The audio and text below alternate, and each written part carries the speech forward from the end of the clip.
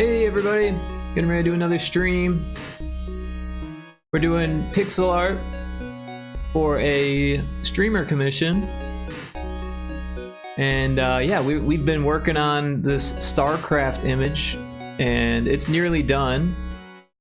And so we'll probably do some noodling on that, and then we're probably gonna start one or more other characters that are retro characters from games of the past. Some of them you may recognize. Most of them you will recognize, I would say. And yeah, I'm excited for this commission. It's for Extra Lives, or a streamer that's doing a Extra Life stream.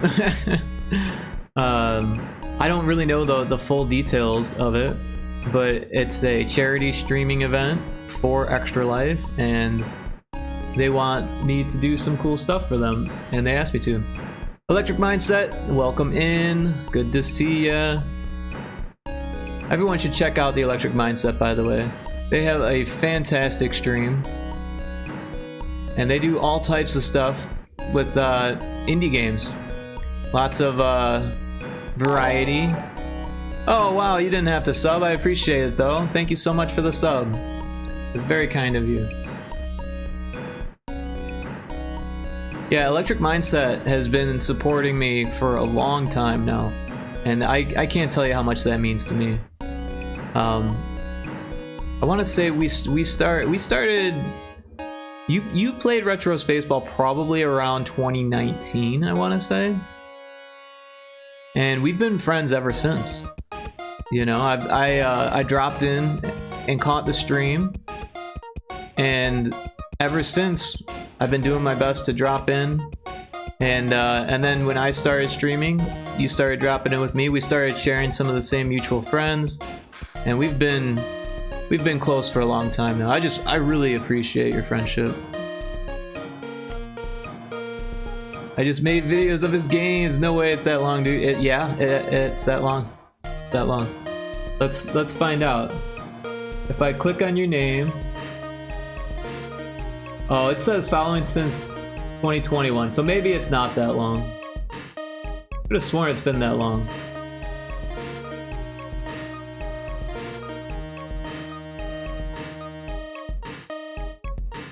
It's almost 6 years. Yup. Time flies when you're having fun. Yeah, it has been fun.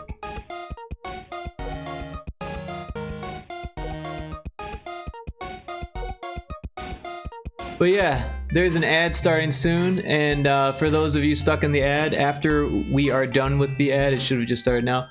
It's gonna be like 2 minutes max. We'll start with the pixel art and kind of pick up where we left off, and I can show you what I've been doing, and then we'll start working on something new. But yeah, I'm excited to stream. It is a little late. I had a late beginning today. A friend of the stream, Sarzak, played Pyrotoad today, and that was really cool. I think there was about 30 people or so in chat, at least like peak. And yeah, lots of people checked out the itch page during that stream, so that's really cool. I haven't checked the wish list. I think it takes about a day to see the wish list difference on Steam, but I'm expecting a little spike there, so that's fun. Gameplay wise, RSB is my favorite. Gameplay and art wise, Demon Fish Dead Ahead for music. Excuse me. For music, yeah, cool. I'm not sure if you played the most recent update for Demon Fish Dead Ahead. I think in June I updated it, and it's got 7 more songs, and they are on the stream. We can actually skip ahead to that if you'd like to hear the new songs, because I know you're interested.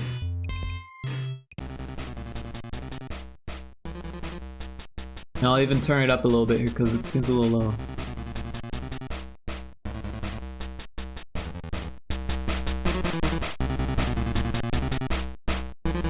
Are you gonna ever put up a soundtrack for sale? I don't know if I'm gonna do it for sale or if I'm just gonna give it away. But The reason why I haven't done anything for it yet is because I'm actually planning on doubling the amount of content in the game again at this point. And the ad should be over at this point, so welcome back from the ad, everyone. Here I am. By the way, there's some new redeems I'm really excited about. I just finished one today and another one yesterday. Brand new redeems.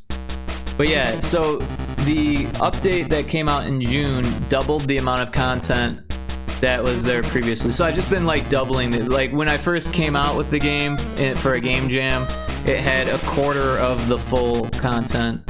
And then I doubled that for this update. And then for the next update, I'm going to double it again and then make a Steam release for it. So that's the plan with that.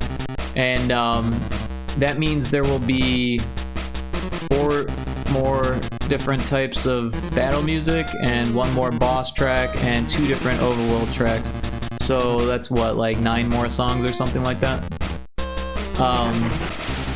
So yeah, I'm excited to work on that, to be honest. And yeah, let's take a look at what we were working on before. This is Jim Raynor, and I'm going to clean up some of the lines. You can see the lines here. I've already started to colorize some of the lines in the face, and yeah. And then if we look, this is the reference. So I'm actually working really closely to the reference, but they wanted a pixel art version of this, amongst other characters. So that's what we've been doing. I started with this one because it had the most detail, and I wanted to make sure that I got the pixel density right, so that way all of the characters could have the same pixel density, but then we could still make out the face and some of the details of the armor and stuff like that, because that's important, I feel like. And someone dropped in stream yesterday and could actually recognize who this was. Of course, it probably said it in the corner, but they recognized who it was, so that's awesome.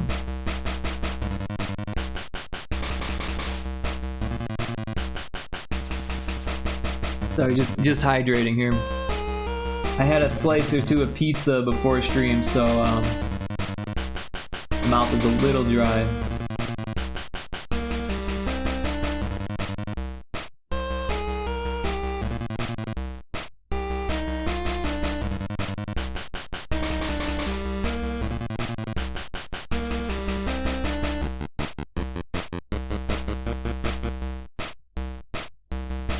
Alright, so yeah, let's take another look at the other images here. Looks good, thank you, I appreciate that. Thanks you. What am I doing here? This folder. So, we've got the reference images here. So yeah, Rydia from Final Fantasy IV is probably going to be the next hardest one. Sora might be difficult. This one we're actually just using the portal is going to be like a background. They kind of want the poses to be displayed a little bit like this t-shirt. Mario will probably be easy. Link will probably be easy. And Samus will be relatively easy. There are some like gradations and stuff like that, but it should be a fun challenge, I feel like. And I'm not really sure. I think Mario might be a good, because this is like the hardest one, this one's like the easiest one, so I feel like jumping back and forth between hard and easy gives me a good idea of like how much time it's all gonna take and all that stuff. So yeah, let's first grab the pixel canvas size here. So 192 by 260. So we'll make a new 192 by 260, and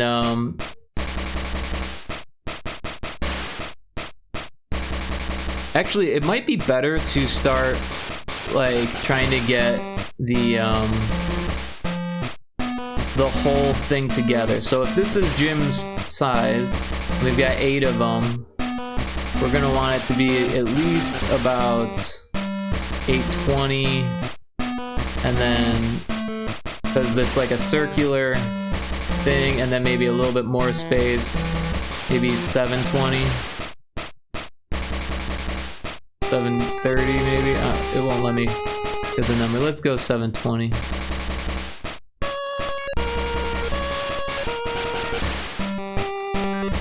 They said they wanted it to be 4x3. So let's figure out 4x3 of 720. We may need a calculator for this.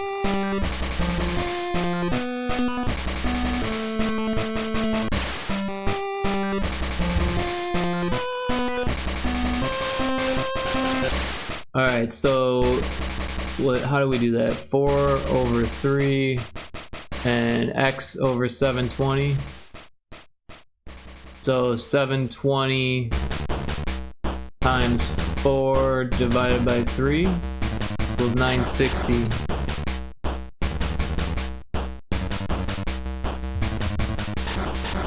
Something like that. But that doesn't look 4x3. Oh, 3x4. I'm confused. 720 times 3 divided by 4 equals 540.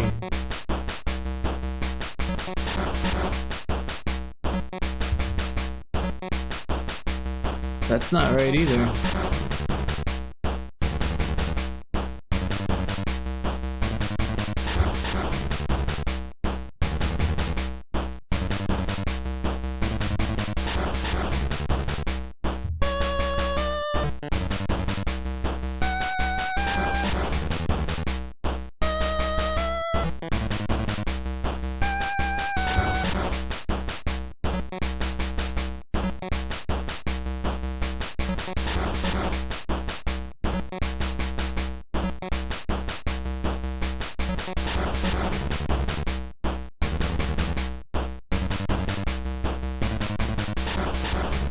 $960. Isn't that what I had?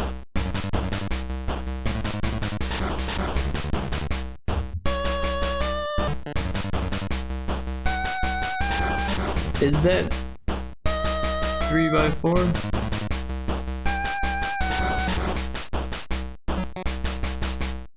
Hold on. Let me go back to the message. My brain's just not braining right now.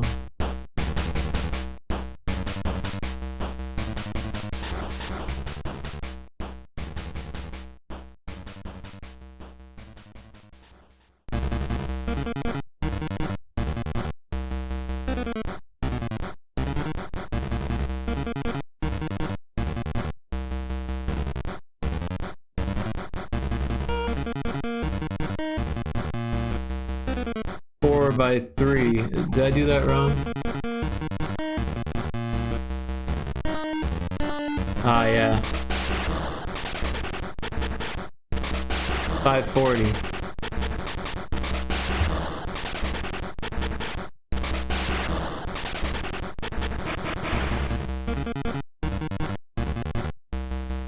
Well, that still feels weird.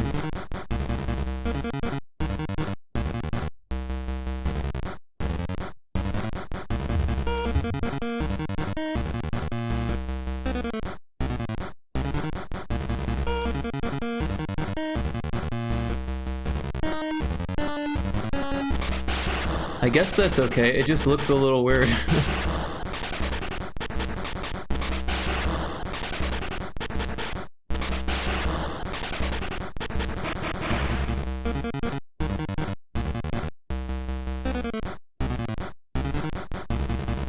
So, if we merge these down, copy it, and paste it,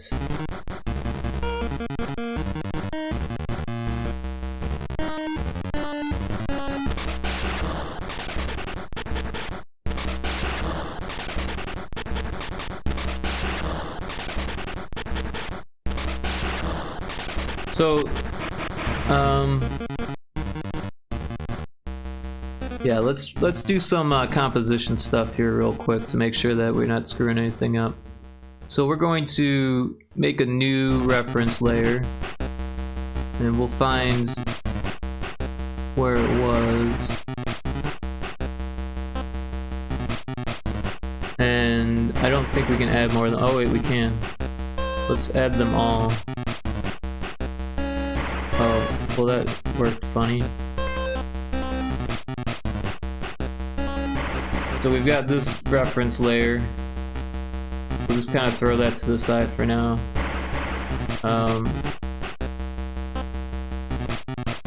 Currently you can only add one reference layer at a time.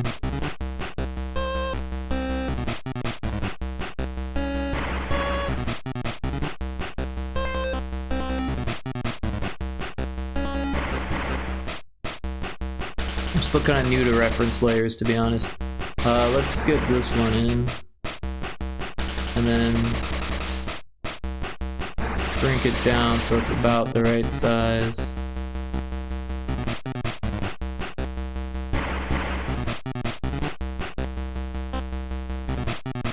That's pretty close. It doesn't need to be exact for what we're doing here. And this one, oops.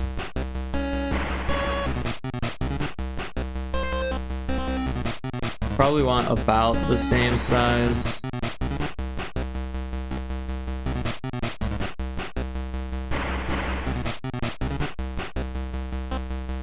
Something like that.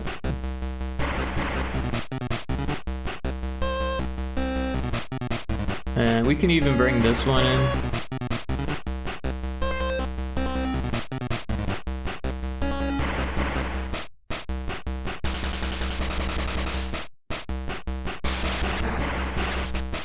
Just to kind of get the idea of how big the portal is going to be.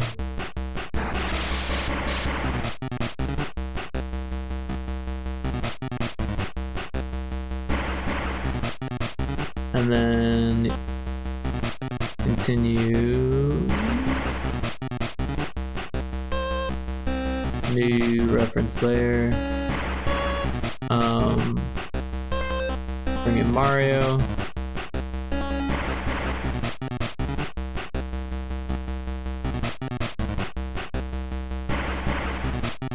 Oops.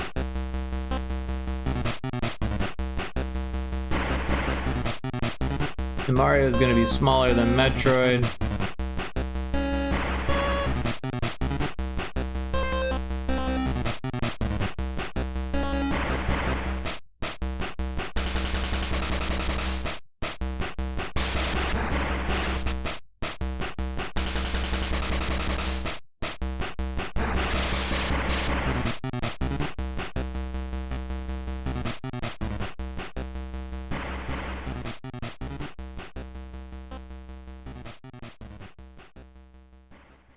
Alright, let's get Link in there.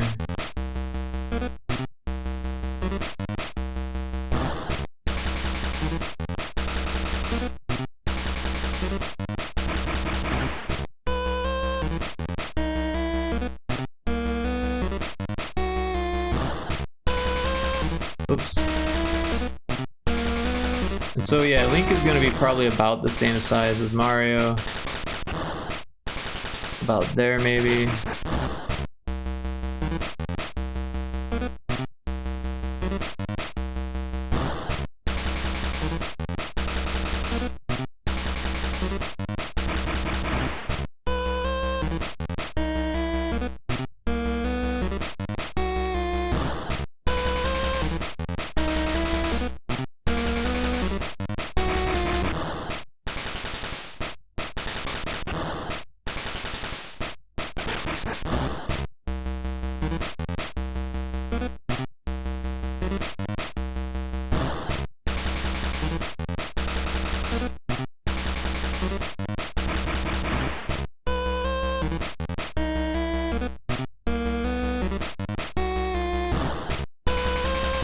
Oops. Oops. Just making mistakes left and right here. New reference layer. Right, so we got this one, this one, this one, this one, this one, this one. We just need these two.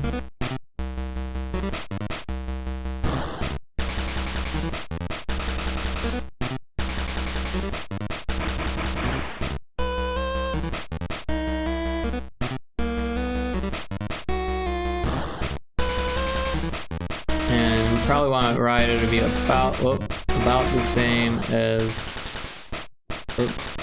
Metroid here. for Samus.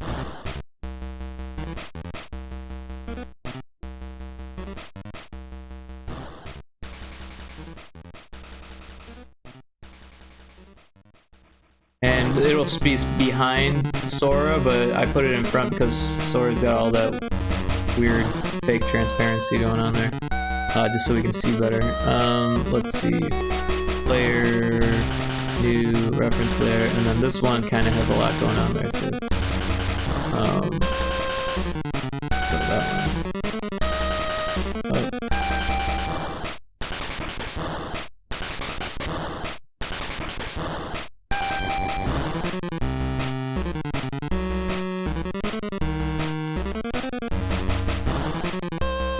So 1, 2, 3, 4, 5, 6, 7.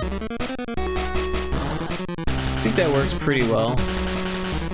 I feel like maybe Mario should be more towards the middle.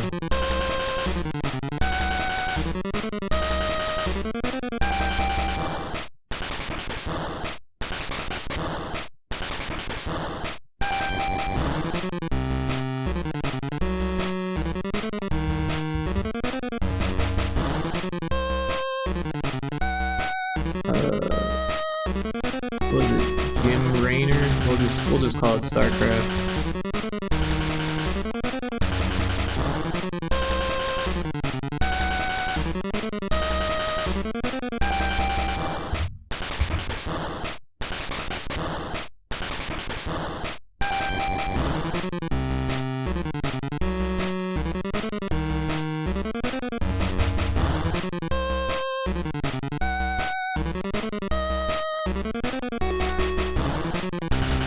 This one's name is Red.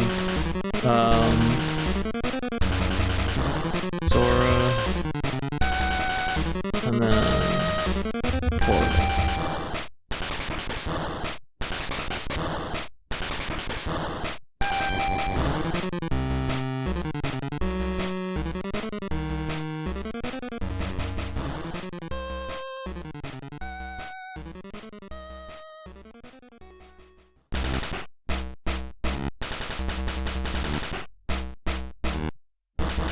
Something like that.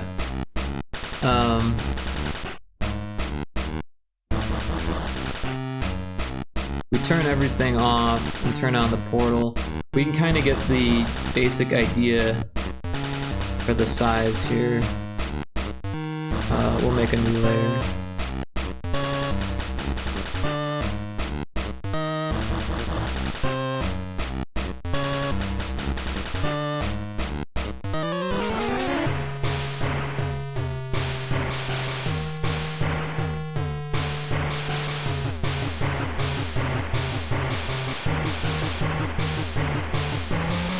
Let's make it a little bit wider so we can see it.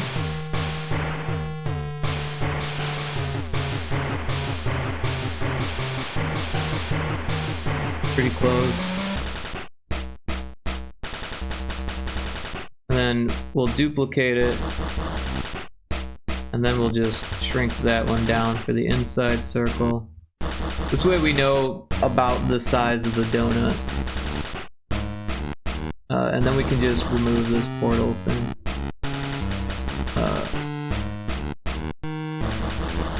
Right.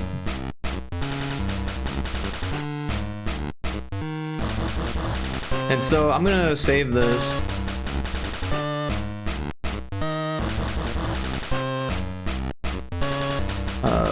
We'll just call it composition.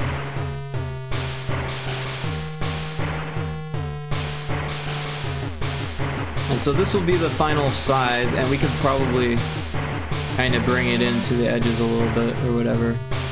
But and maybe even work out the position a little bit more, center things a little bit better. But for now, this works pretty well. Like already right off the bat, we can see that the we can first merge these two layers down.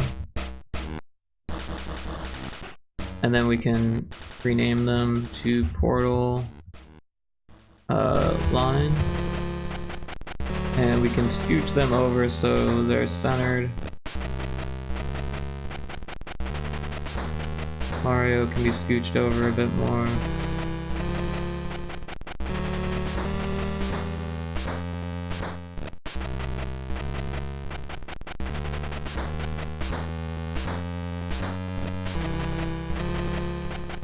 Yeah, I feel like Link works better floating than this guy. I feel like everything else has to be facing this direction. This Samus is kind of like leaning, all the compositions moving that way. This one is facing this way. This one's facing this way. This one luckily has like a lot of sharp angles, so even though it's facing this way, it can be on this side. This one's facing this way and this one's facing that way, so like they're all kind of looking towards the middle. I think compositionally that's kind of important to arrange them this way.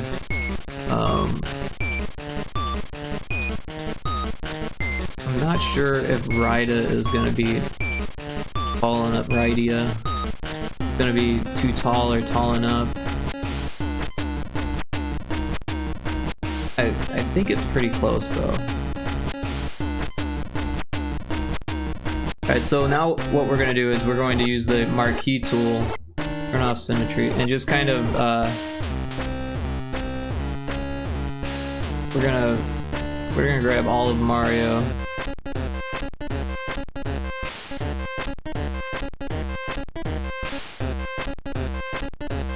Oh, you know, we actually want this to be on a new layer, so that we can not worry about changing the, anything. So yeah, we're gonna make it just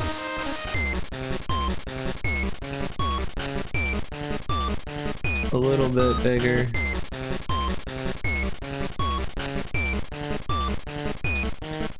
And that's good. So what we're gonna do is hit Control Copy and then New, and now 192 by 260. I don't know if that's what we want. So let's do that and then copy that and then make a new one.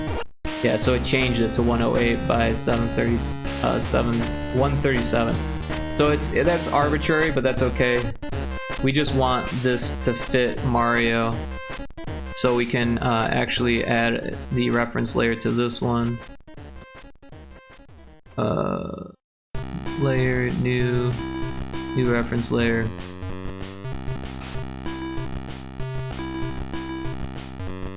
Mario.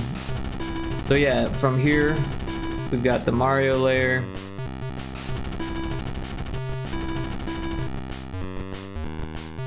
We're gonna make it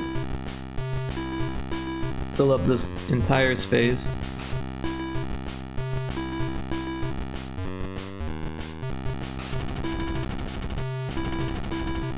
Just like that. And so now we have our basic dimensions for what Mario should look like. And then we're gonna go about making it the same way. We're gonna start with an outline and work our way in. Ceosaur, thanks for getting first. How you doing? Let's go. What are you up to, Ceosaur? Let me give you a shout out. Ceosaur is an awesome streamer.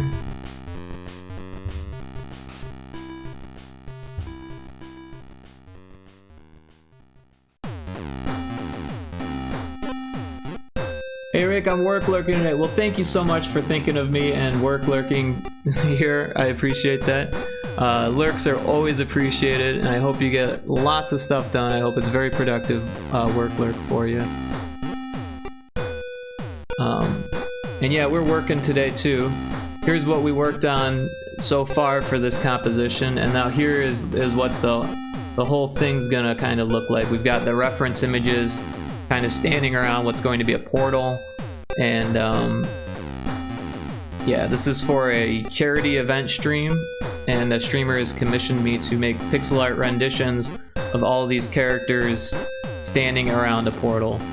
So I'm excited for it. It's kind of a big undertaking, but we did finish the most detailed one. Well, we didn't finish it, but we started and got the pixel density down on the most detailed one, and so now I'm gonna jump around a little bit and get a better feel for how long everything's gonna take, because this one was like the most excruciatingly detailed one, and I wanted to make sure the pixel density was fine so we could still see the face and still make out the resemblance, and like the little things like this little logo thing or whatever you want to call it could be recognized still.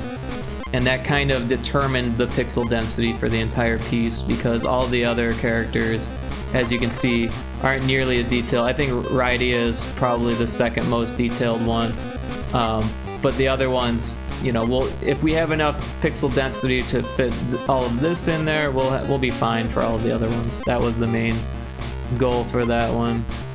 It worked well. Thanks, Electric Mindset. I appreciate it. Yeah, I don't know why we haven't been hearing a sound when people get first. That's kind of weird. Usually that happens. Puke with the raid. Welcome in, everyone. Puke 7. If you haven't checked out Puke 7 stream, check them out. Free Droll, welcome in. Dude that be, hey, welcome.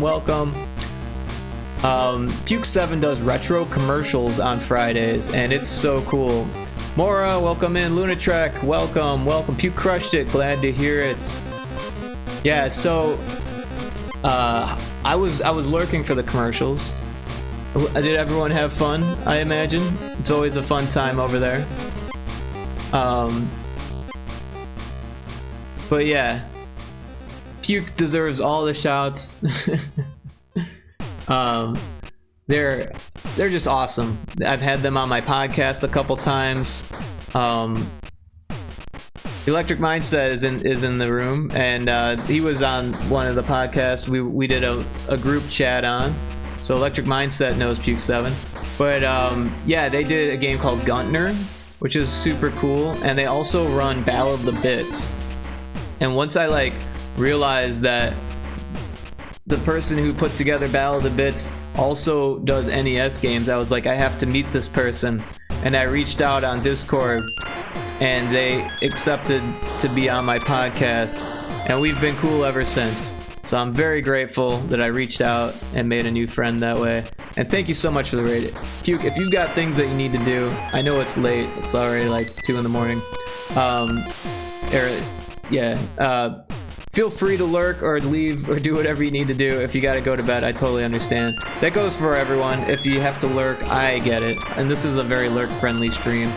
We're just going to be doing some pixel art. This is kind of what the composition's going to look like in the end. These are reference images, and here's an example of where it's going. This isn't done yet, but we're working very closely to the references here.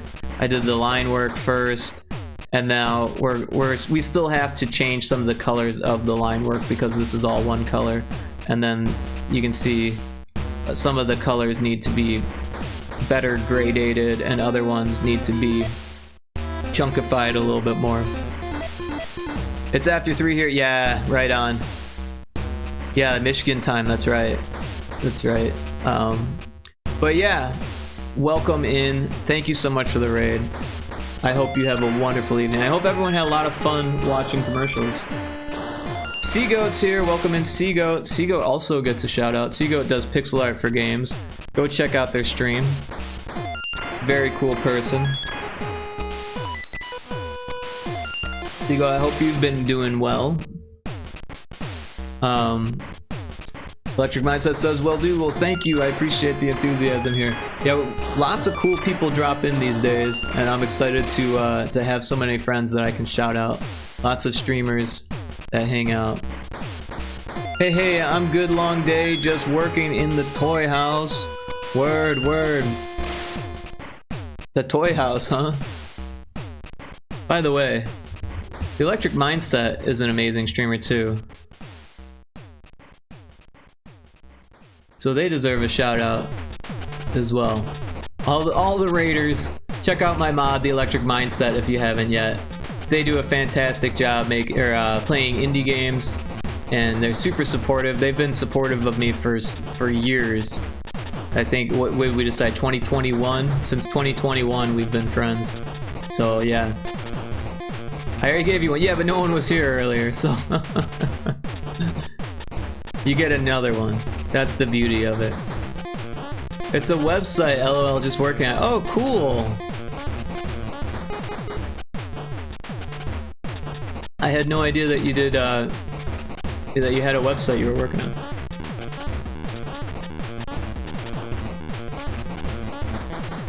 So yeah, I'm actually going to switch monitors here. Real quick. No, it's not my website. It's oh, gotcha.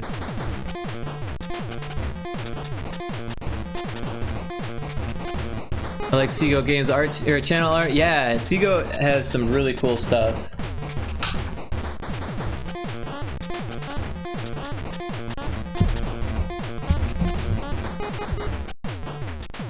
And yeah, I didn't fully shout out Puke. They do, not only do they do retro commercials on Fridays, but they also do NES development with assembly language. So it's like black magic. It's so cool watching them do it. Right now they've been porting an indie game that was kickstarted for NES. So there is a construct version for PC and an NES version. So they've been taking the construct version and turning it into an NES game, and the skill that goes into an undertaking like that is just insane to me. And I'm not learning a whole lot because I'm terrible at that kind of stuff, but just watching it is magical for me. One day I'd like to learn how to do what Puke does in NES. It's very challenging. I did a Hello World in NES and it took all day. So yeah, let's figure out what we're doing here. So we might be able to like make things go a little bit faster by using a color outline for each part of the outline here.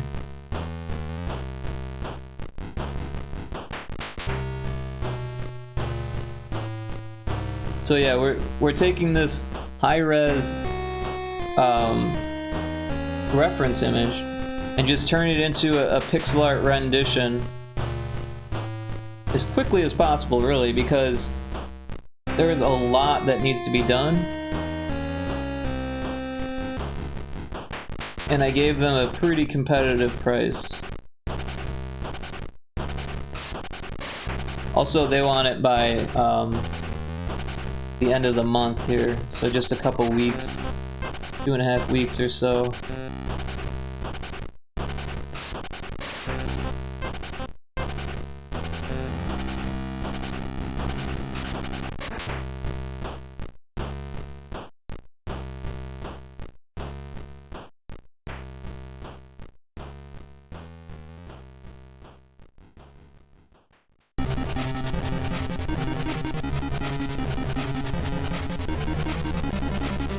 But since we've already kind of worked out what the pixel density should be like for all the characters, a lot of the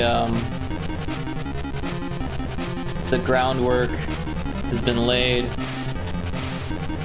and hopefully that eases some of the frustration that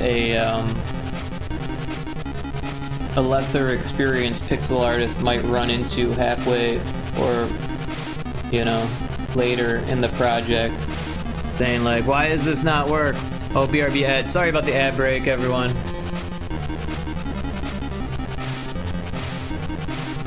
It caught me off guard.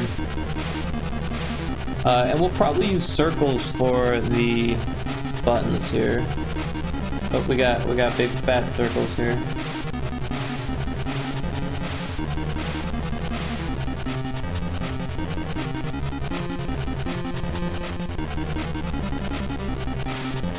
And this one we'll probably just use the brush tool to figure it out and adjust it later.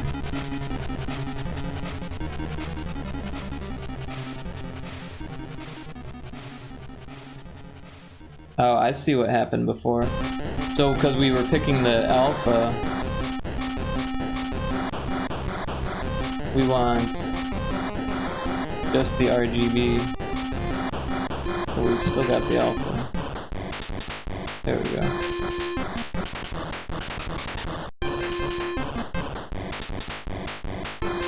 Is that gonna affect the color here? Yeah. Oops. I guess we don't want it completely gone, but we still need to see it.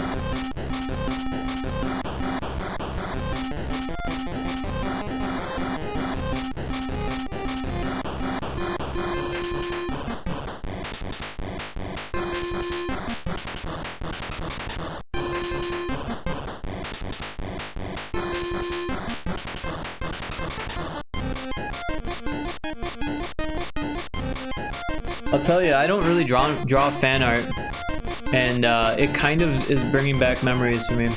Looks like we should be about back from the ad break. Sorry about that, everyone. And Mora said very nice. Sorry about that, I missed that. And Seago said BRB ad. Yeah, hope you're back from the ad, but if you got a lurk, I totally understand. And I hope you have a good lurk.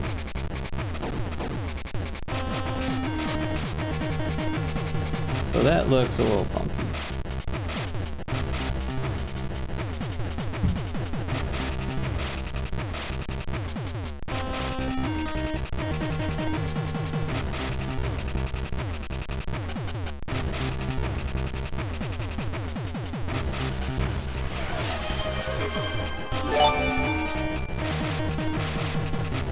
Hey, Electric Mindset, thank you for the gift sub.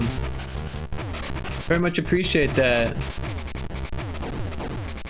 Seago, welcome back. You got a gift sub. Thank you so much. You're too kind, Electric Mindset. By no means do you have to do anything like that, but I am very grateful.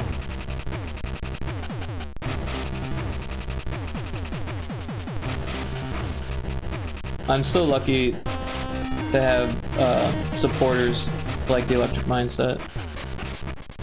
I can't tell you how many games of mine they've played. Pretty sure they've played every single game I've worked on. They helped me with little screamies when we were still in development. They played Retro Spaceball countless times, gave me great feedback on it.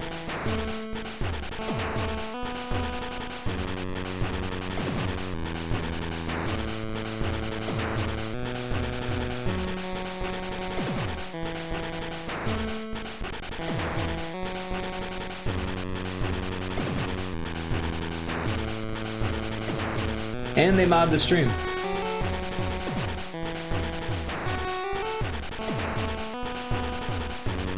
So if you're not careful, they'll give you the boot. No, I'm just kidding.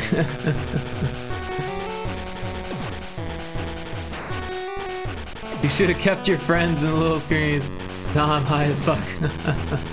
Well, I can accept that. Yeah, all your tiny dolls. Yeah, the little plushies and the little screamies. But yeah, just working my profile on that website. Oh, okay, cool. I feel like maybe you've shown me the website before now. I don't have the greatest memory when it comes to websites. I'm so terrible at the whole like pixel art community stuff. I really need to do that. I feel like I fall into this trap where all of my art becomes like assets for games. And like, I feel like a lot of the people in those communities make pixel art just for the sake of making pixel art. And that's kind of the meta. I don't feel like I fit that well. I don't know.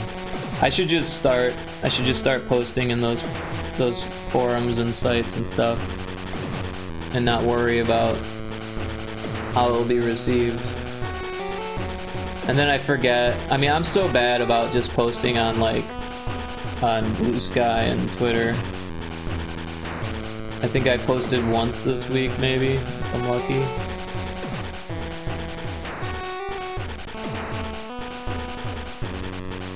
I was really good about it for a while, and then Elon Musk bought Twitter and just kind of like gave me second guess how much time I spend on social media.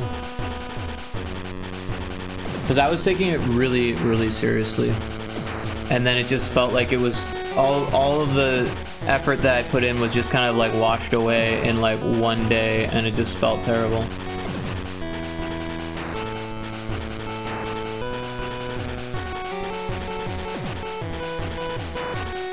Something similar happened to me with Facebook. I was trying really hard on Facebook for a long time, and then all of a sudden it was completely useless.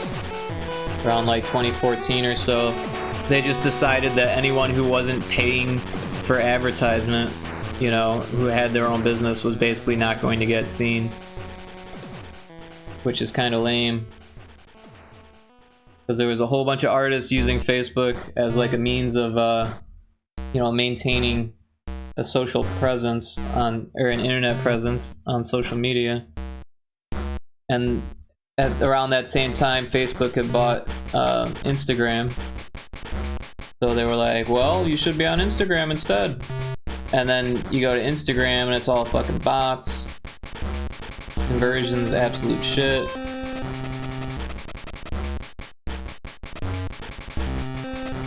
And then they're like, well, you should buy ads. And one day I'll probably end up buying ads on Facebook.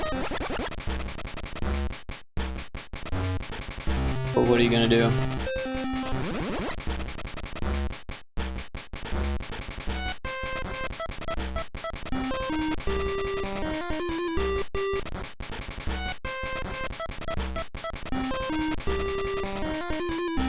But yeah, now Facebook is kind of is like a yucky for everyone.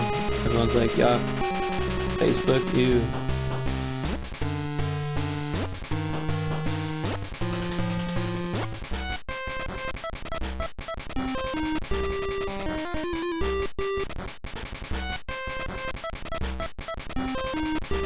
I don't think so, since I haven't done anything on it yet. Oh, okay.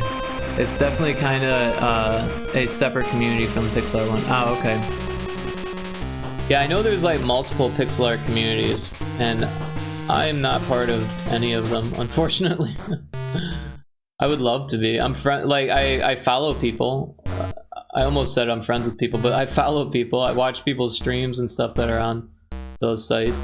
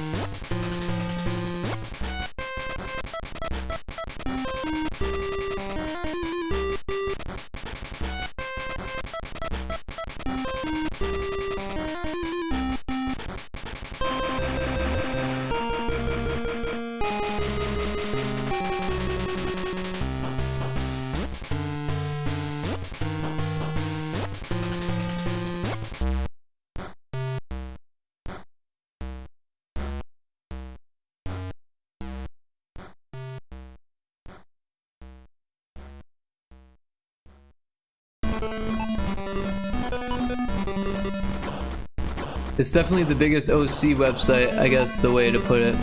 It has a lot of crossover with art fight community. Ah, okay.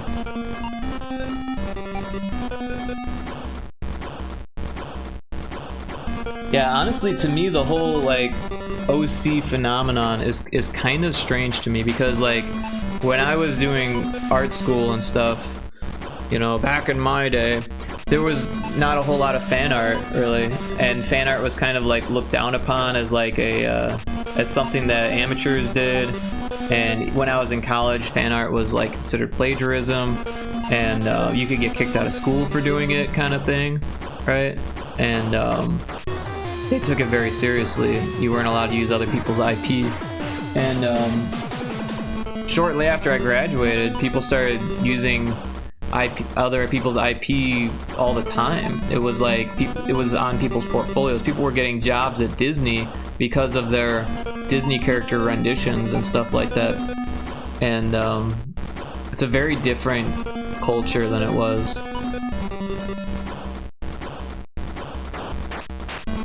OC isn't just fan art, it's definitely a subsection of that. No, actually OC is original characters, so it's not fan art. I think maybe that's a misinterpretation. But the thing what I was trying to say is that because fan art wasn't really a thing, everything was an OC. if you were using your own IP, that's an original character. But nowadays it's got this other connotation where it's like either a Sona, they call it, right? Or or an illustration of their own, you know, either manga character or, you know, digital webtoon character or whatever it is. But technically, when you make indie games and you make characters, those are OCs too, right? But yeah, I'm not super familiar with the terminology. But yeah, a lot of OCs are like insert characters, but not always. Interesting. I think when you say insert characters, I think of like all of those like Sonic Sonas and stuff like that, where people were like, I just changed some of the colors of the pixels and now it's my own character. Which again is like skirting the line of plagiarism. At least when I was in art school, that was considered plagiarism kind of thing. I remember I made an original character that I had never seen before. It came from one of my sketches, and the teacher told me that it was unoriginal. It's like, how do you get unoriginal? It's literally an original character. How is it not original? You know? Yeah, exactly. That's definitely is like a subcategory. Understood. Yeah, it's just interesting to me the way that the art world has changed, and I'm not one to say it's right or wrong either way. I just like, you know, paying attention to the changes and how the world reacts, the ethics of it all.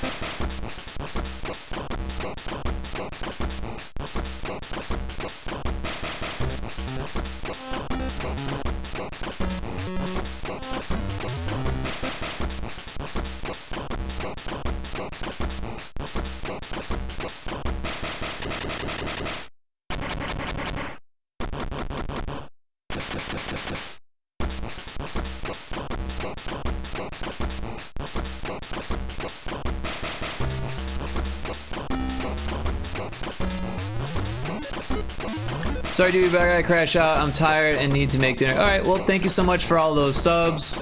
I appreciate you being here, and I hope you have a wonderful evening in the Electric Mindset. Thank you again, and we'll talk soon. Seagoat says, it's not plagiarism. Plagiarism means you are, like, trying to pass it off as solely your own. Plagiarism would be, I made Sonic, not here's a character I made that would, fit into the world of I do find that style of OC making to be odd at times when people get like obsessed. No worries, man. Thanks, Raid folks. Yeah. Thanks again, Electric Mindset. Enjoy your dinner and rest well. So yeah, I mean, plagiarism in the legal sense of the word actually comes down to what the judge decides. And that's kind of messed up because until the judge makes a ruling, it's kind of a gray area. And if you get away with it, then you get away with it. If you know, if you plagiarize, what is it, Sonic, and Sonic doesn't do anything about it, then you're kind of free to do it. And actually, I think that happened with the Sonic game recently, that instead of like getting upset about it, they leaned into it and said, you know what, we're gonna help you produce this game. Right? It can be copyright infringement, but that's different than plagiarism. Okay, yeah, you're right. You're right. Copyright infringement is different than plagiarism. I see what you're saying there. In my school, they kind of saw it as the same thing.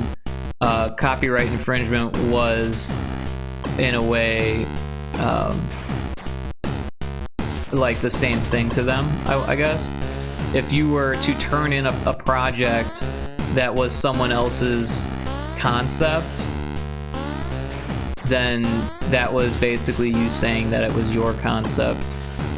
But yeah, I guess if you said that, like, hey, this is someone else's concept, they would be like, well, then you can't turn that in, rather than saying like, all right, well, you get expelled. So maybe, yeah, that would probably be the difference there, is if you didn't say, hey, this is someone else's concept, and yet you turned it in as, you know, an original work, and the school found out, then they would kick you out.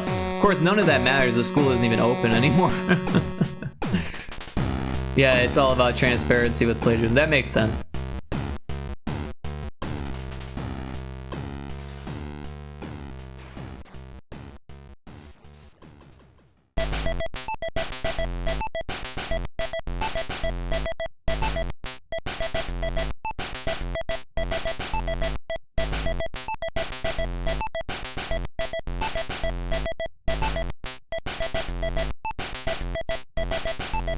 I appreciate you bringing that to my attention, because yeah, sometimes I use the words interchangeably and it's really not the same.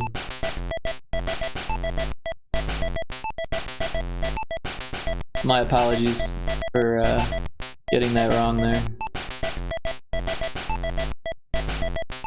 Oops.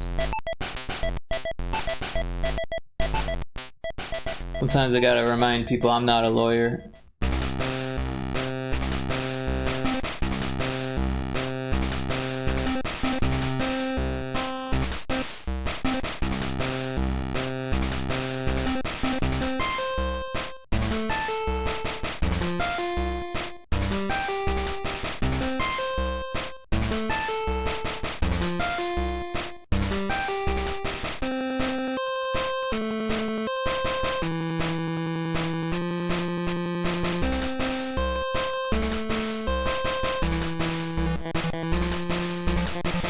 Like, for example, I could claim to have written Sherlock Holmes. Legally, it's public domain, but if I turned in Sherlock Holmes for creative writing class, it'd still be plagiarism, but not copyright infringement. That makes sense, yeah. That's a good point.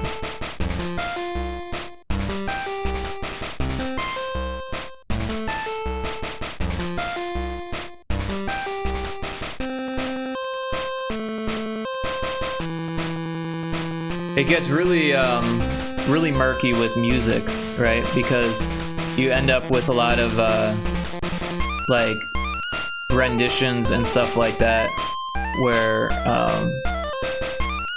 a rendition legally needs a license. A cover only needs it if you're gonna sell it as a recording, I believe. And then, like, what ends up happening some of the time is that these big musical acts will do sampling and stuff and not get the licenses for it, and then no one sues them because no one wants to make waves in the industry, and everyone's profiting off of it. But that's not always the case. What was it? Bittersweet Symphony from like 1994. The Rolling Stones sued and won, right? Yeah, the laws for music get really intense. Yeah, there's some like I was saying before, it comes down to like what the judge rules. But a lot of times with music, it doesn't even get to that point, because if everyone's profiting, then a lot of the big wig publishers and stuff, they just don't want to like create the waves. They would rather make some of the money than to have to deal with the legalities and the struggles of making all of the money. But yeah, it depends. The Bittersweet Symphony Rolling Stones thing was kind of an interesting one.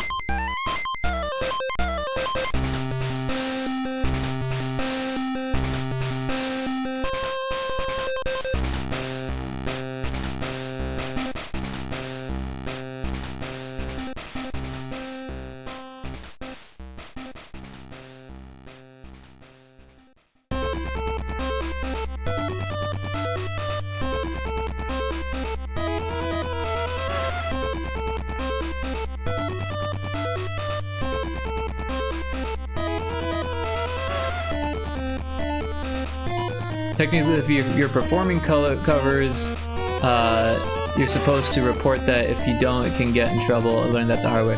So I think if you're performing them live, that's the case. But if you're performing them for the internet, that's a different story. Like if you make a YouTube video of you playing a cover, then that's an issue. Or then that's not an issue. But yeah, honestly, I'm not really sure. I don't know. I've definitely played in cover bands before, and but yeah, I've heard of people getting in trouble for that too. So there's a whole agency that handles that. Yeah, I believe it.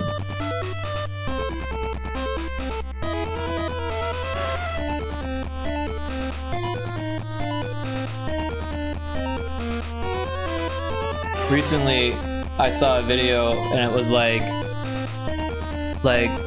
what if Chevelle played someone that you used to know? And I looked at like, you know how where it says like what song's playing in the background, and it said original music by the creator of the video, and I was like, that's a cover. On YouTube, there's already a system in place. YouTube has already worked out the stuff for that. Yeah, that makes sense. There's actually a bunch of legal, like, musical people on YouTube. They do like little videos on like what the legalities of it are and all that stuff. Those are pretty interesting to watch. But of course, it depends on what country you're in, and also it depends on if you're worth suing. I would imagine too, right? Because if you're not making a whole bunch of money, they might not even bother suing you. People might not even know that you're doing anything wrong. And then all of a sudden, if you become a hit, people are like, wait a second, I want my share. Kind of a sad truth about that stuff.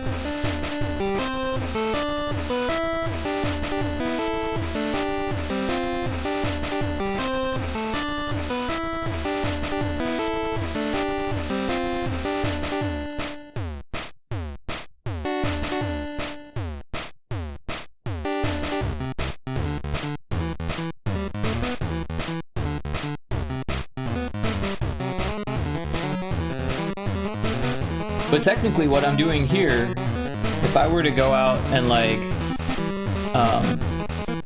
you know, try to make a profit off of this as like a mass-produced piece, technically Nintendo could like try to put a stop to that and ask for money if I was making money off of it. However, that doesn't necessarily happen usually unless it's like a video game involved. If you look online, there's tons of like bootleg video game character shirts out there and stuff like that, Etsy stores. And if you're making like one-off custom pieces, then that's like pretty legal, I think, depending on the country and all that stuff.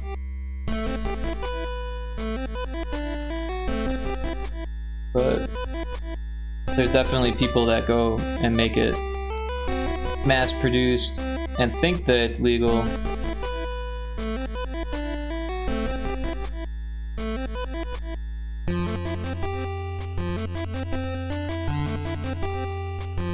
But yeah, for example, I used to work for a framing studio that was a charity-based framer. They would do all of these silent auctions, they called it. It wasn't really a silent auction though. They were just using a similar technique as a silent auction to kind of trick people into donating more. And they would take the proceeds and donate them, so it's not like they weren't doing anything good. But they made a lot of money off of this, like millions, and they donated millions, millions more than they made. But the point that I'm trying to make is that they would do things like use logos, they would use people's autographs, things that legally you're not supposed to reproduce, especially in the thousands, and they would do it anyways, and no one got upset, as far as I know, at least while I was working there, because they were a charity company. No one even looked into it.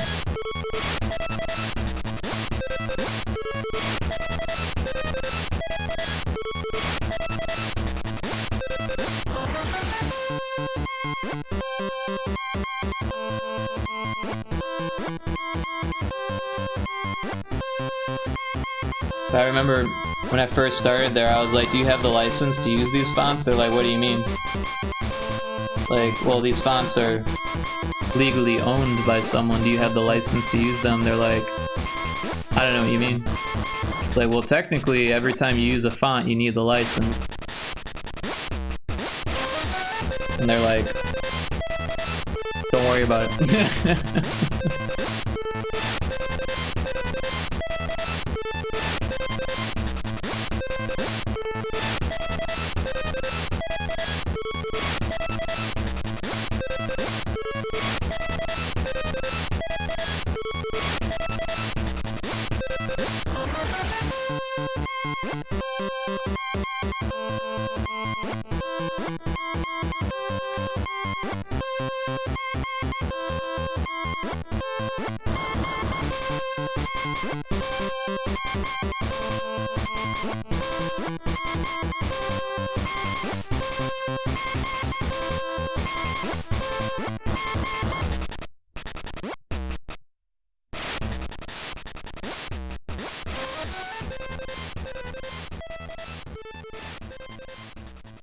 But yeah, I'm really excited.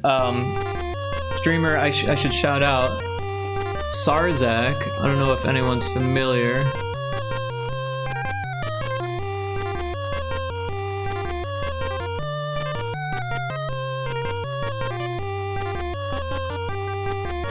Oh, wait, that's not right. I spelled it wrong. That's not the right one. Don't follow Zarzak. Follow, Sarzak. Ha! Whoops. Sarzak, not Zarzak.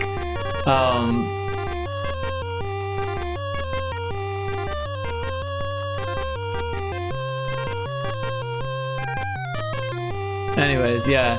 So Sarzak has been playing Pyrotoad today, and I'm super excited because they really enjoyed it. They were helping to promote it, and now they're talking about playing even more of it. They said that they're excited to try to finish it. They want to play through the whole game in one sitting, which so they're gonna devote more time to it, and that's really exciting for me.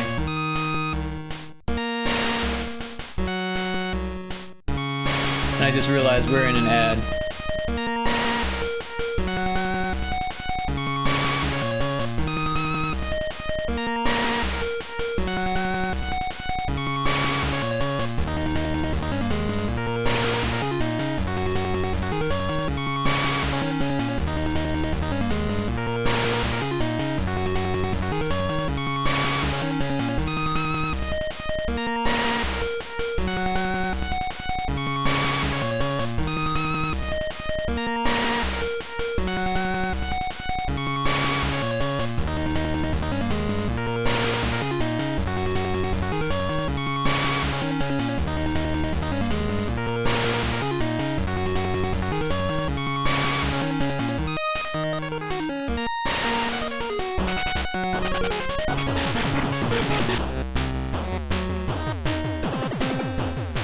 But yeah, we should be about back from the ads. Sorry about that.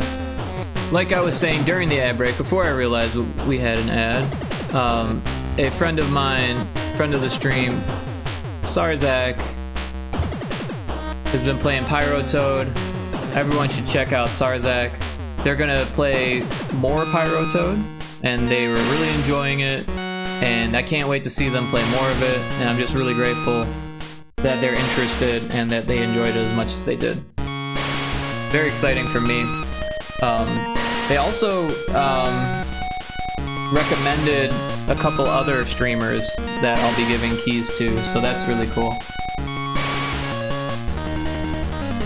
That goes without saying, if anyone in my community is interested in playing for their stream, for their community, and they're looking for a review key, I have review keys. And likewise, if a ROM version is more the preferred approach rather than the Steam version, that's something that could be worked out as well. Seagull says, but yeah, I'm just setting stuff up because I'm planning hoping a lot of the info about my game project there, because it's very character focused and lets me upload the written chapters as well, which is a nice feature. Well, cool, yeah. It's always nice to have a place to send people who are interested.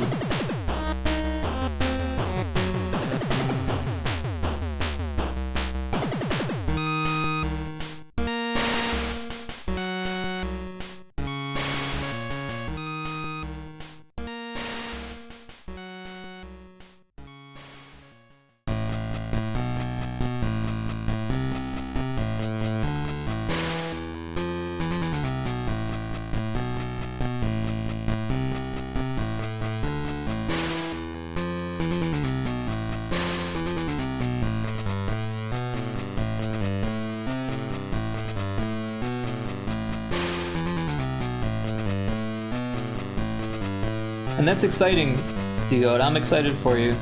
It's always nice to have a project, you know, something fresh to work on.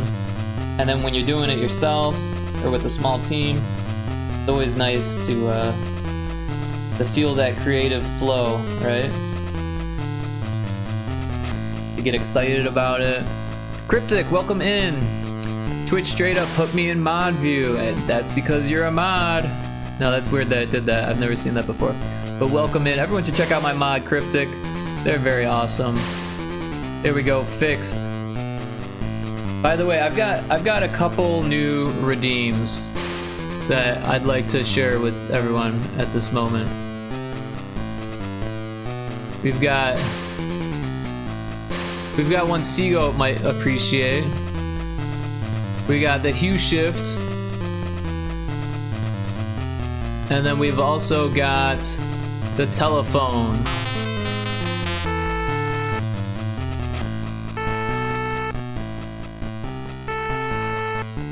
Hello? Can you hear me? Can you hear me now? I got a telephone. So now it sounds like I'm on the phone.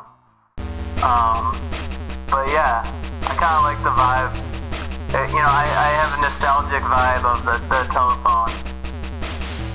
That's actually cool. Thanks. Yeah, I still have to make a pixel art phone. I just kind of grabbed one from the internet and like threw it on there. I plan to make an actual pixel art phone for it. But the sound effect is my own. I made that in GB Studio. It's actually part of SourceHack. But yeah, I just used a 3VST and cranked the mids and cut the lows and highs, and it's got that like lo-fi telephone quality to it. I feel like you're about to drop an early 2000s banger pop song. Yeah. I can't think of the lyrics, but I'm sure they're great. Something about call me on the phone, something like that. Back when people used to do phone calls, I kind of miss it. Like, don't get me wrong, I still have like one friend that calls on the phone, Britney Spears style. Call me sometimes, maybe, I don't know. But yeah, like, I kind of miss that, right? Like, remember back in like junior high school, maybe people are young enough where they don't have this experience. But for me, like, I remember like being on like even a corded phone and being like stuck to the wall, or even on the cordless, and you know, you talk until the battery dies. Bang bang, going being on fire tonight because we are young. Discord is the new phone call. Exactly. Discord is the new phone call. I agree 100%. And there's nothing wrong with that, except that the quality isn't quite there. I would rather it sound like this than the way that it currently sounds on Discord, if that makes sense. With like random dropping and the weird digital distortions and artifacting that goes on. But yeah, I'm a little worried about the future of Discord, to be honest. They're going IPO eventually here, from what I understand, and they are rolling out changes and trying to monetize. And I imagine they're still gonna have a free thing, but like they're gonna try to get some money for sure. I don't know. I'm just worried that it's gonna become shitified. You know how that is. Bones had chords, yup.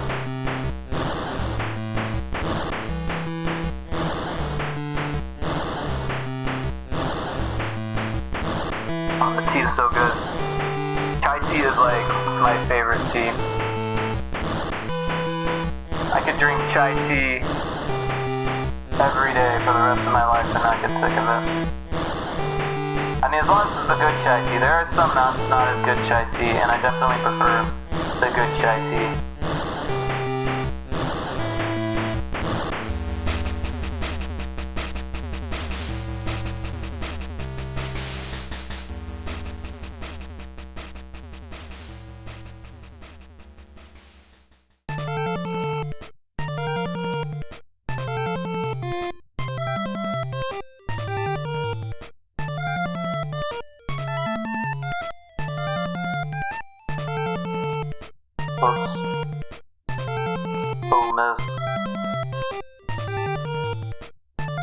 So let's see what this looks like now. There's some big chunks missing here.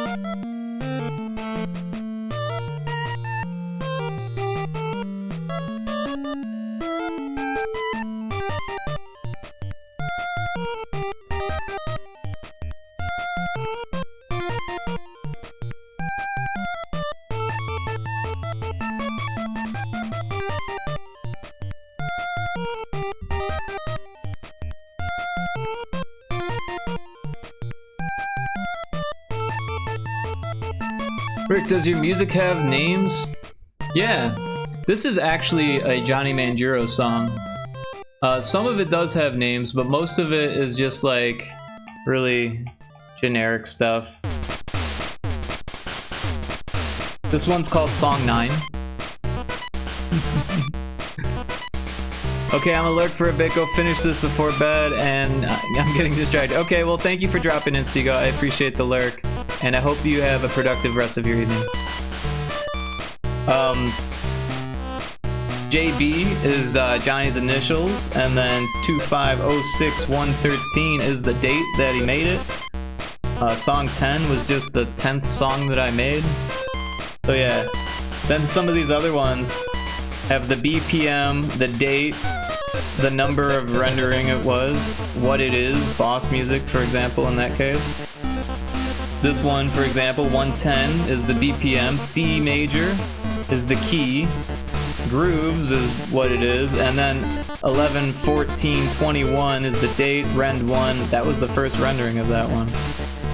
So lots of C major, we got a couple B minors, a handful of B majors, one B Lydian, some more C majors, CM is C major, C major, B major again, B Super Locrian at 220. Super Locrian, that's an interesting one. Cool idea, have the names to scroll on the screen and have a song redeem. Yeah, I just don't know how to do that stuff, to be honest. But I'm always adding to this playlist. I think right now, yeah, 3 hours and 15 minutes is the playlist. But also sometimes I throw on different music. For example,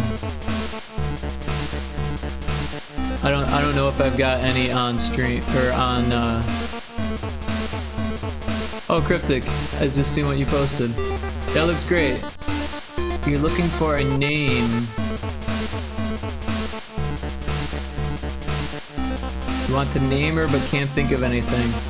Well, I'm not great at naming other people's stuff. Sometimes I can be. Like it either comes to me or it doesn't. And nothing's coming to me. I don't think I know enough about your character to come up with a name. Tell me more about her. What is she like? What are her interests? What are her influences? What does she want out of life? What kind of games does she play?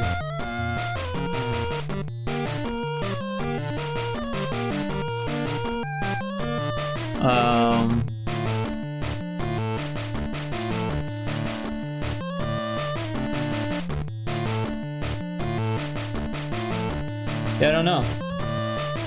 Isn't it based off of your little character person? Like a humanized version of your little character? Does your little character have a name? Maybe that's the name.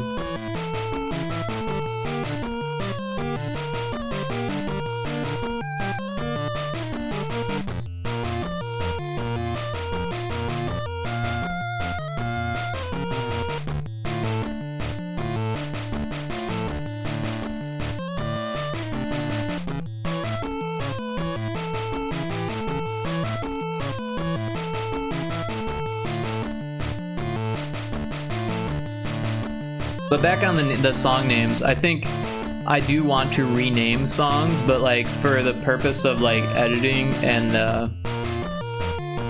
production, I like to keep it kind of how I have it, where it's like either the instrument or the style of music, the BPM, the key, the date that I made it, which rendering it is, so that way I can keep track of all of the different variations I have. But yeah, when it comes to like actually putting it on a soundtrack, I would like to give them titles. There's an app that you can make a deck that runs redeems and plays sound files. Well, Mix It Up can do that, but like at the same time I feel like that's like a whole nother like thing. and it would interfere with the other sound files. I think you can only run one sound at a time. Maybe I'm wrong on that. I'm not really sure. But I kind of like the setup that I've got right now, to be honest. I mean, it would be cool to have the names on screen, but I'm not sure about adding, because that would be like a lot of redeems. I'm already really close to the max redeems, to be honest. You only get 50, and I'm probably going to end up taking some of the sound alerts out and putting them as commands, and then maybe come up with a command list, or maybe hide more commands in the screen. I kind of like the idea of hiding the commands, because like it like randomly goes through a set of GIFs, and like depending on when you're watching, you might get a different command that you've never seen before, or you might see commands that you've seen before, etc. So it kind of gives some, like, it's almost like a little Easter egg kind of thing, a little thing to hunt for.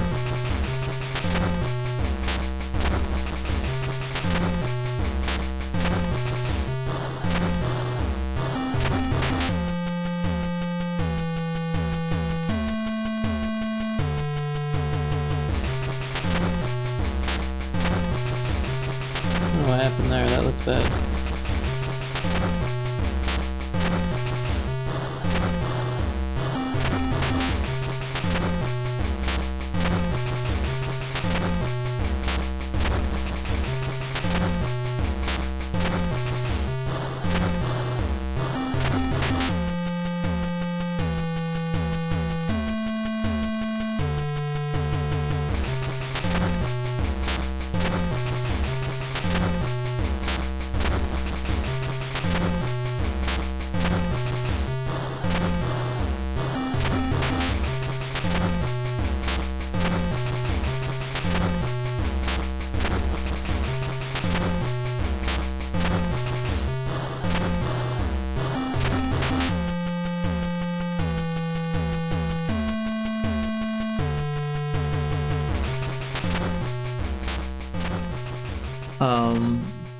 I know ways around those limitations, but it was just a suggestion.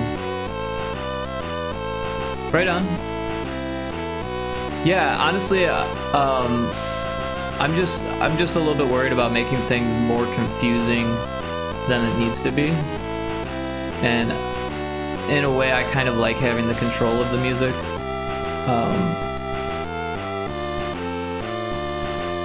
I kind of, I don't know. I kind of like the playlist, like, as it's set up. That for instance, like, I kind of was thinking to have it random at first, but like I kind of like it not being random, because then I like it. I know how long it is. I know how long I've been streaming by how often I hear the same songs. The songs kind of go into each other in a certain way, and there's like a feeling that evolves. It tells a little bit of a story. A lot of those soundtracks that I have are played through in the way that the soundtracks are set up, which are usually in the order that either the songs were made, or the order that the songs occur in the game. But yeah, I appreciate the feedback and the ideas. Don't get me wrong.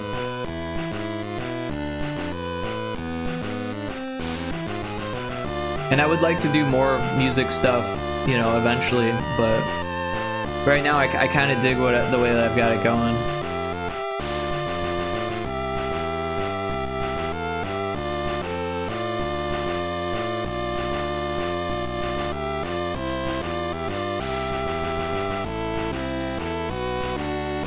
It could be fun though to have redeems for music.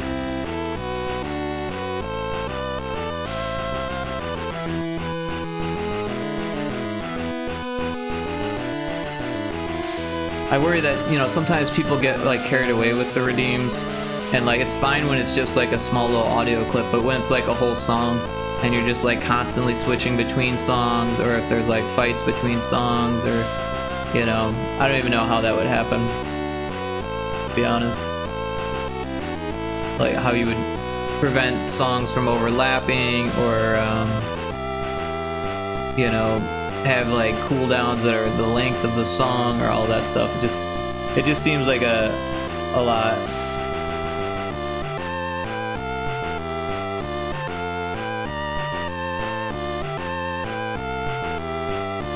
But yeah, I was going to actually put on some different music.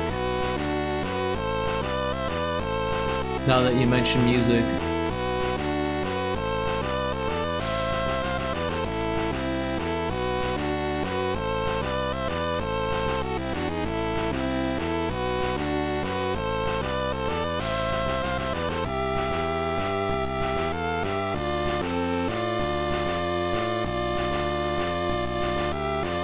Oh, you know, I wonder if I've got this on my computer. 1 second here.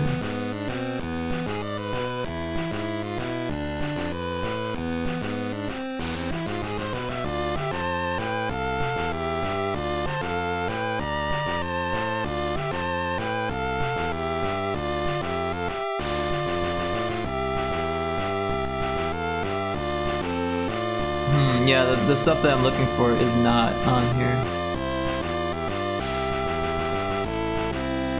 But I do have some interesting stuff that I never really play.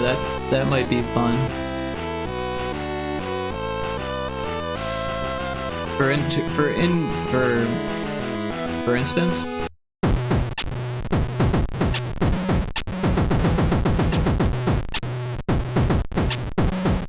the song is called "Building a Building."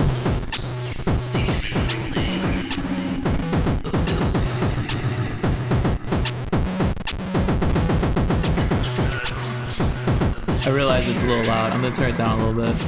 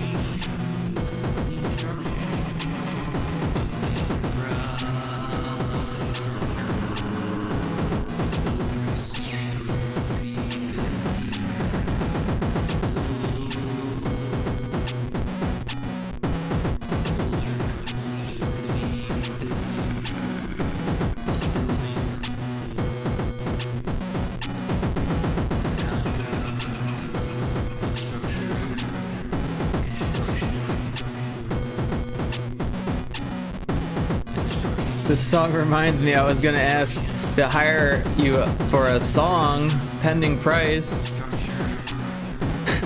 A song like this, really? I thought for sure I'd scare away chat with this one. But yeah, I'd be happy to make music. On occasion, I do music for monies. That is a thing that I do. I guess it kind of depends on what you want, what the price would be, but I could give you a good deal. I mean, you're a friend, you're someone that I like to help out, and yeah, it really depends on, you know, what you need, but we could work out a deal. I'd be happy to.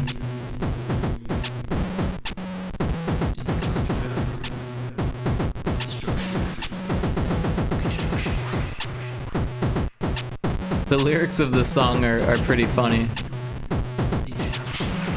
I kind of want to find them now.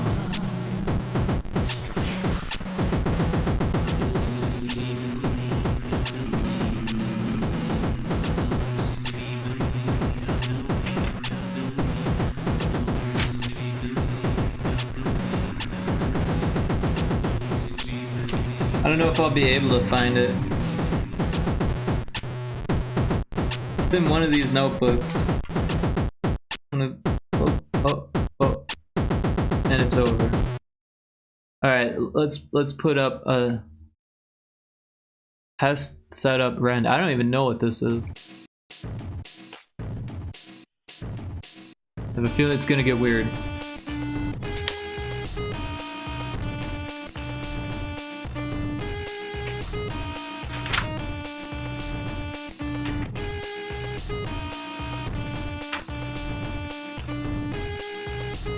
You might not know it from hearing some of my stuff, but I like to make music that is strange.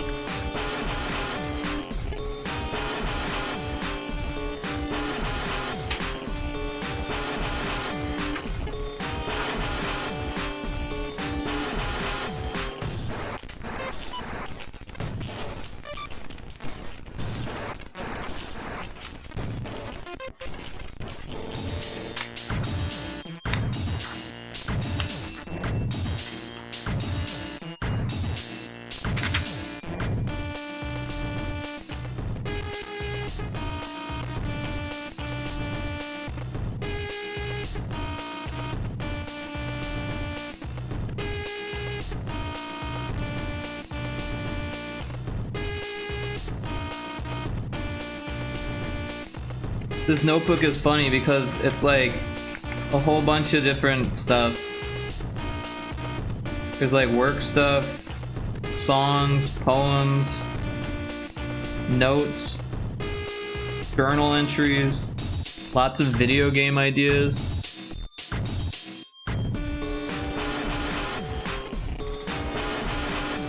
Can't hear what the lyrics are. This song is for the game I'm working on, PS2 style one. Oh, cool. Well, yeah, tell me more about what you're looking for. I'm still looking for the lyrics. I don't know if I'm gonna be able to find them. I feel like I'm getting close. I think I'm in the right notebook. I remember writing the lyrics.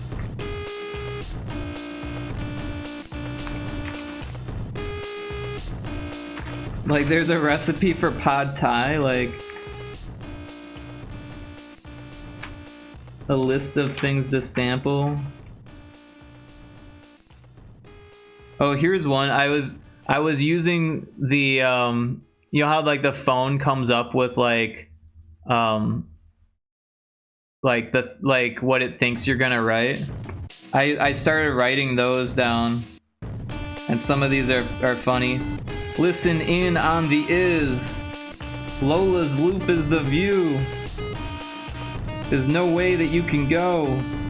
Leave the limited to the mountains of the ring toss. It is the purpose. Wanting to have a New York baby bump on the bad boys nude. Nothing to do, you know what? Call me to the moon. Gonna go, what the fuck? You bubble, wake me up. I'm up at the bottom of the month. Green Mountain in about an hour. Then going home, or then heading home, Benny the Bums in some syndicate. Like, I was just hitting the button on my phone to see what would come up with.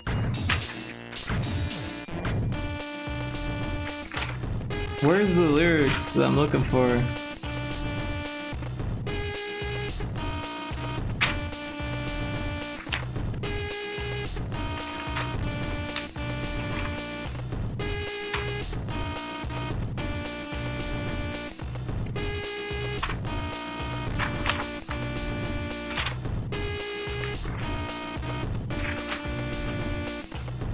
Oh, has this repeated already? Because I'm gonna play the second version of it.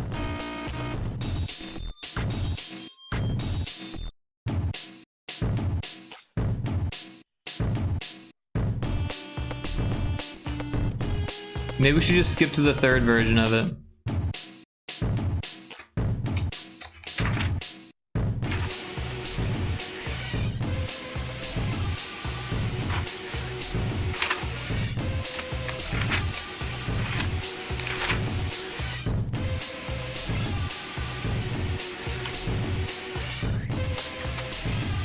But yeah, I can't seem to find the building song. But it was like, the builders are building a building. That's all I really remember. Something about infrastructure. The construct of the instructions of the infrastructure. Something like that. There's so many.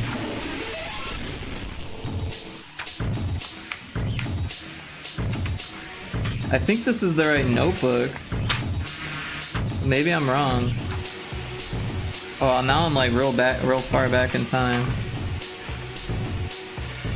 I don't think this is the right notebook anymore. Well,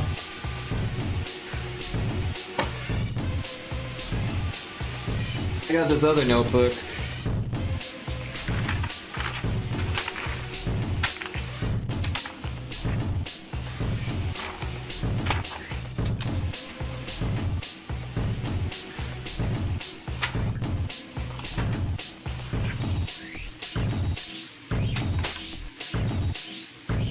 I've got a whole bunch of these like 5 subject. Oh, I found it! I freaking found the lyrics. Alrighty, you ready for this masterpiece? The builders seem to be building a building in the construct of the structured construction. Instructing the instructions of the infrastructure. The builders seem to be building a building. It was worth it, right?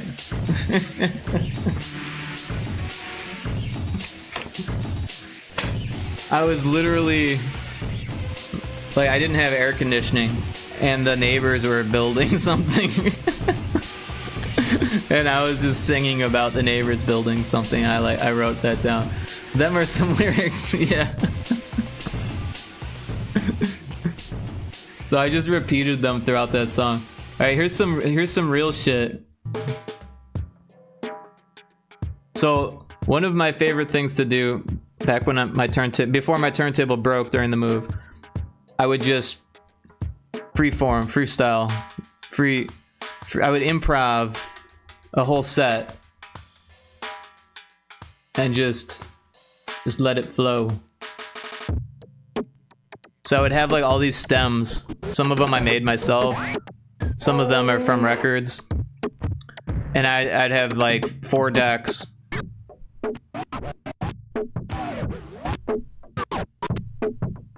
And for better or for worse, I just go for it. With no plan.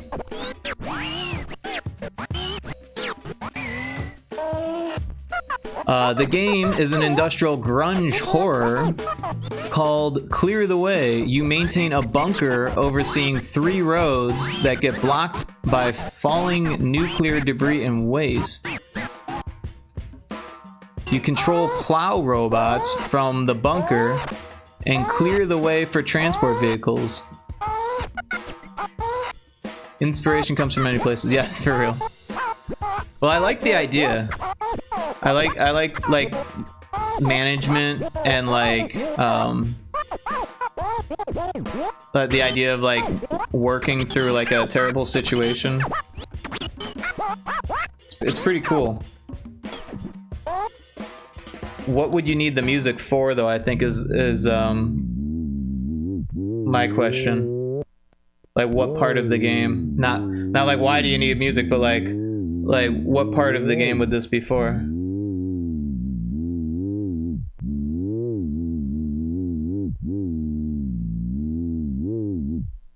Oh yeah, and sometimes things get weird when I make music.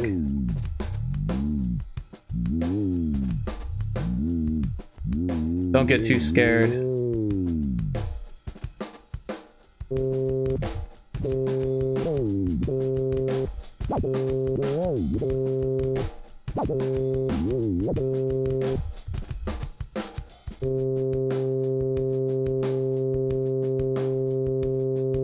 And sometimes it gets annoying, vaguely. Or more than vaguely, I don't know.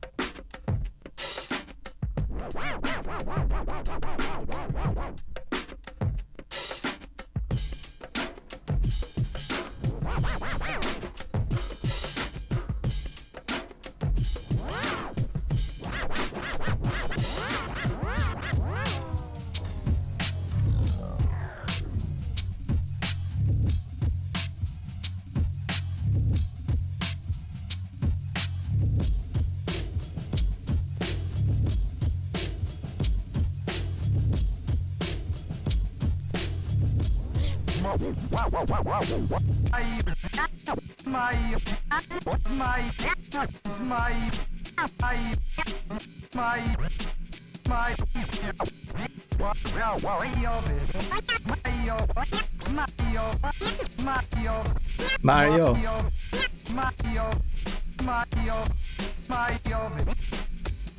That's serendipitous.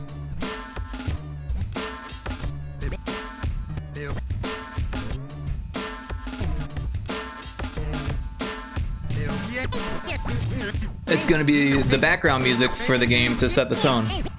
So like an ambience?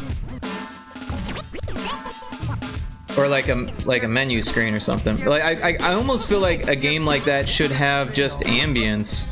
Unless maybe you're like, I don't know, in a room, and then maybe there's like a waiting room or something like that. But I don't know. I can do ambience as well.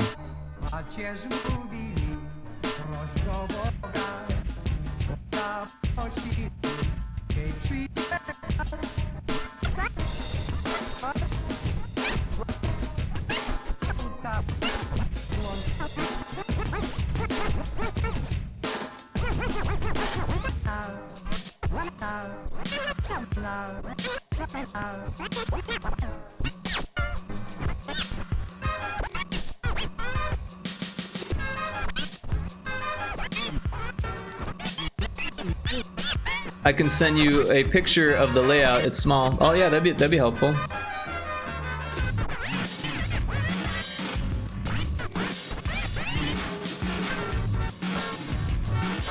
Yeah, a lot of times it's easiest to come up with like music when you like have an idea of what the gameplay is going to be like, if that makes sense.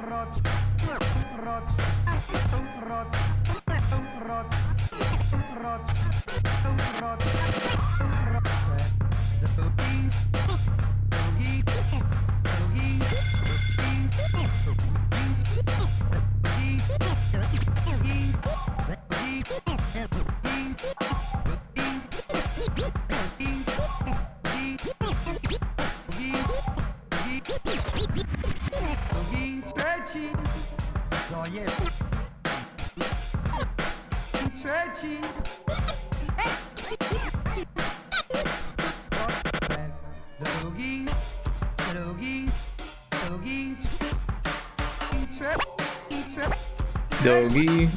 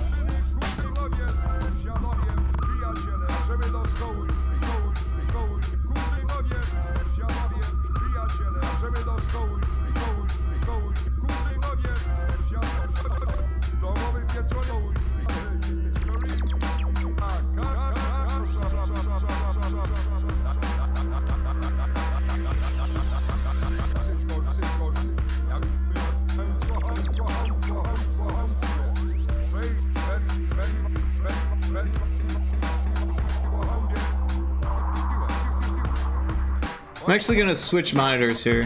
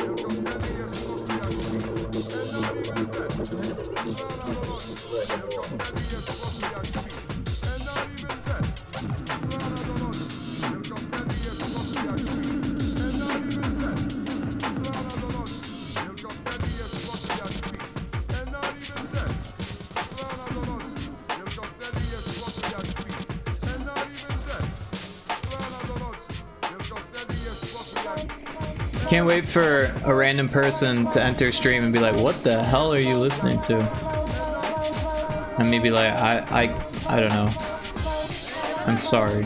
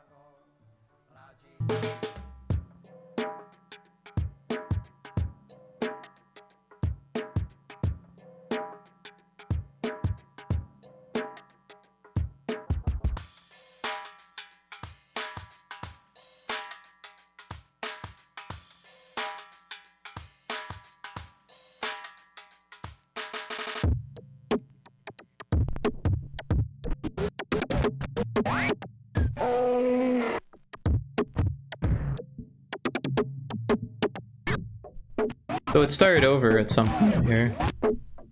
36 seconds ago. Let's move on to the next one.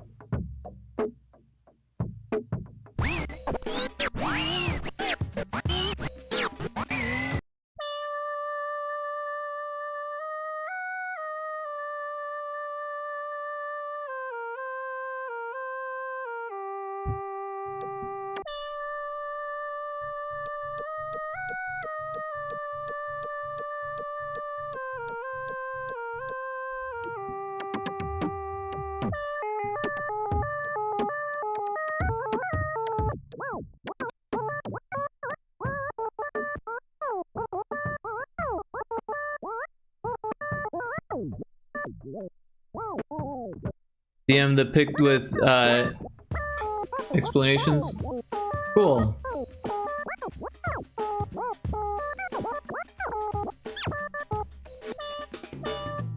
I feel like I saw you working on something similar in a stream months ago.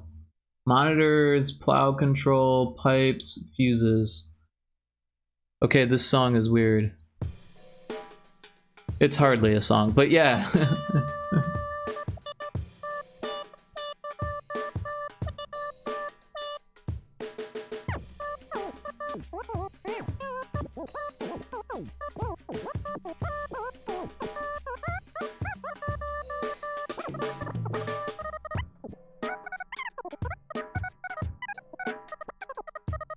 So yeah, that looks cool.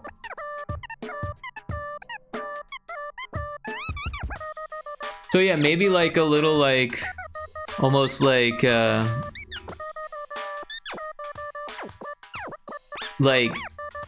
employee forces you to listen to music, right? Like almost like a employer radio station. Like when I used to work at Spencer Gifts, I know that's quite different. There was like a Spencer Gifts radio. And it was literally like real songs that were licensed to this radio station that only played at Spencer Gifts. But it wasn't an actual radio station, it was like a recording that they would get sent every week or whatever, and it would update. And it would loop, I think, after, but it was like really long.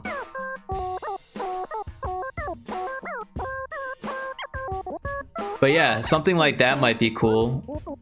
And then like, I don't know, have like little infomercial things where it's like in between the songs, and all the songs would be like super like chill, right? And then it would be like, the weather outside is, and then it would like tell the weather, and then like, remember, always clean your workstation kind of stuff. And then maybe have some like, some weird, you know, little, like, if you see something, say something.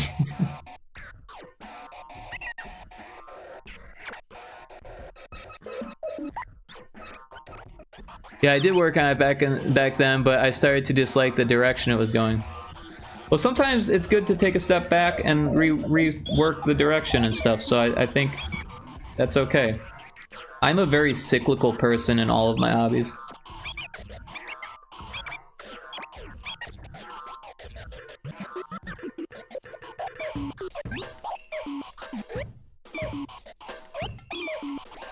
I recently got inspired and changed it up a bit, and it flows much better. Nice. Yeah, that's what it's all about.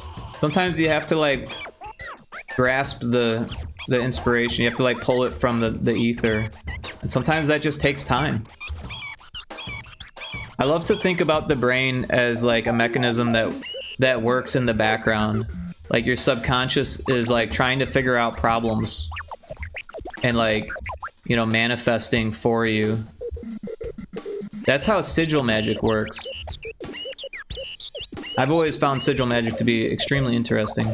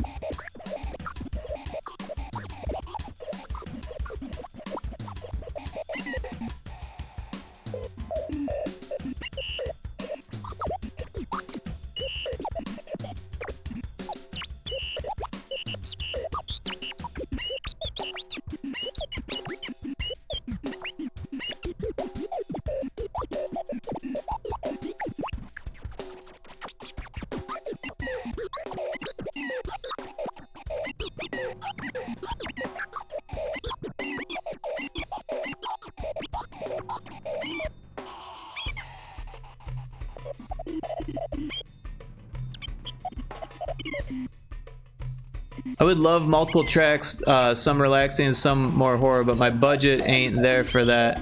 A radio speaker could be a cool addition. Can even use it for lore and for vehicles coming through to talk to the player. Yeah, right on. I mean, sometimes you just gotta start with what you can, you know, what you can, and use that as a placeholder until you have something, you know, either, you know, the right skill or the right person or the right budget or whatever it takes. But yeah, I'm not trying to charge you an arm and a leg, man. You're a mod. You do stuff for me. You support me. I'm definitely not trying to... I mean, I gotta make a living, but at the same time, like, I don't think I'm gonna make a living off of making music for you, so I might as well make it affordable. If I can't do one, I might as well do the other, the way I look at it.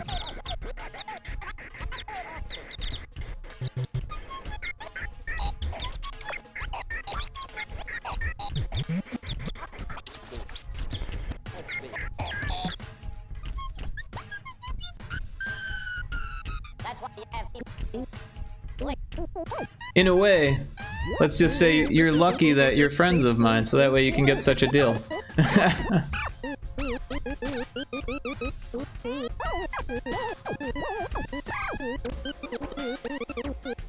Or we could work out a percentage of the game sales. Just saying. I'm joking. Stranger things have happened in the game world.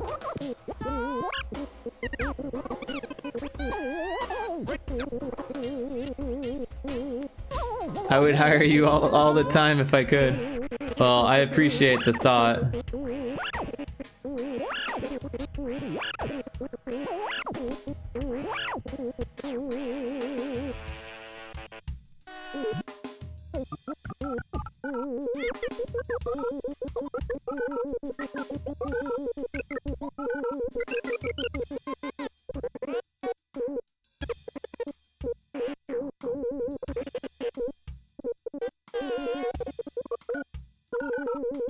I don't know what I'm doing here, but it's sick.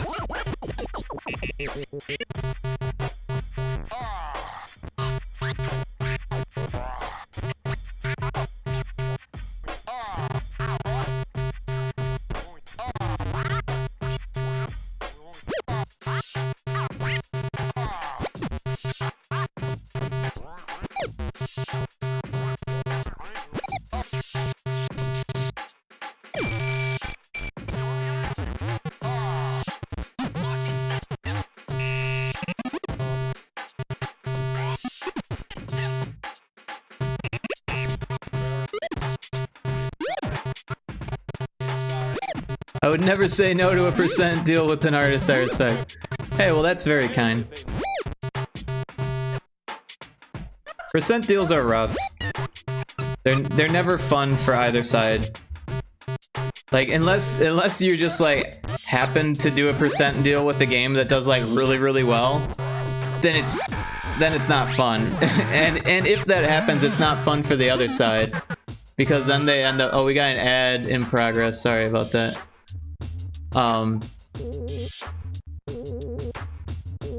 But yeah.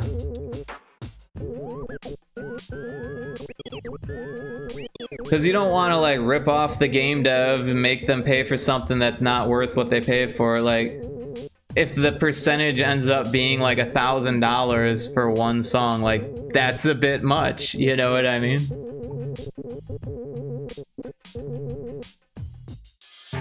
But then again, it's hard to come up with a like a, you know, 1% deal or something that ends up being $1,000. Like, and at that point, I guess the dev would be making enough where it really wouldn't make that big of a difference. And hey, maybe the song was the reason why it did so well.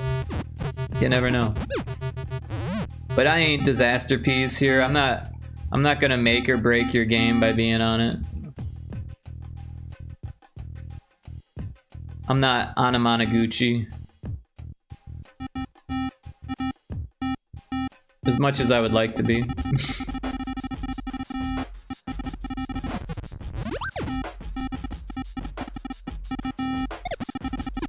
And no shade on those people. I don't even know what kind of deals they get. But I imagine they get paid pretty well, considering how good they are. And it's probably worth it, to be honest, if you have the money to hire Disasterpiece or Anamanaguchi. Like, it might be a good idea to do that if they're willing to work with you. Of course, who can afford that shit these days, but...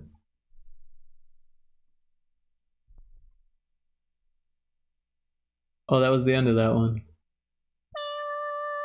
Let's throw on some real music.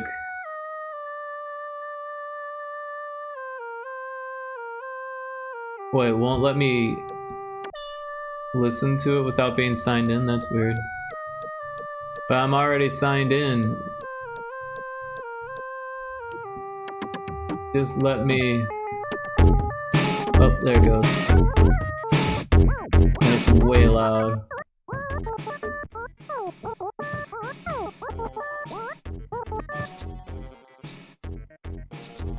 So this is my synthwave band. That was just me. My synthwave moniker. Richard has the aux cord.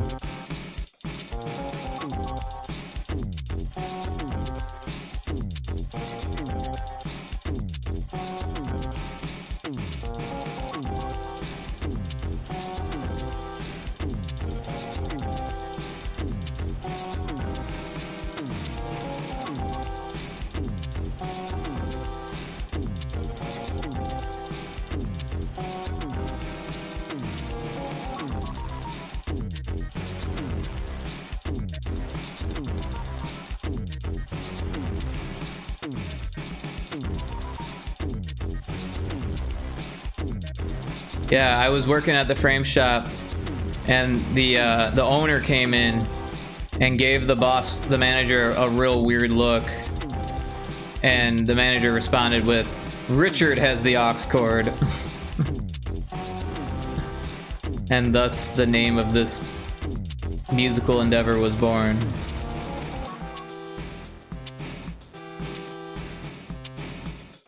I don't remember what I was playing. It was enough to warrant a strange look.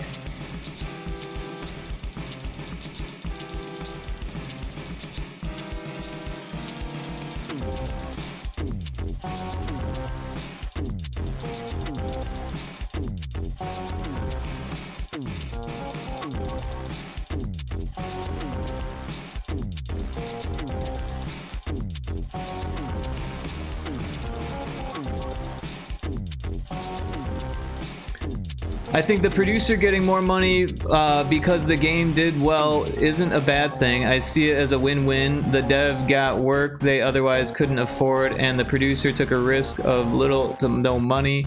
I think the risk entitled the producer a decent payout when the games do well. Yeah, like the money producer, yeah. I mean the audio producer, I hear what you're saying. That could be confusing because, you know, there's like producers in games as well, like like a producer, not just the audio producer. But yeah, no, I hear you.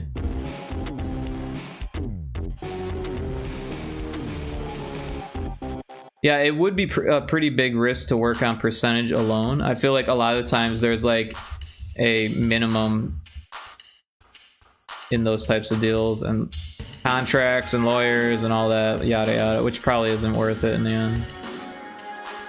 At least for small stuff. I'm thinking from the developer's perspective here. It could very well be worth it for the artist or what the audio person.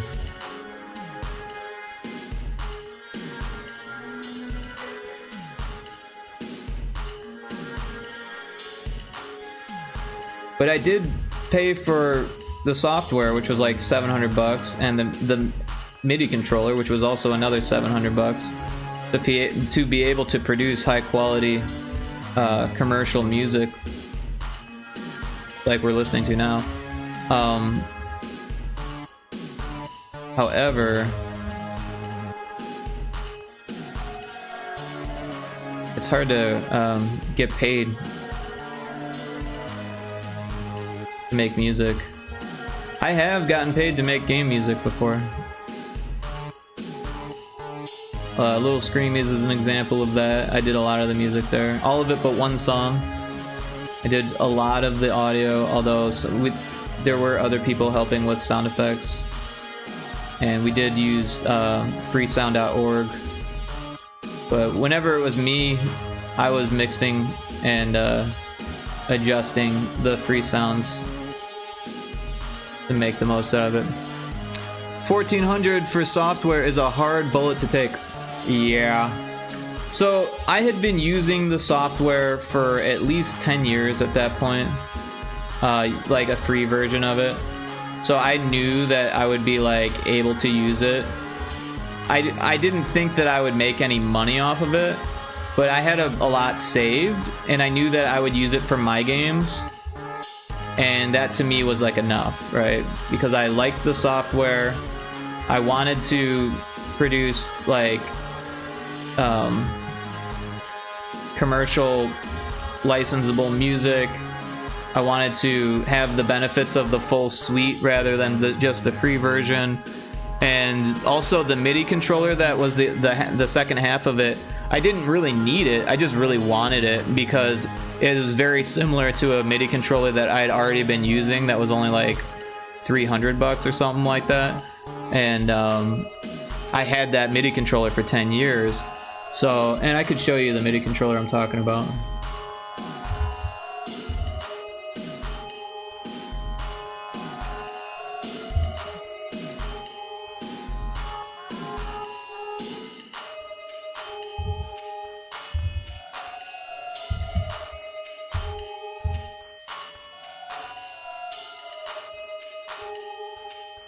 Alright, so this is the launch pad. So this is what I had for 10 years. And I'm pretty sure it was 300 when it came out. They eventually made like a mini, and then they also made like a Mark II, like a version 2. But I had this one. Not the mini, but the regular one. And it was cool. I got a lot of use out of it, and it came with like a light version of Ableton. But the other one, the one that I have now, and there's a push 3, but this is the push 2. So this one I really like. It's got, you know, an LCD display on it. It's got all these different parameters. You can change the colors of everything. It's got like a slider. It's 64 touch sensitive pads. The other one wasn't touch sensitive. These ones are touch sensitive. It's got a whole bunch of knobs on it, which the other one didn't have. All of these side buttons. It's just a lot better. The push 3 would be cool too, but like, first of all, it wasn't out yet when I bought mine. Second of all, it's kind of the same thing, but it has a standalone option, so you don't need a computer to run it, which would be great if you're doing live performances. But I'm already, my live performance days are pretty much behind me here, and I knew that, so I was not afraid to get one that needed a computer, and I wasn't like upset when this one came out.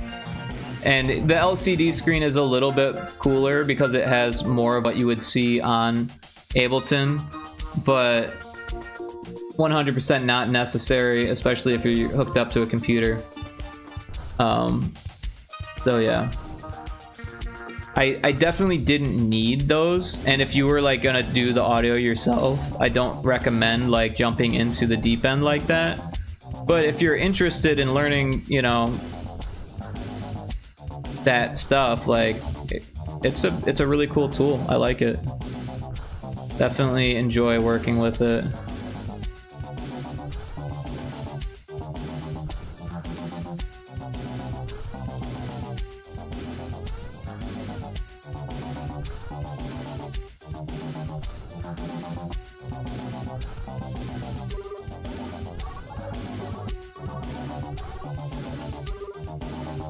But yeah, as far as like expenses go, it was a big one that could have been avoided, and I did it because I really like making music, not because I wanted to you know, make the best cost-effective decision.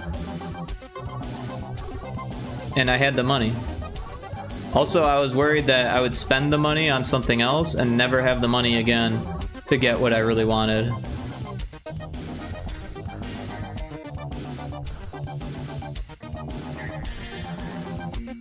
That was around the same time that I got my chair and my desk, and I really kind of splurged on office supplies.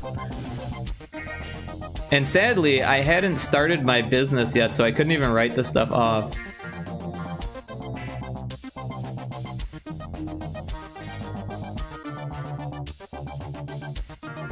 Music has eluded me forever. I have no musical talent in my bones.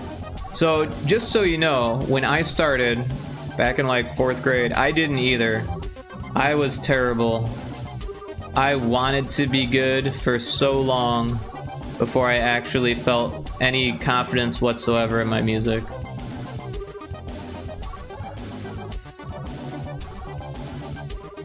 And still to this day, I don't feel like I'm like anything amazing or anything like that. I don't go around like thinking that I'm like better than I am or anything like that. I just really like what I make.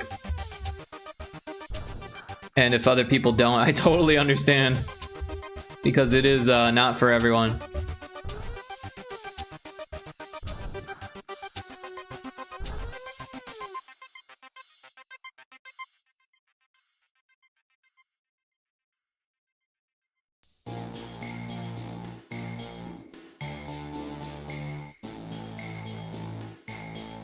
But another part of like me as a producer, as like a musical audio artist, producer person, like I kind of gave up on trying to make it.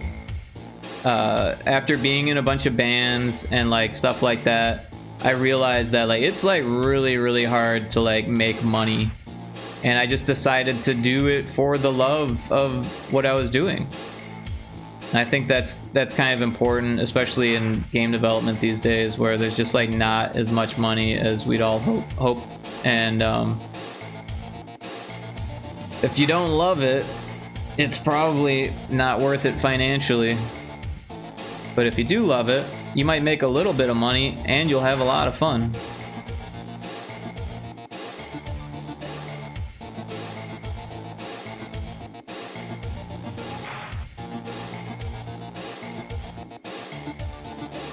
Not to mention, you'll learn a lot of things, make some interesting friends along the way, might have some great connections that could lead you into other projects, other jobs, that kind of thing. Sometimes that stuff is really important.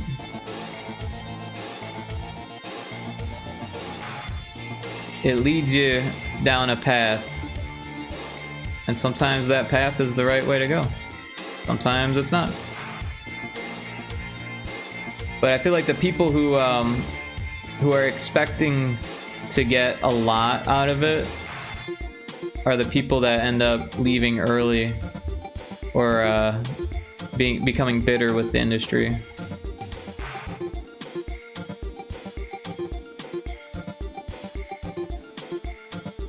Back in 2013, I wanted to make lo-fi beats, and oh lord, 3 months of garbage, and I gave up. I never fully got into trying to make lo-fi. I did a little bit, but like I always wanted to make my own experimental hip-hop version of lo-fi hip-hop. I was always more into experimental hip-hop than lo-fi, let's put it that way. I love lo-fi, but I never really sat down and said like, I'm gonna make a whole album of lo-fi. I might have made a couple tracks that were like, this is gonna have a lo-fi vibe.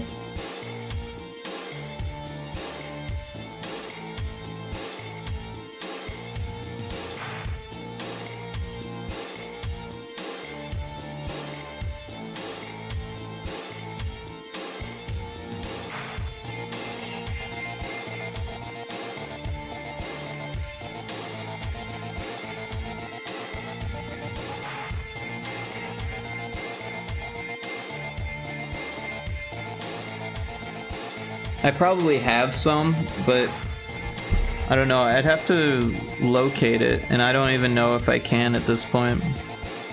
All of my music and stuff is like spread across all these different hard drives, and like I don't even know where half of it is, and it's not very well organized by any means.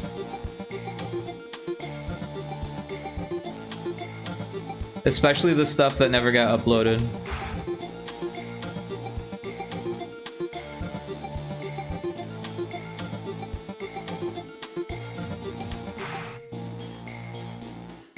Oops. What's going on there?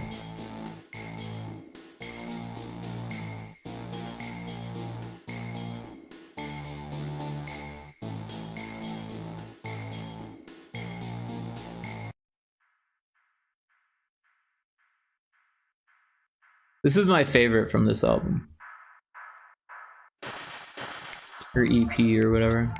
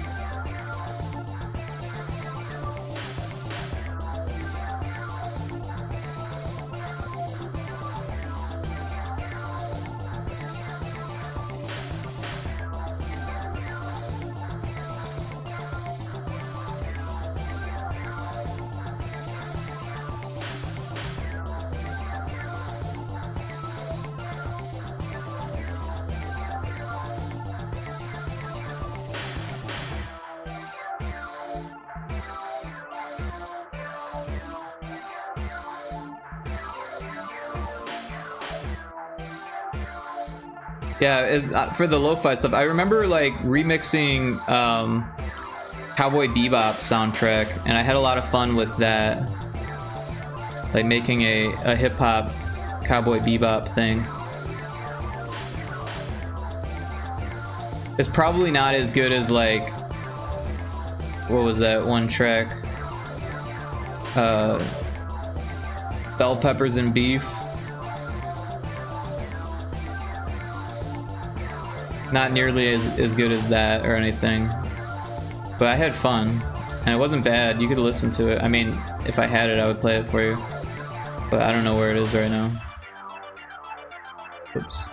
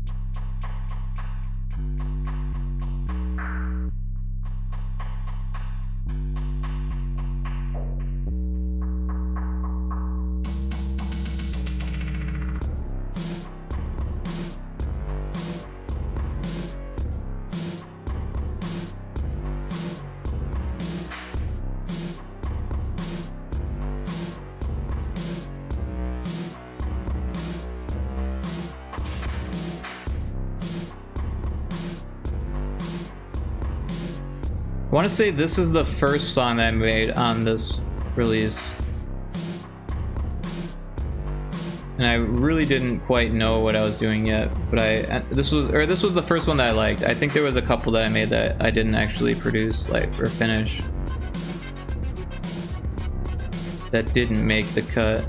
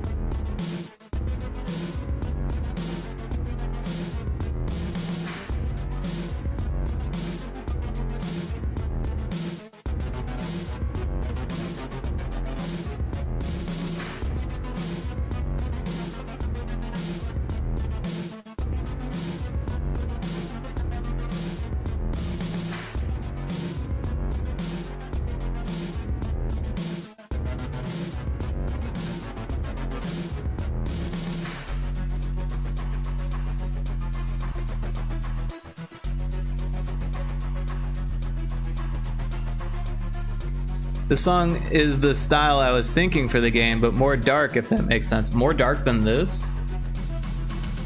Well, that actually helps me a lot, because I would not have thought that. But yeah, this is, I call this synthwave. It's not, it's a little bit dark wave, synthwave kind of thing going on here. But it's also definitely a little bit different. It's following a lot of the rules of synthwave, but it's got its own, like, you know, agenda, if you will.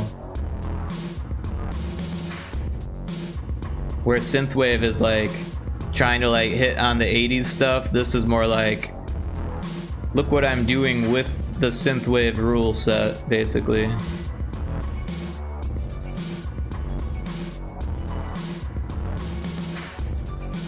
But if you wanted, I could very easily give you the rights to this song.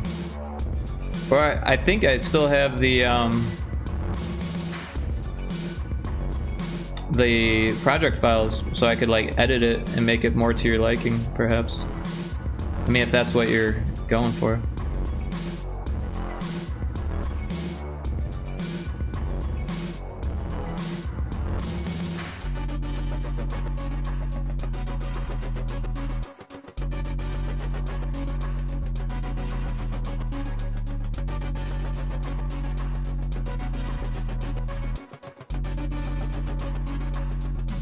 That's one solution. I'm down for that. Well, you know, I want to give you what works best for you. Oh, and this is where it starts playing other people's music. There were a couple other tracks on this release that didn't get uploaded for whatever reason. I think I kind of lost interest in uploading, because look at this. 49, 24, 28, 46, 38. Like, no one listens to this shit. And it's been up for 5 years. So, yeah.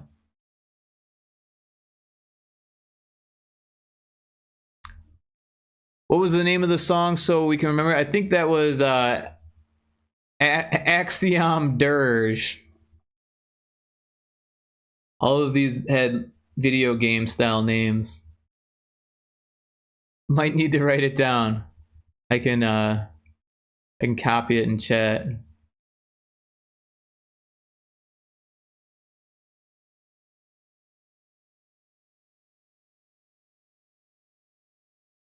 Also, I can link it.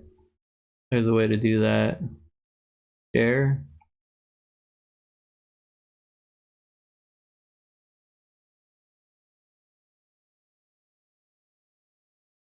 Also, I made a t-shirt of this piece of art.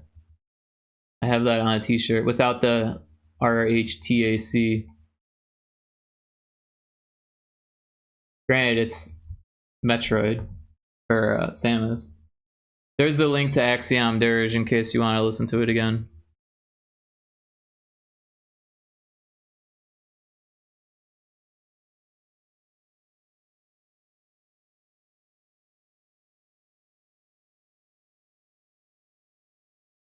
Now we need something else to listen to. Let's see what else is in here.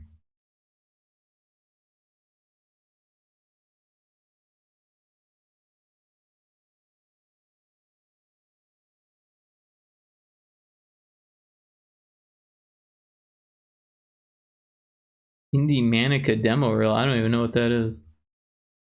But it's spelled wrong.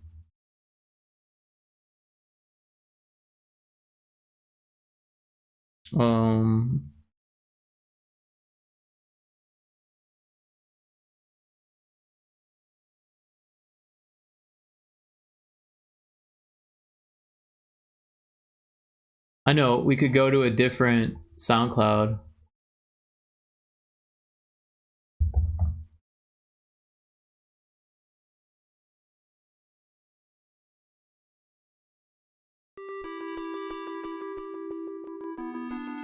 This is my Rick Oakland SoundCloud. One of my Rick Oakland SoundClouds.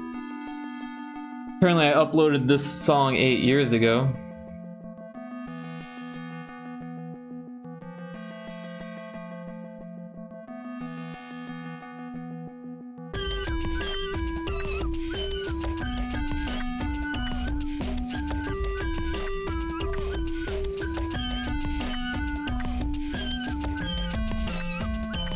So yeah, I was big on sampling and not even keeping track of who I was sampling.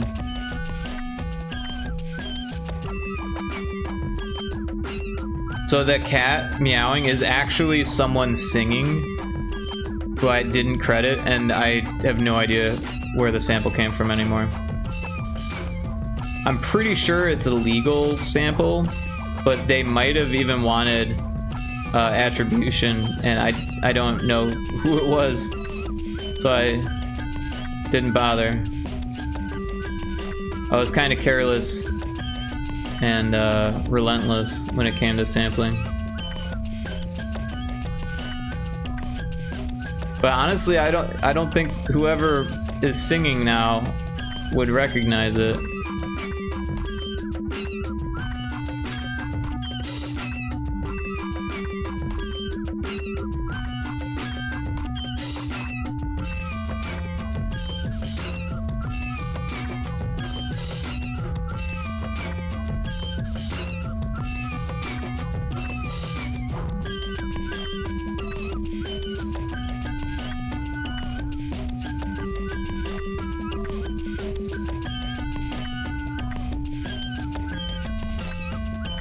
Taco Crepe! Welcome in. Everyone should check out my other mod, Taco Crepe.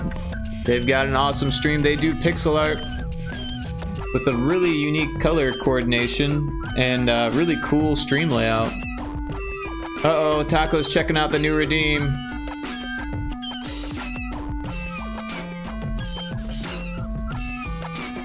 Yep, it does things. I'm pink and purple and green. I'm turning blue.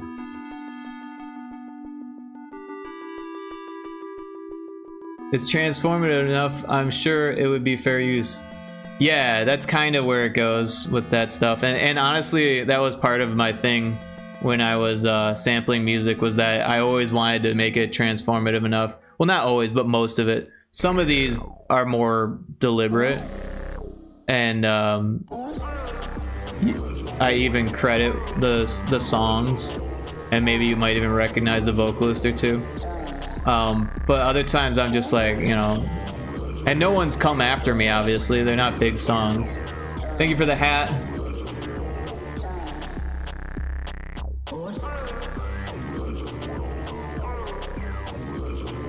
We're listening to some of my SoundCloud stuff.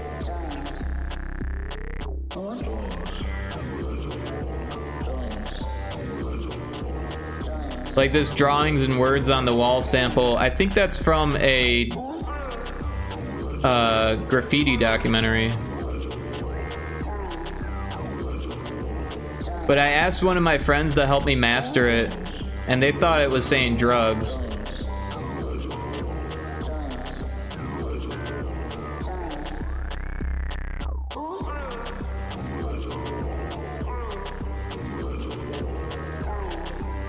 I hope you're doing well, Taco. We're moving on to Mario. We didn't actually finish this one, but I wanted to move on to something and kind of gauge how long a more simple one would take. And honestly, I kind of wish that I charged more because this is going to take a long time. But I'll honor the deal. I'm not going to try to ask for more money. And I'll still be able to finish it in time. But, you know, you live and you learn.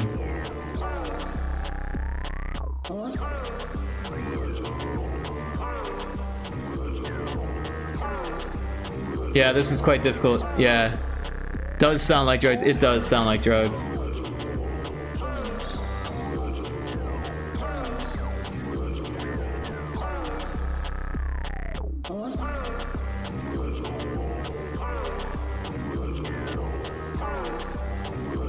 Also, I don't really like this song because it's so repetitive. Like when it comes on in my car, I skip it.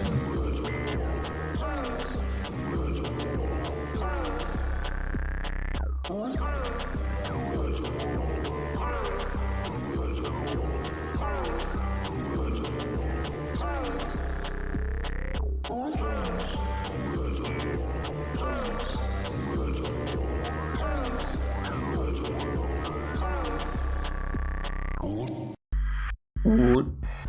I like this one. This one's called Sunshine. And again, I'm sampling some vocalist. I have no idea.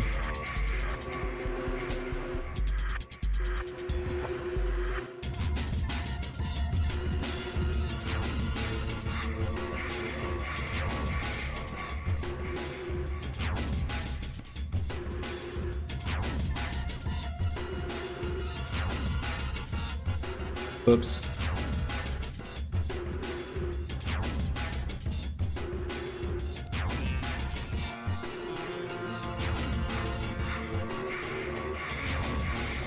Oh, I'm hitting the V instead of the B button.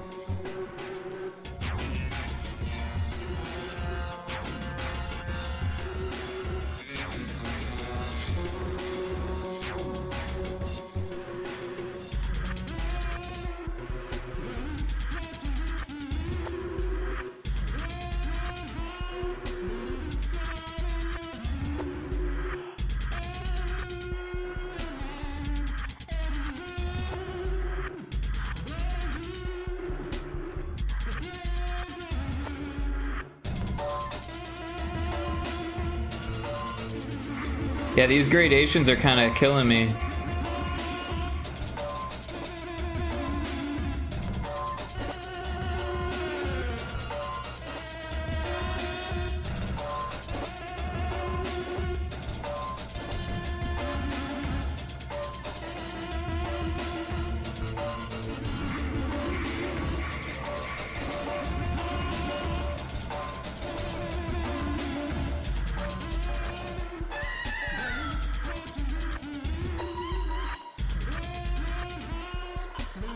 Oh, we're in an ad. I just realized that. Ah.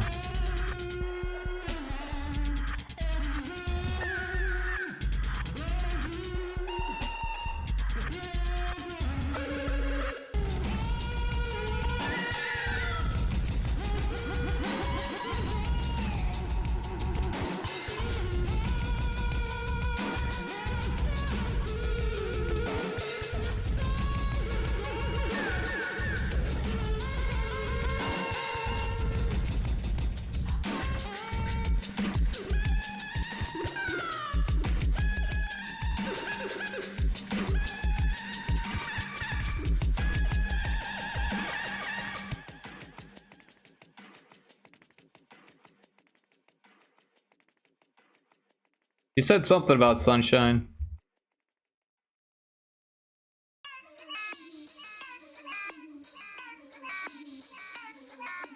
Again, I don't know who I'm sampling here either. Some Rastaman.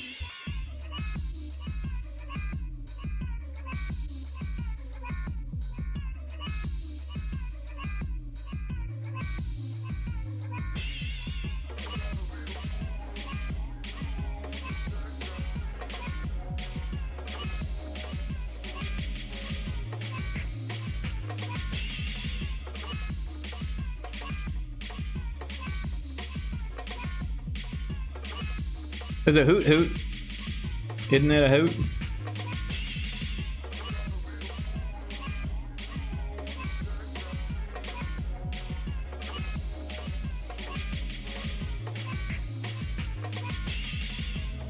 You're all out of balls. You must pokey catch a lot.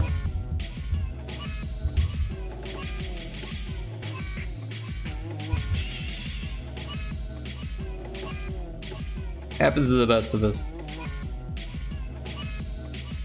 Only a Pokemon master runs out of Pokeballs.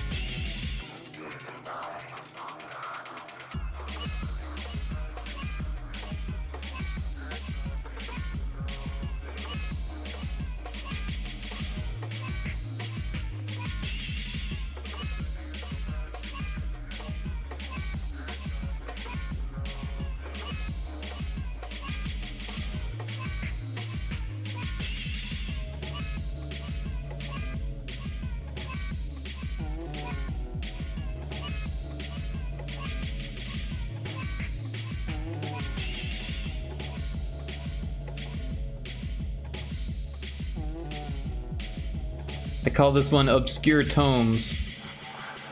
It was actually the name of the 4-song EP.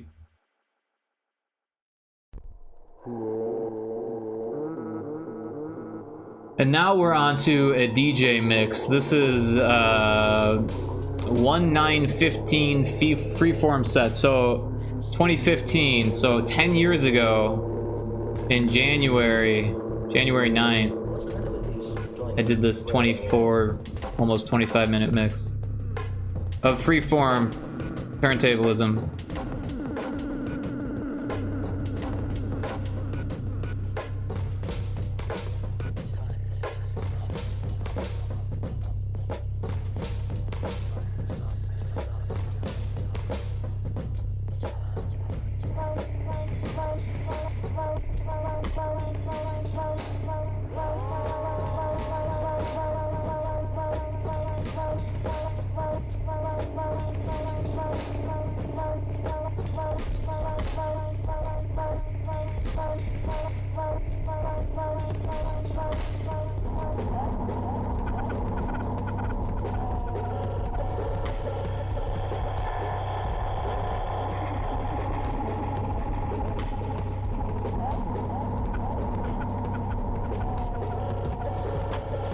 But yeah, like I said before, I would sit down in front of my decks. I had 4 different decks, 2 or 3 CDs, and 1 vinyl deck, and I would just decide as I go. Like usually, I had like a starting track that I wanted to like start with, or like a drum, like a drum stem that I wanted to start with, and then from there I would just go with whatever I was feeling.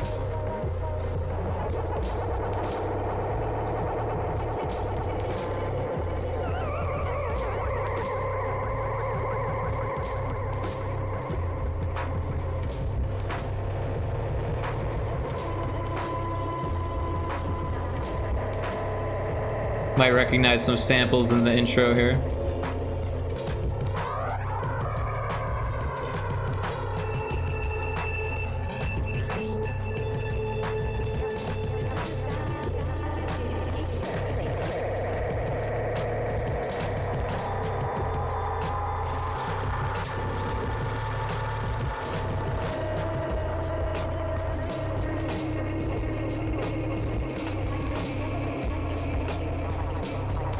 I think I got the left leg.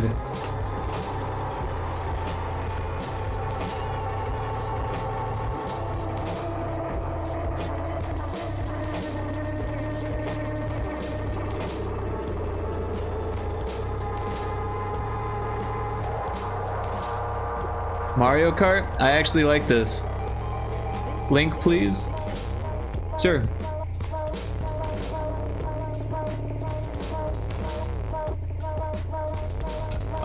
So it wasn't Mario Kart, it was Pac-Man, Sonic, maybe it was Mario Kart. There was Zelda in there.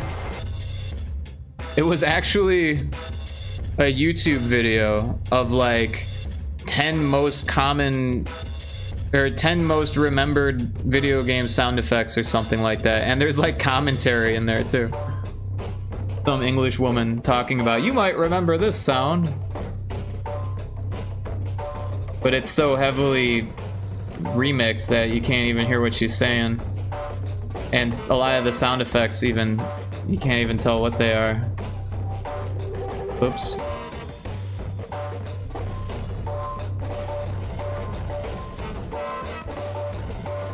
And now we got some breaks.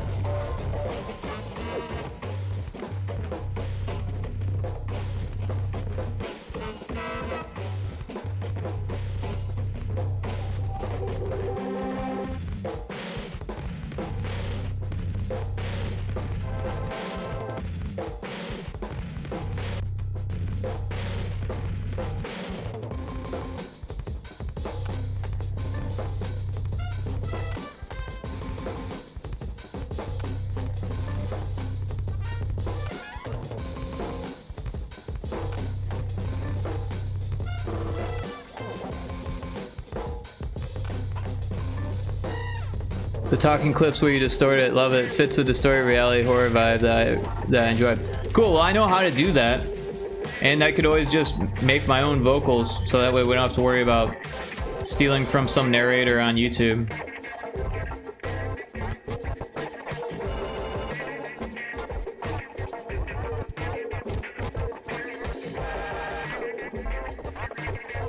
Yeah, I got really into like trying to make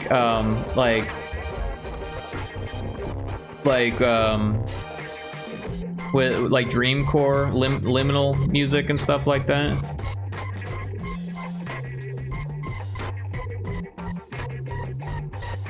So I have a bunch of techniques in mind on how to make eerie music. I did some in Little Screamies, but you can't really hear it too much because it's kind of in the background of like just a few minor parts, which I think fit the game. But yeah, it kind of takes away from the music of it because you don't actually get to witness it unless you're really paying attention.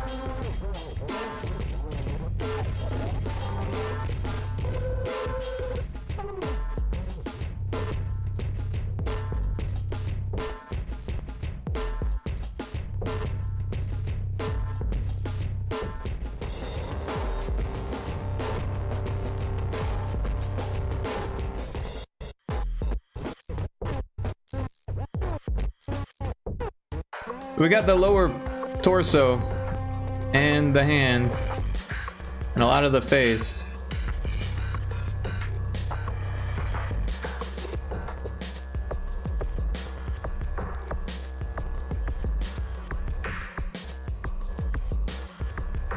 I'm gonna BRB real quick. I need to get some water. It'll be so quick I won't even put up the screen.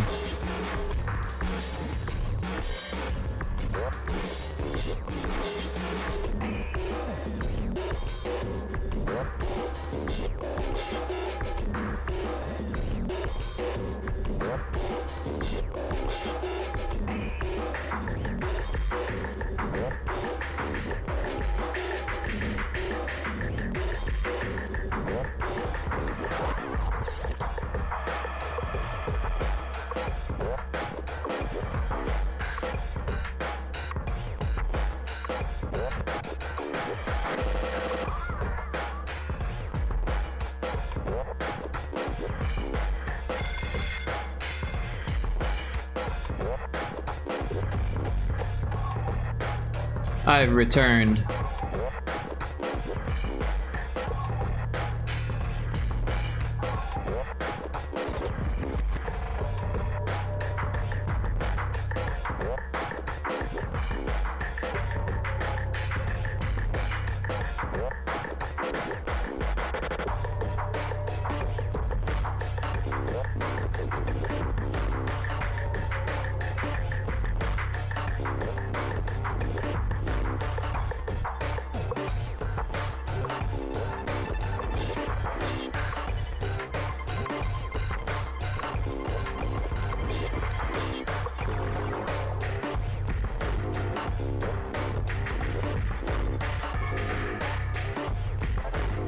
Welcome back. Thank you. I appreciate that. I appreciate you hanging out. What was that? Did I just get a follow? Oh, a donation. Whoa. RG, thank you for the donation. Very much appreciate that. $10. Holy cow. Holy cow. Yeah, big shout out to Arjik. Go check them out. Check out their Twitch, and also check them out on Itch. I think they have an Itch page too. Thank you so much. I hope you're doing well. Haven't seen you in a while. I hope things have been good for you. Arjik does these streamer pets for a company. So if you're interested in having like a little pet on your stream, I know the artist who made them.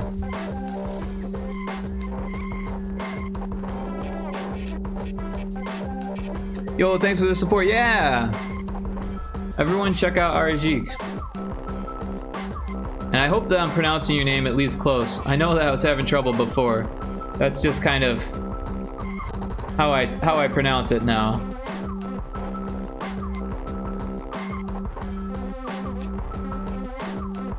But yeah, we're doing a commission.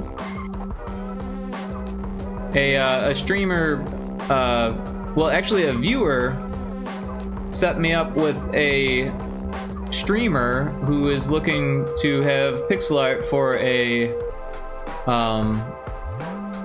charity event stream. Yeah, I've got a new big client, so I've been pretty busy lately. Sorry I haven't dropped by in a while. Hope you're doing well. Well, thank you so much. I appreciate you dropping by, and also that's awesome to hear you got a new big client, and that's awesome that you're pretty busy. So don't feel bad about not dropping in at all. If you're busy, I totally understand. And it's better to be busy than to not have work, right? So congrats. And thank you for sharing the wealth. That's very, very kind of you.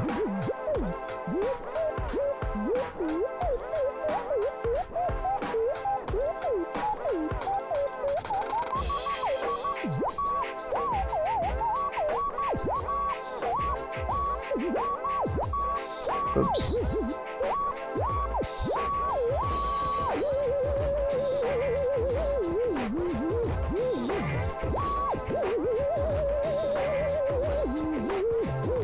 True, thank you. No, thank you. You're always welcome here. I'm proud to hear it. It's always a good thing when the people you know get good work. And I know how hard it can be to come by, you know, a good client. Clients can sometimes come and go, and it can be really frustrating. So I'm glad that it worked out for you.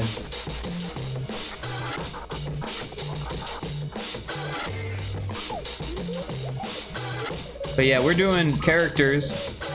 This is the entire composition. These circles are going to be a portal similar to this. Well, I guess you can't really see it. Similar to this. This is the kind of layout approach that the client had. They don't want Minecraft though. They want all of these other characters and Mario. So yeah, and we've kind of worked out most of this one to try to get the pixel density down. It still needs some work in a few spots to make it look more like pixel art and less like a pixelated picture. But yeah, I love your work. Wish I could donate more. Well, thank you. I appreciate that. You've been very kind and supportive already, so there's no need. And I very much appreciate any support. And even if someone doesn't have the ability to donate, just, you know, sharing and that kind of stuff, that means the world to me as well. So if anyone ever feels like they feel bad that they can't donate, don't worry about it. And if you can, you know, just signal boost where you can. And not just for me, for all of your artist friends. Signal boosting is a huge, huge thing.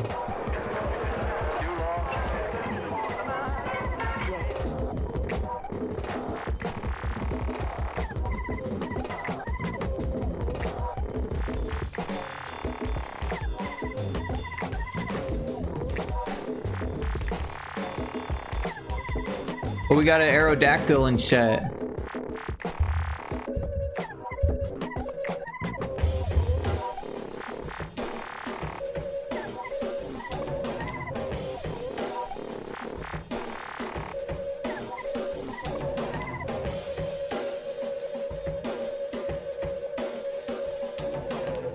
So Cryptic, I had the weirdest dream today. I dreamt that I was playing D&D with an entirely different crew that I didn't know, but it was in person, and it was really cool. It was a really interesting dream. I never had a D&D dream before. Looks awesome. Thank you. Yeah, we're going pretty heavily off of this reference image, but as you can see, this is a pretty high-res image, and we're trying to make a pixel art rendition of it. And yeah, you can see the legs are pretty much done. We got the hand mostly done. Most of the face is done. And I'm just kind of cleaning up some of these in-betweens where I was basically sampling the basic colors and then just like lumping out different shapes. But then certain areas just got missed. So yeah, a lot of sampling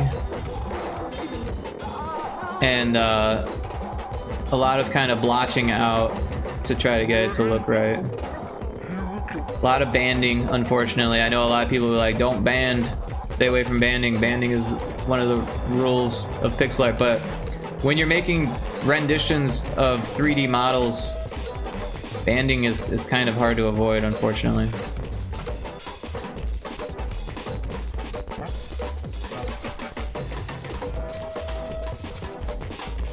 What's banding?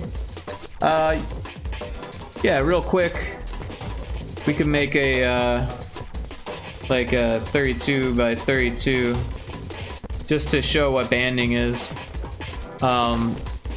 It's easiest when you have a bunch of colors, so let's get out some colors here. I don't know the best way to describe it, so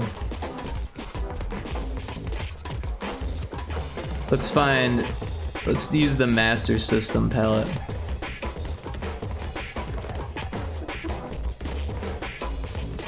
So yeah, banding would be like, let's say you have a circle.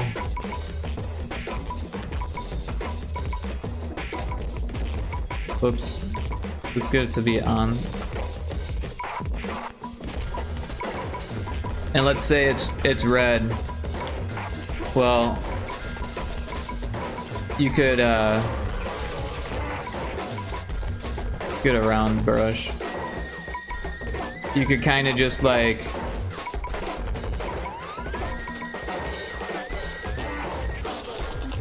banding is like pillow shading a little bit, right?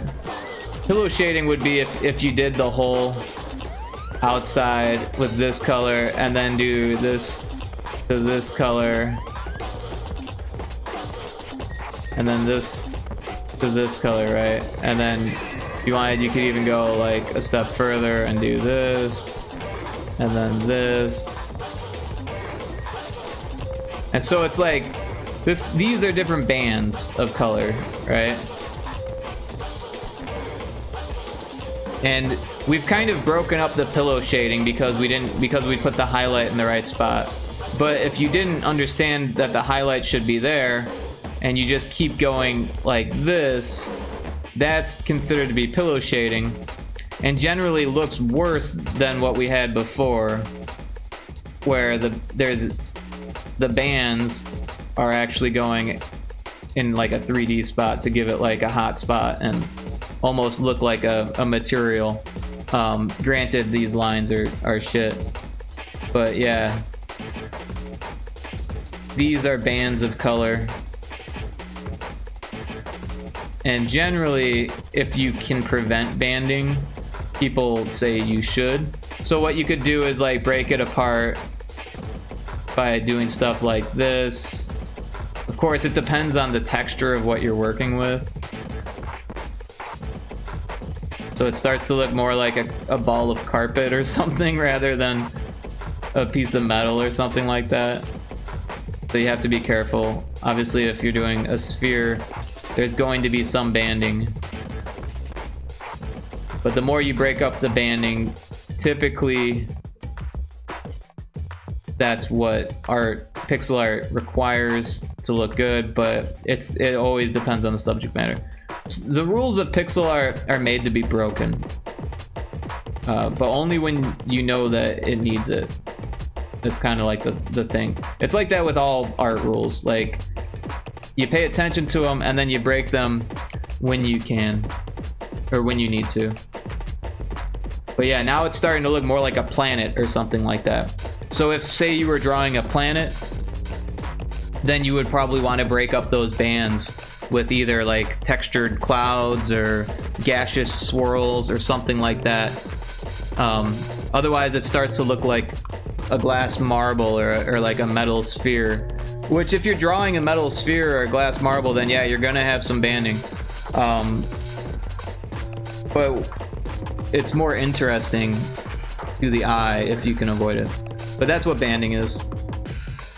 And you can see some of it occurring on the arm, right? So rules to learn the basics, then break them because you now have a deeper understanding. Exactly. You kind of learn when you can break the rules, when you can get away with it. Also, if you're interested in learning pixel art,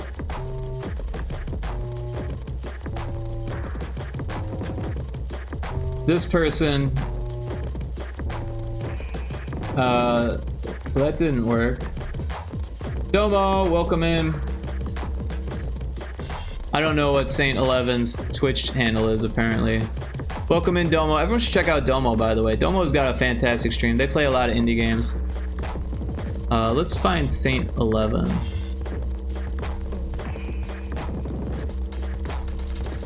Oh, it's Saint_11. Okay. Taco Crib knows what's up.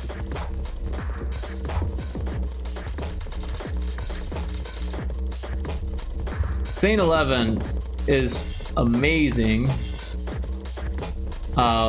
They worked on Celeste, you might know.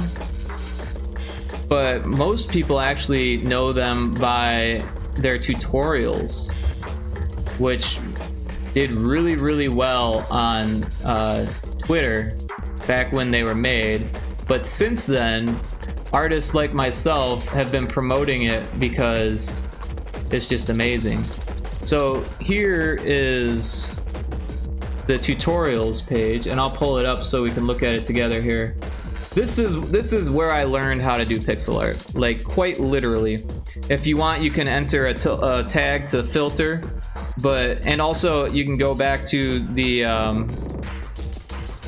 if you go back, you can see the blog and it tells you more about what they've worked on, which we can actually do real quick. So yeah, the pixel art tutorial, pixel art beginner series, pixel art glossary, my thoughts on low resolution. So the glossary is actually helpful here because we were talking about the rules. But yeah, games they worked on: Celeste, Towerfall, Out There Somewhere, Earthblade, Jam Games, Neo City Express, Celeste 64, Mini Boss Game Jams. They worked on Tools, Murder Engine, Color Chimera, other stuff, GameDev.city. Alright, so yeah, these are other stuff. But yeah, if we go to the glossary, well, first let's go back so we don't forget. If we go to the glossary, you can see Orphan Pixel, right? That's a pretty common rule. I don't see banding here, which is interesting.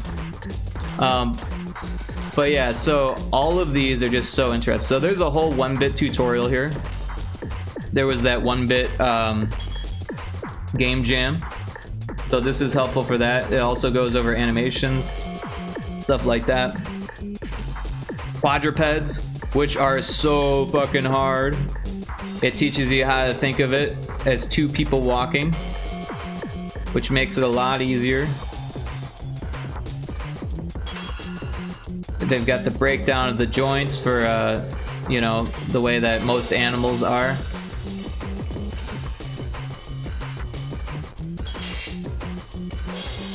The attack animation. They're just really, really good. Blood and guts, breaking objects, bullets. I mean, there's a whole bunch of these. Character idle, city backgrounds, clouds, cuteness. There's one for cuteness. The regular face for comparison and the cute proportions. So if you're ever trying to do something cute, oh, I should save this. Oh, I already have it bookmarked.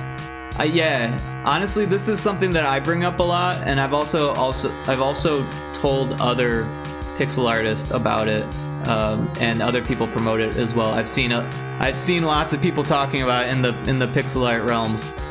Darkness, death, take, hit, defend, animation easing, electricity, explosions part 1, fabric flags, fire tutorial, firearm design, that's a cool one. Pixel art fundamentals, pixel clustering, pixel art fundamentals 2, unintentional squares, bad corners, wrong curve, sharp corner. Yeah, so a lot of these are the kind of things that I still notice. Like even in like really good pixel artists, like very talented people, still make some of these mistakes sometimes. So you can actually get away with quite a bit, I've noticed, as long as the subject matter is there and the general composition comes across. People will forgive little 1 pixel mistakes. However, people like myself will notice. So, you know, the more you look at pixel art, the more you start to notice these little 1 pixel mistakes or like tiny little things that could be improved. And, you know, it's always a good idea never to point this out if you notice it on someone else's work. Say, oh, you missed a pixel, because that just makes you look like an asshole, and also no one wants to feel that. If they notice eventually, they'll notice eventually. We're all growing at our own rates. We've all got different things that we need to do. This one's really good, the gems one. The tutorial for the glitch effect, that's really interesting. Like, look at this. So cool looking. Fluids and slime, also super interesting. Look at this. This just looks fantastic. They clearly know what they're doing. Environmental hazards. Holograms and ghosts. This one's really cool too. I love the way that they're put together. Like, every aspect is animated where it needs to be, and in just such a great way that it makes so much sense.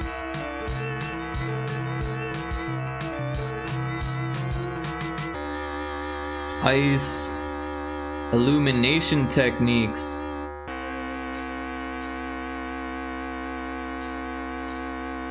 So even here you can see there's some banding going on, but they're using techniques to minimize it and break it up, and they start with it and then they move away from it.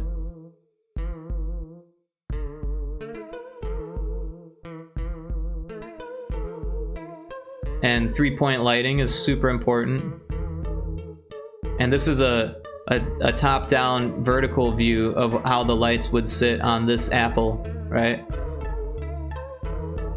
And how it would look with just the fill light, just the rim light, just the key light, and then all the lights together. Just like a really good tutorial. Hue shifting. Change the hue when changing the amount of light. Use complementary light colors for a strong contrast. Yeah, hue shifting is huge. It really, Rick, you missed a pixel. I miss pixels too. I'm not gonna sit here and say that I don't. Who are the Ghostly Six? Yes, they are. I used to be so critical of common pixel art mistake like jaggy, stray pixels, etc. But I've come to realize even those things have a function. Yeah, critical on your own artworks. Yeah. I mean, there's a time and a place to break any rule. The rules are there just so you know, like, what to notice. And sometimes that means noticing when to break rules. My favorite rule to break is the orphan pixel. I love orphan pixels. They're great for texture. I've learned if you have like orphan pixels that are like kind of clustered in a way, they no longer are viewed as orphans by the eye. The eye sees that as a texture now all of a sudden. And even here, oh, we zoomed in too far. You can see orphans because they're dust motes. How else are you gonna do a dust mote? You know, there are times and places to do that stuff. And even if you look at these tutorials and the basics and stuff, Saint 11 even straight up says like it's okay to break the rules. You know, like when it makes sense, go ahead and do that. More orphan pixels here that look great. Isometric. Here's one for Seagoat. I know they're lurking, but yeah, isometric. There's some math that goes into that, right? 2-to-1 ratio. Really intense stuff. RG says, I use these tutorials a lot. Very good artist in explaining. Yeah, orphan pixels are excellent for suggesting form, especially for 1-bit. Yeah, especially for 1-bit. Isometric so hard. Rick adopting orphan pixels. Yeah, pretty much. I love this little guy. It reminds me of Towerfall so much. Jumping. Light magic effects. But yeah, this, I owe all of my pixel art abilities to these tutorials, quite frankly. Without these tutorials, I would have been years behind. I would still be learning all of these techniques. And I'm not saying I've studied each and every one of these, but some of these I've definitely studied, especially this one. Anytime that I'm having trouble, I turn to these tutorials and look to see if there's something that can help me.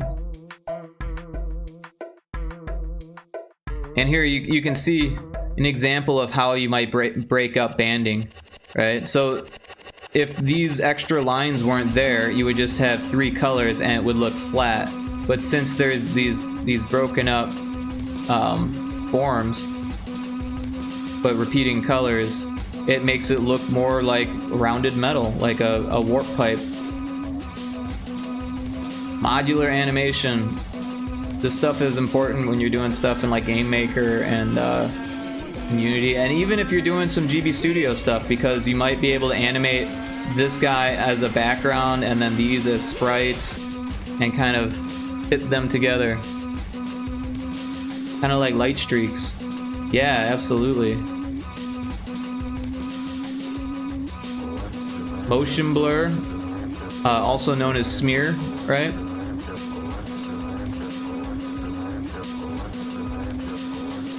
I love the Q shift.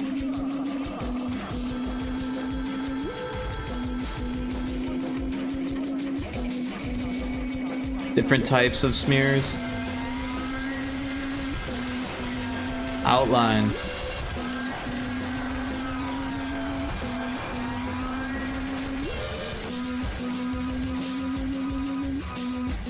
When to use sharp edges.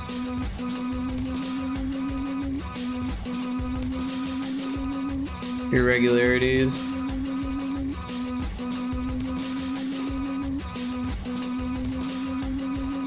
Pixel perfect. I love the pixel perfect function in Aseprite. Parallax and depth. I don't think I've ever really studied this one, but it's cool. This page must have taken forever. So these were literally tweets. Each of these were separate tweets, and their Twitter blew up from doing this. So it was beneficial for them, and then they also compiled it all on a blog.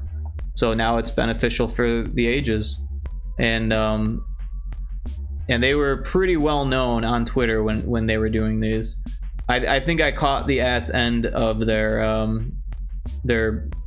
pixel art tutorials making the rounds on Twitter, because they kind of dropped off the face of the earth as far as I know. I mean, they're still around, they're still working and stuff. They worked on Celeste 64 not that long ago, but they have a Twitch. They don't really seem to use it. Like, they have social media accounts, but they don't really use it, it seems like, anymore. Not really sure what they're up to, but I'm sure whenever the folks from Celeste want to make something, they probably reach out.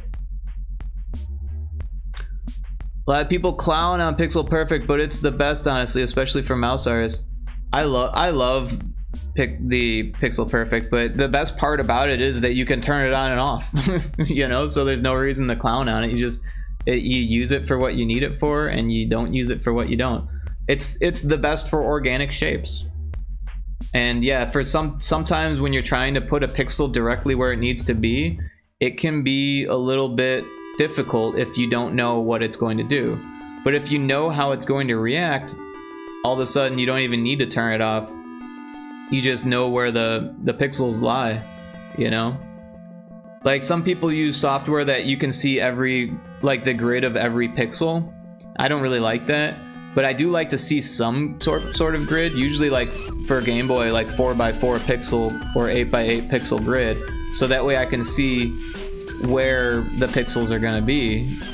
Usually 8x8, 4x4 is a little bit. It's more useful if you're doing really small 8x8 tiles and stuff like that, but usually the 8x8 tiles make up a bigger thing. Here's one on sketching. The pixel art process. Avoid too much contrast. Image size. This is 48 by 48. When not sure, go with smaller sizes. Draw from front to back. Fix the pose. Silhouette, color blocks, outline. Yeah, really important and useful stuff. We're not even halfway through here. Animation planning. This is important also. This is actually important for 3D modeling animation stuff too. It's very similar. You got keyframes and in-betweens. Your rough sketches. Your still frames. These are like poses, right?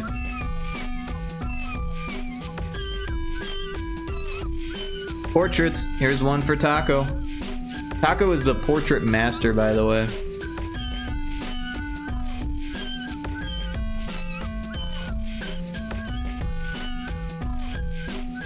I would love to get good at anime the way that Taco Crepe is good with anime faces. I am just not. I've never really practiced anime.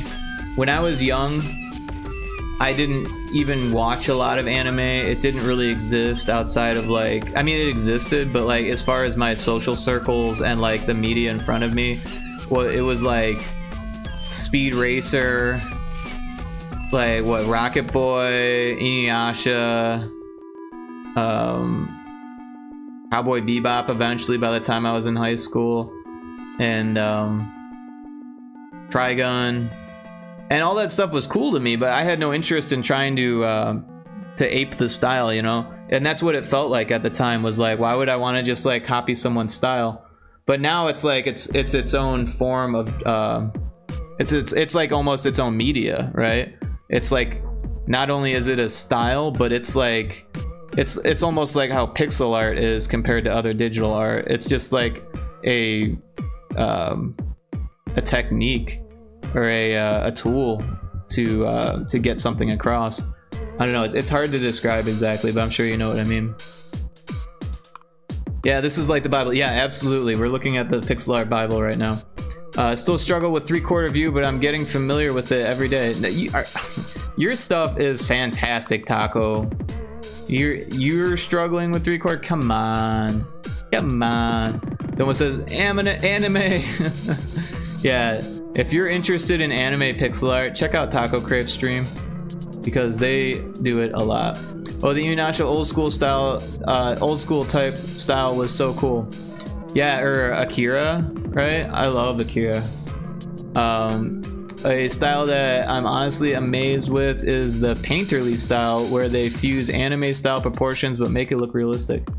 I've seen that, yeah.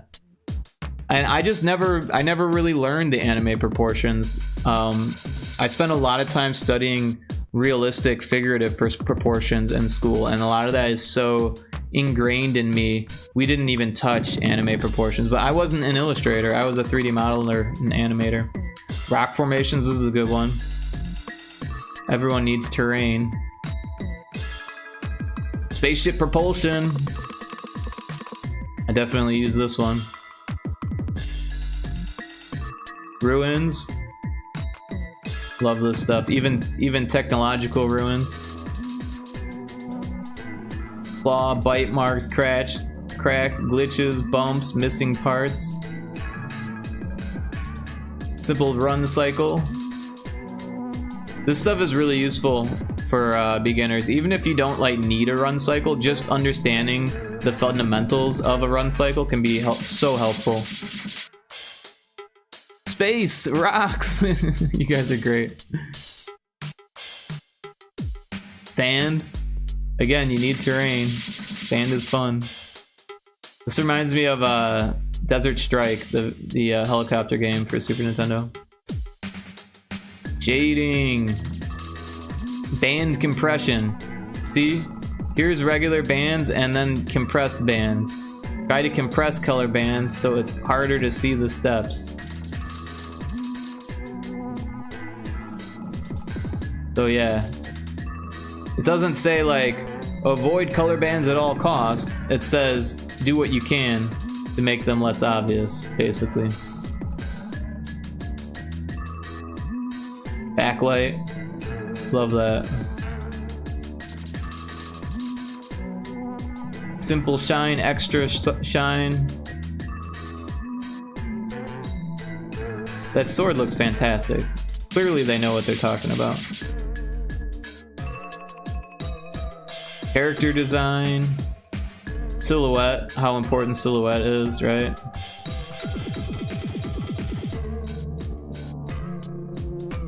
Yeah, silhouette, sketch, add details, animate. Skulls and bones. This is nice because it's talking about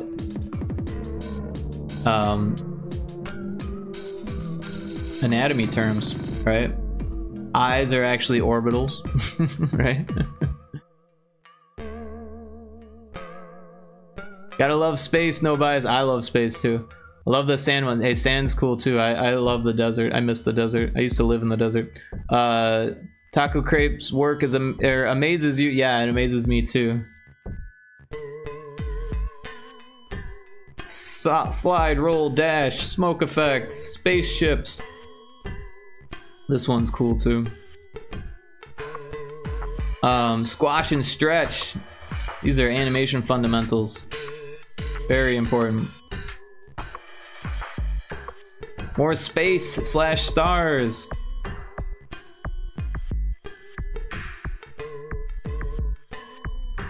See? So good. So good.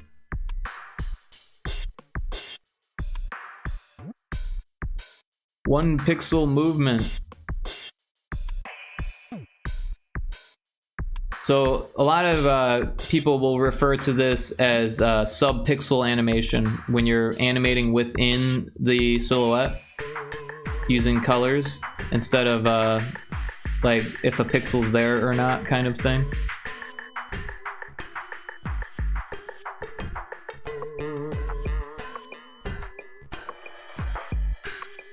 This is a really great way to make your animations stand out. The green palette I've been spamming in all of my work was actually inspired by watching Rick a lot. Aw, well that makes me feel special. Also, I'm glad because I do a lot in the GB palette, particularly the GB Studio palette. I just find so much comfort in it. This one's great. I love this one. Machines and weird tech. Moving parts, always fun. Metal Slug sub-pixel animation is crazy. Yes, Metal Slug is like the king of some sub-pixel animations. Making tiles, this is useful too.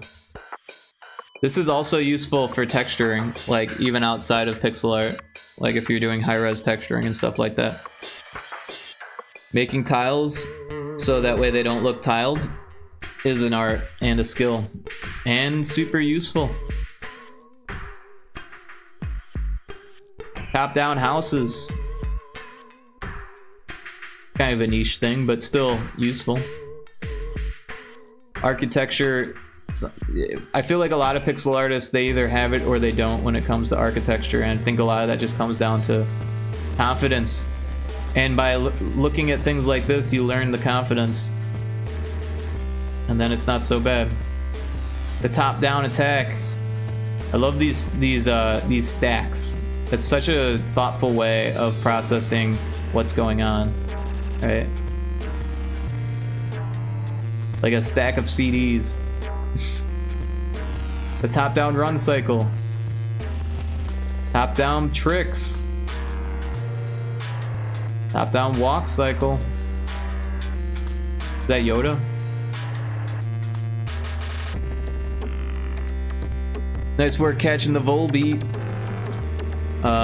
User interface 9 slice. This is actually used in Unity. And GB Studio has a 9 slice UI. I'm sure it works for Game Maker, and I'm sure Godot has some way of doing this too. All around useful. How I call stuff: 9 slice, 3 slice, corner, edge, middle. Vegetation, that's another very, very useful one. Look at this, the different cuts, how it stacks up. I love how they include the inside.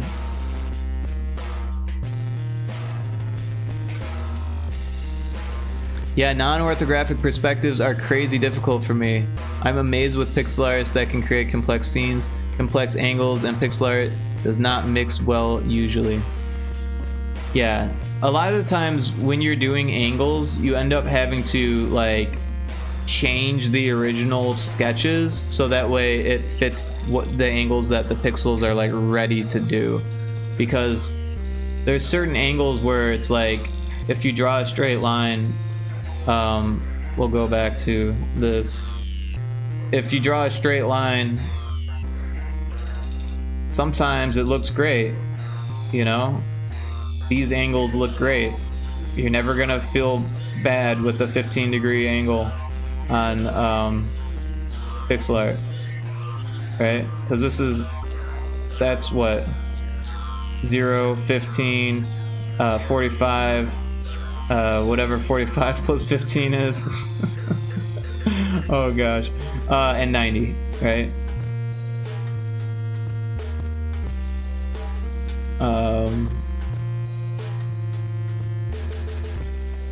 60 degree angle? I don't even know. My brain doesn't work that way. Anyways, as soon as you start getting away from that, you can end up with some weird shapes. And some of them work, but sometimes they don't, right? And it depends. Like this looks kind of funny, right? Because it goes 3 3 3 2 3 3 3 2. And it would just look so much better if it was 3 3 3 3 3 3 3 or 3 2 3 2 3 2 or just 2 2 2 2 2. Like putting 1 3 in the middle just feels weird. And then it gets even weirder once you start adding more like shading to it and stuff. It starts to stand out even more and starts to do weird things.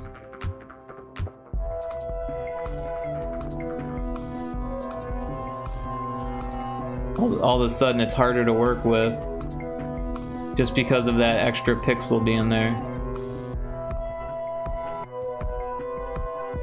End up having to break it in half. And sometimes that's fine, you know, it depends on like how important that piece is and how important it is for the angle to meet where it's supposed to, right? And a lot of it has to do with what's over here. If you need a lot of detail over here and this stuff here just kind of lends itself to the background, then go ahead, you know? But if you could make this thing move a little bit down and still have enough room for it, then you might want to you know, rethink this angle, because it's going to look better if they're all the same and consistent, rather than having one in the middle that's a little bit longer, right? Or maybe just work out a different pattern of that stuff. Angles in between regular require jaggies, which takes some brain power to make them look right. Yeah. Or just like moving around and like trying different stuff. All the sciencing takes time and effort. Vegetation part 2. That stick looks pretty cool. Vegetation part 3. So lots on vegetation. Another walk cycle. That one looks like a little bit less or more complex. Here we go. Wall slide / kick. You got the frames. I love the scarf. Animating water. This is a really useful one. These layers. The bottom layer is moving, and the top layer is just kind of jiggling.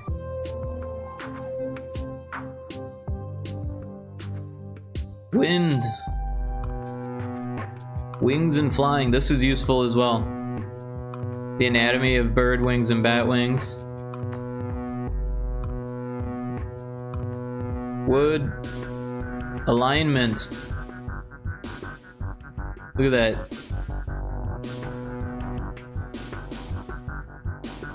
Breaking the alignment makes the most of the resolution and makes shapes look smoother. So you can see what's going on the edges here. Also, this like squaring of those corners and then the smoothness there. Anyways, that's all of them. I definitely recommend checking that out if anyone's interested in learning more about pixel art. And like I said, I would not have gotten this far without those tutorials. That's just the way it is. Oops.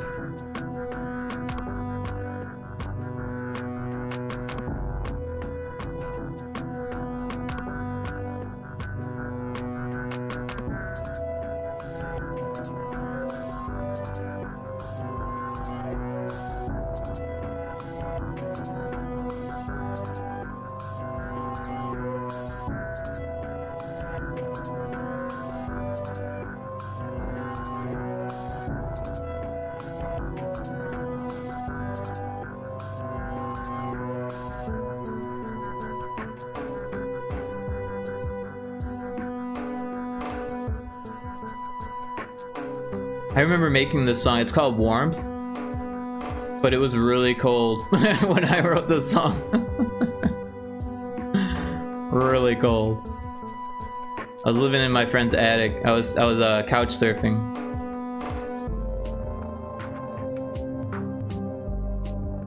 I was inspired by Secret of Mana for that little like kind of whale sounding thing.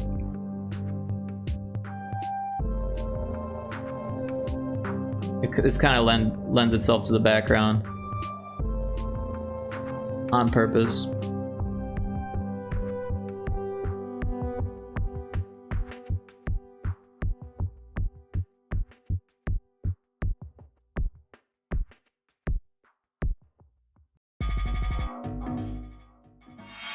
Then this one, I believe it's Frozen Precipitation. Or no, the Jungle on Jupiter, sorry. I was doing a lot with beat repeat at the time.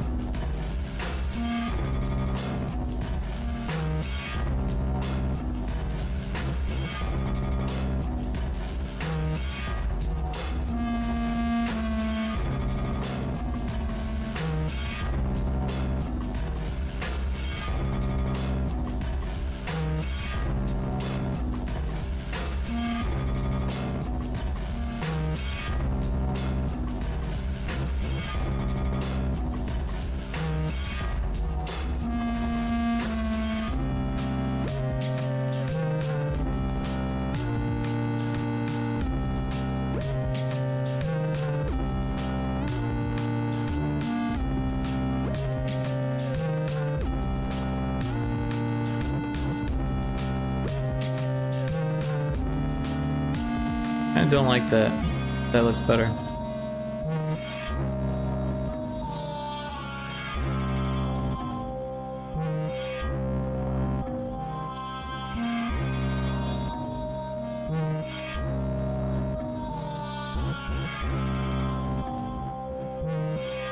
What happened here? Oops.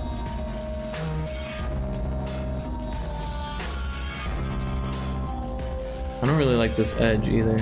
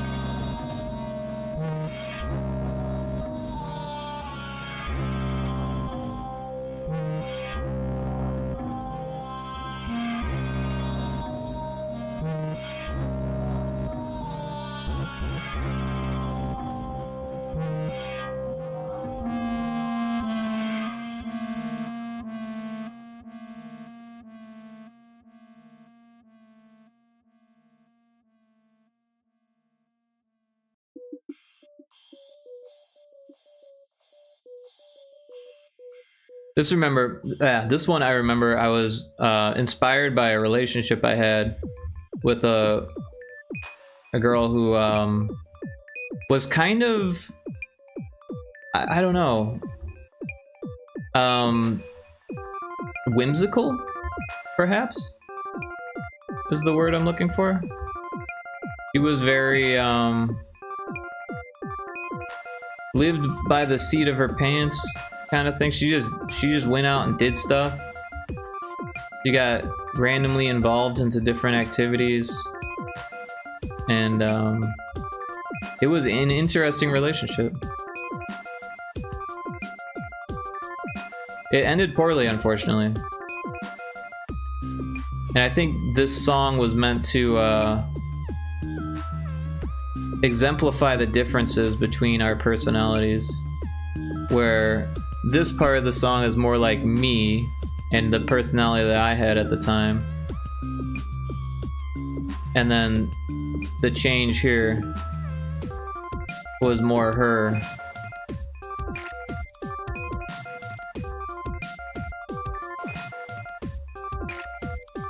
Yeah, I had history with a whimsy merchant before. Didn't end well either. A merchant, huh? That's interesting. I don't know what you mean by that, but a whimsy merchant. I was too cozy gamer.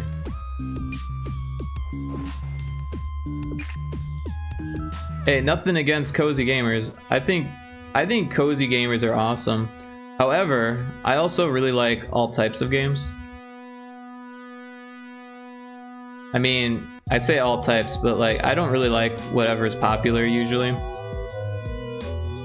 That's why I'm so surprised that I like Helldivers, because it's definitely a popular game.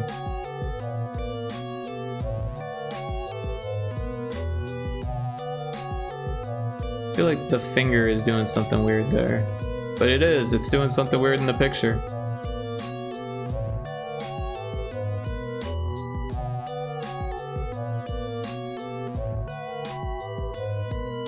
Yeah, it was popular when it launched. And honestly, it was also really good. Yeah, I was very surprised with Helldivers. Cryptic says indie games are peak. Indie games are peak, and also Peak is an indie game. But jokes aside, I think Peak is one of the best indie games / games in general of the year. I am really pleased with Peak. I've had so much fun with it. almost cozy. It's definitely got some cozy elements to it, but it's definitely a climbing game, and climbing in itself isn't really a cozy experience. Although I love mountain climbing, so it feels that way to me.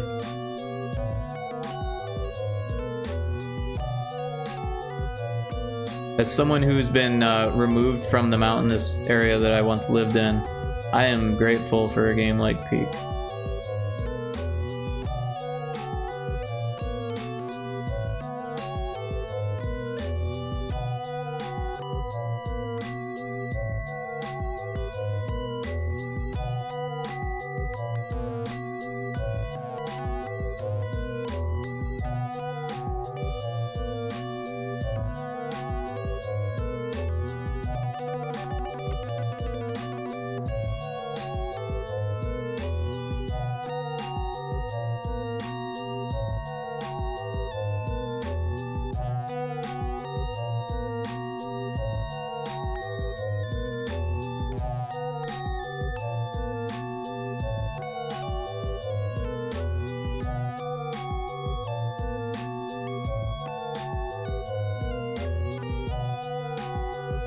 This one I call organization.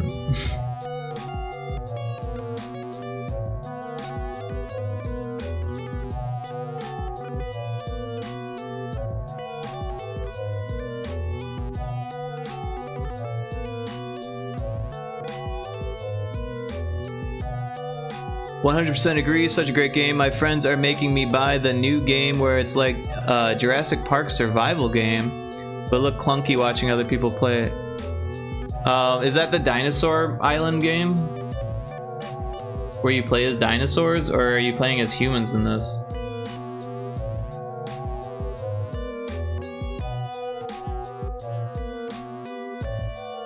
Because I am not sure what game you're talking about.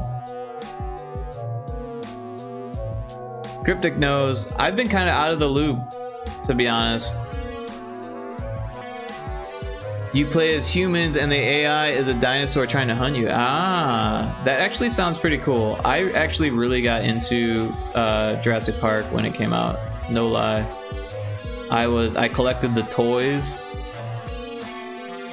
I had the Super Nintendo game and the Game Boy game. I read the book.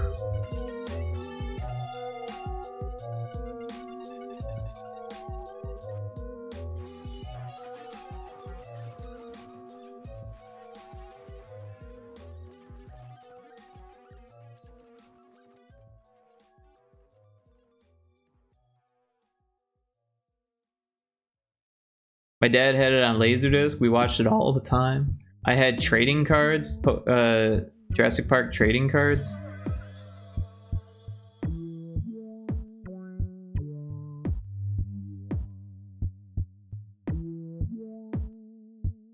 feel like that needs a pixel. I think the hand is done.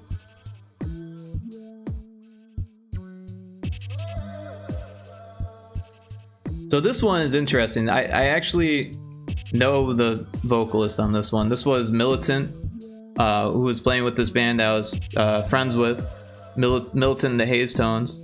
I was actually in a band with most of the members, and when Clarence or Militant joined, they reformed the band without me and changed some of the other members around.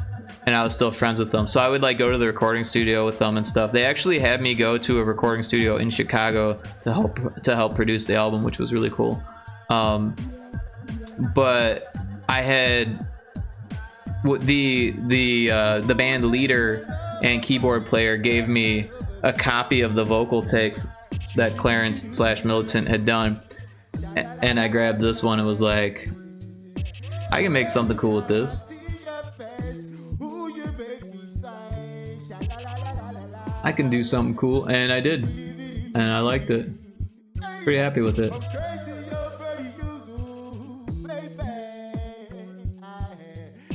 Baby. It's a horror game. The clips I've seen haven't been the best. Yeah, it seems like it had a lot of bugs. Yeah, it feels like the devs' dream was bigger than their capabilities. Totally understandable though. That happens a lot these days.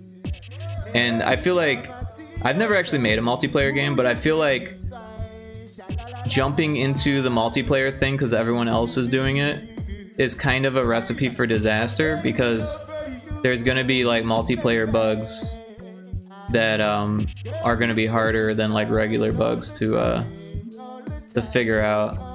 But on the other hand, I would really love to get into networked multiplayer. I think that would be so much fun to learn.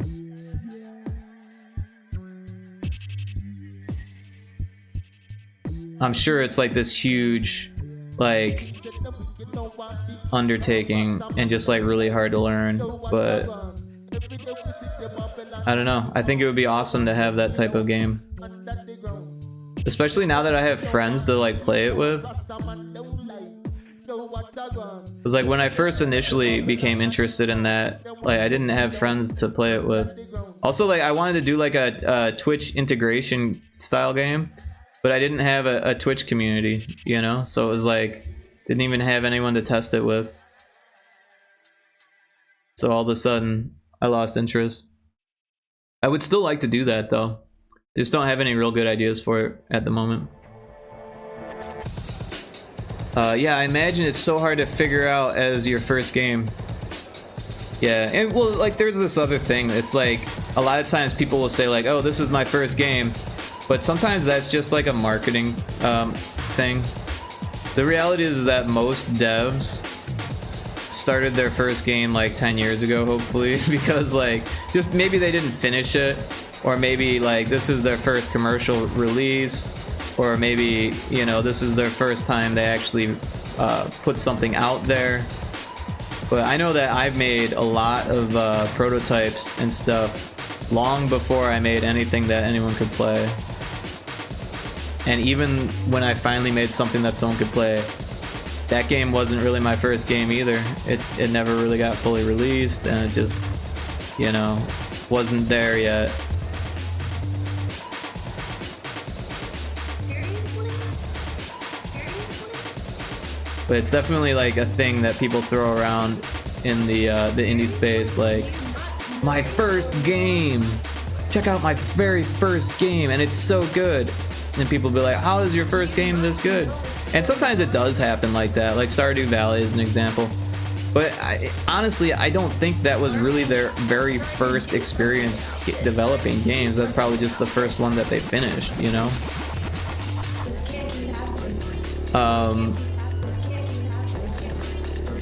You should make one. Wait, I should make one what?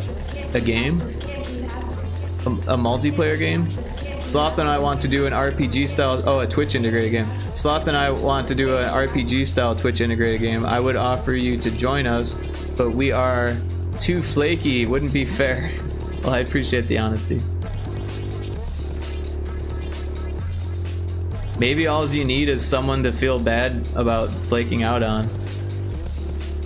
Maybe all you need is someone that like is the glue, you know?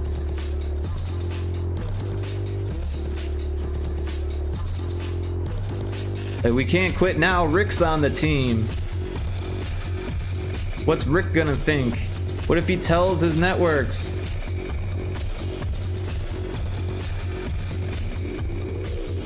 His vast sea of networks.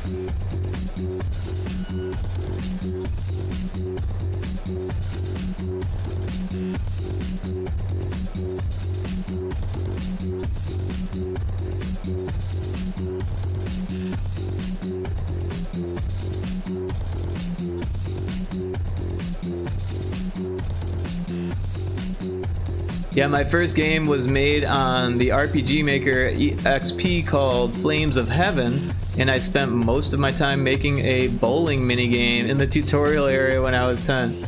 That was so fun. That is what game dev is, Taco Crepe. I don't think there's a better definition than what you just described. Game dev is making an RPG called Flames of Heaven and it's got only a bowling mini game.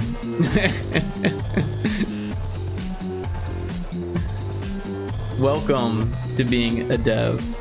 You are a dev. That's what game dev is. The essence of game dev. Yes, the true essence of game dev. True, maybe. I would love to give it a shot after I finish my game and the company game.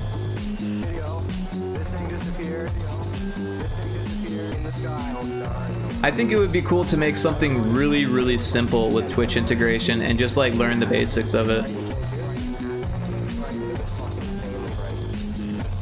And then from there, like decide what worked and what didn't work, and then decide like to make something commercial. But it would probably still be super simple, like lurk bait, you know?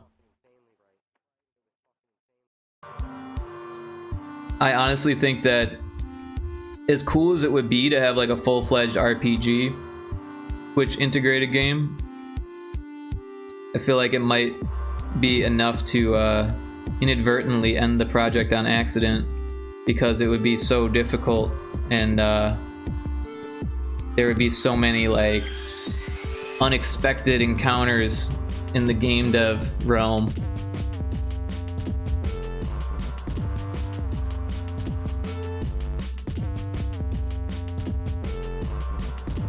I think the best way to do it would be to figure out what's fun for you, like in the most simplest of mechanics, and then just throw it in there, almost like something like I was gonna to do a more in-depth lurk bait. See, I think that would be not necessary. I think adding more in-depth is a recipe for disaster. I see the need for it, don't get me wrong, in the market. I see the hole in the market. But as far as a game dev goes, learn how to do it first, and then part 2, go ahead and then expand on it then. But even after you've done part 1 and you think you have a handle on it, part 2 is still gonna kick your ass. That's just the way it is. I don't mean that against you. I mean that's for anyone trying to do this kind of thing. That doesn't look good.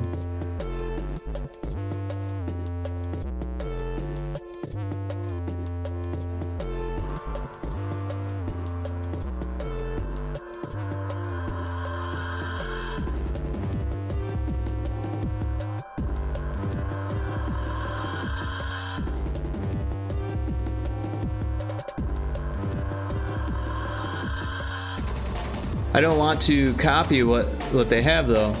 Well, right, you don't have to, right? Make something completely different that does the same thing, if that makes sense. It doesn't have to be a fishing game, right? That would be just cloning lurkbait, which might be good to learn, but you wouldn't be able to test it. It would be like, why would I test your crummy lurkbait when I could play the real lurkbait for like however much it costs or whatever. However, if you did something like, I don't know, you're in space, and then you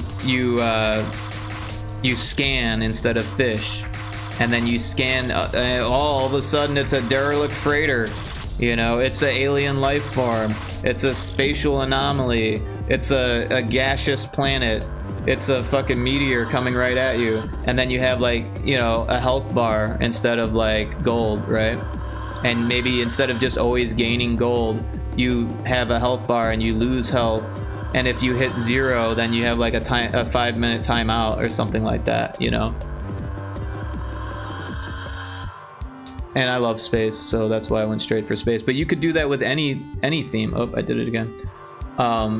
If your theme is fantasy, then you could just do like grind, you know. Instead of fish, you do grind. And then you go out there and you have a random encounter, and then the random encounter is something as simple as like, it's an ogre and it attacks you and you attack it, and then, you know, kind of like the hell is that game? Can't remember what it's called, but I can pull it up real quick. Progress quest. You guys remember progress quest?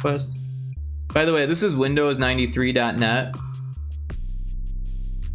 which is super fun if you're into this kind of thing.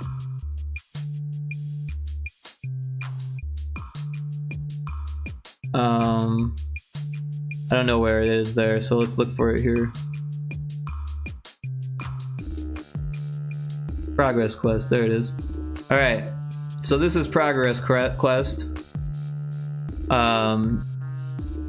Games you start can be loaded from this page, but no save games are found. Roll up a new character to get started. We're gonna start a new character. We're gonna choose a double Wookiee, and our class is going to be a voodoo princess, and we're gonna roll.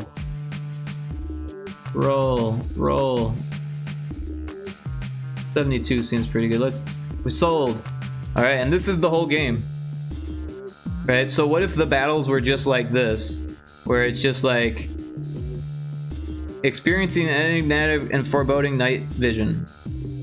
Much is revealed about the wise old bastard you underestimated.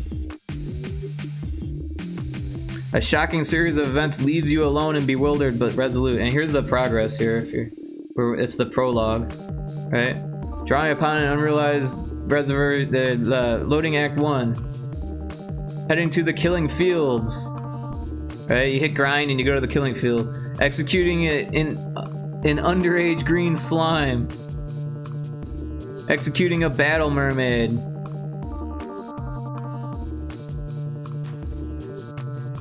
And I've got 0 gold and 1 green slime sample.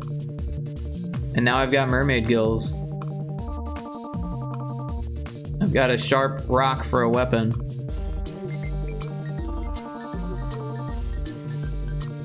You would take a lurk quest so your RPG character would complete a quest while you lurk. Yeah, something like this.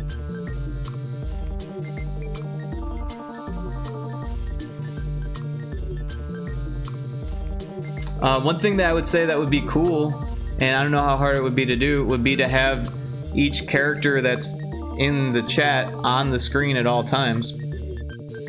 Like anyone who's like throwing commands stays up in the game for like, you know, a minute after each time they do a command or something, and then maybe they fade when after the command. So if they go into lurk mode and they stop playing or something like that, or maybe it's like 5 minutes or maybe it's 20 minutes, depends on, you know, you could even change that in the thing.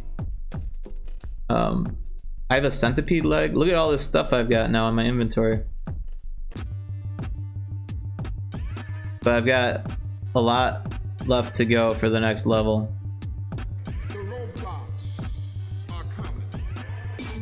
This was a DJ set I did for a party.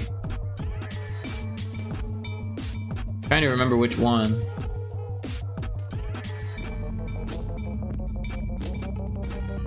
It was like my first hour-long set solo. It's not much difference in ideas though. I like your idea of the character coming back when you start chatting. Yeah, you gotta think about it from the streamer's perspective, because the whole idea is to get people in your chat and keep chatting and, like, you know. So maybe even if you're not playing the game, you still get to be seen, you know, while you're like doing the lurk quest or whatever. But anyways, yeah, Progress Quest was fun. This is like some old school shit. Windows 93.net is fun. It's got a bunch of weird shit. It used to have Unreal on here. There's like a bunch of fake viruses on here, which is fun. Like this one. Cut off a head, 2 more will take its place.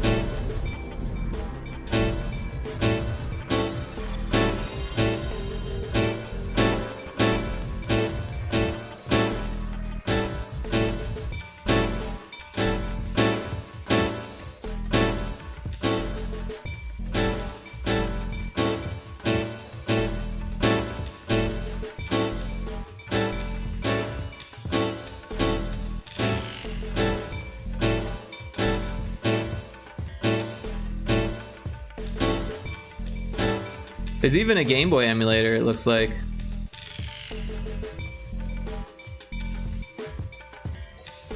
Let's see what punk is.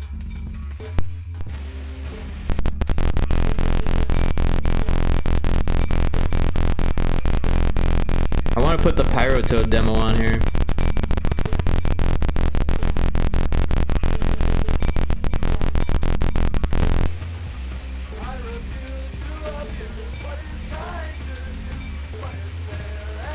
Not a good emulator, it can't even go full screen.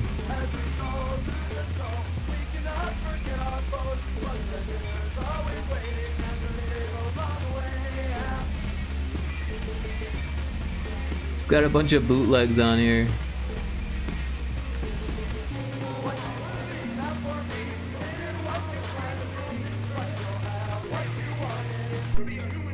Anyways, it's fun to play with.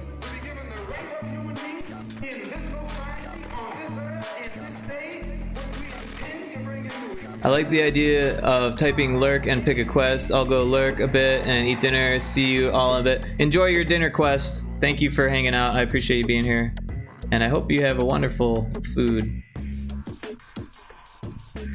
Food well, my friend. Food well. Oops.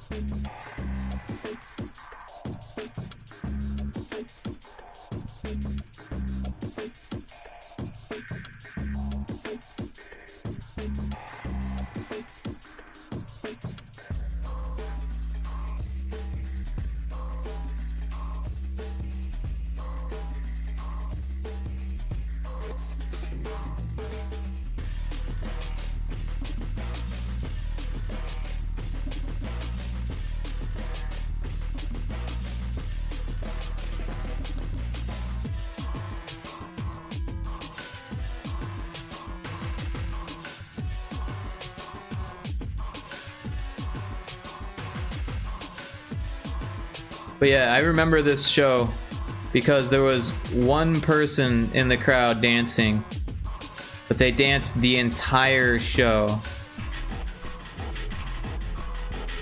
And they were digging it. That one person was digging it. Everyone else was a little bit confused. But no one booed me.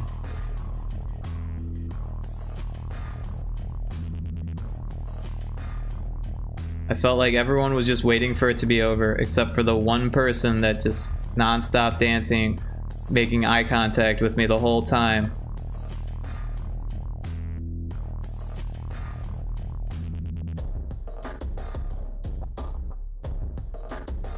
Like they were practicing as if I was a real DJ.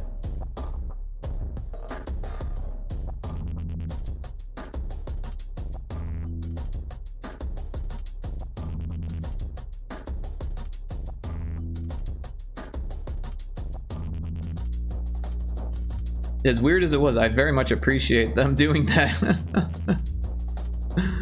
As awkward as I felt on stage playing music that no one wanted to hear except for one person, that one person made my day.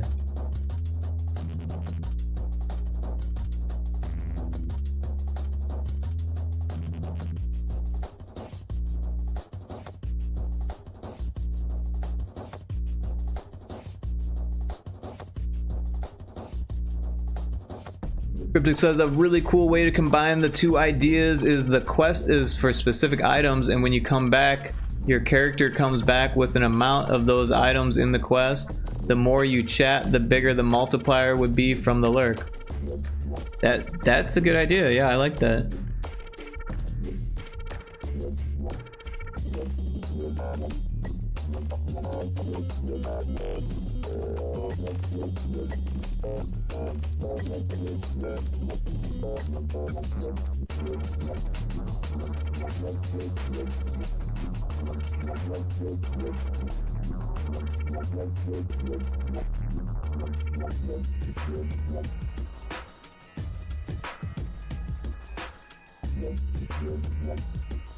Oops, that was the wrong color.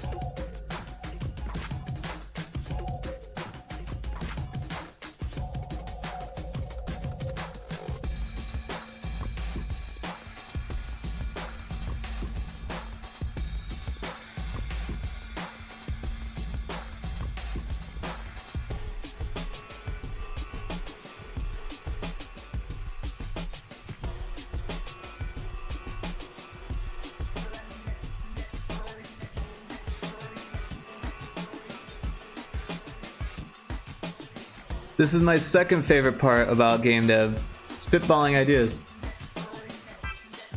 What's your first favorite part? Prototyping?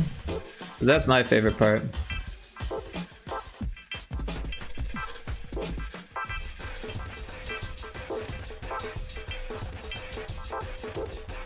I like spitballing, but it can also be a little bit difficult because, like, working with a team, it's hard to know what other people are in it for. And then, like, sometimes there's like a really good idea that comes out, and like it kind of like takes the lead of you, if you will. It like leads the game, and sometimes that's good, and then other times it's just everyone was hyped about something that wasn't actually going to work out as well as it was they hoped, if that makes sense.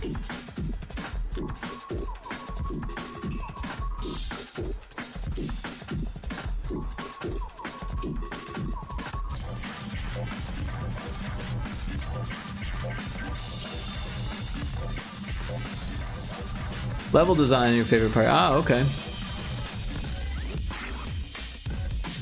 Level design to me is like testing and iterating, which can be kind of tedious.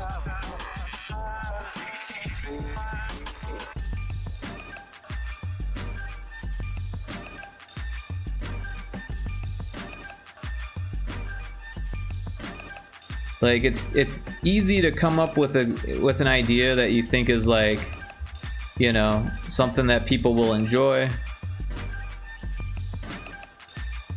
It's a whole different story actually getting people to enjoy it.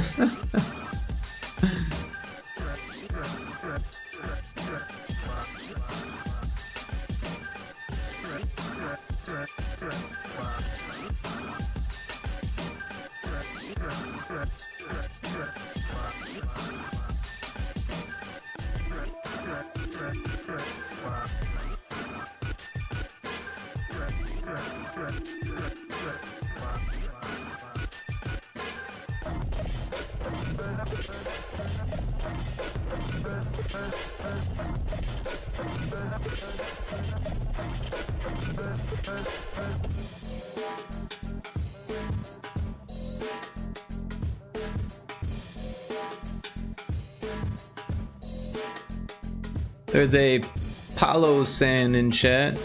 Halo Sand? Some type of Pokemon.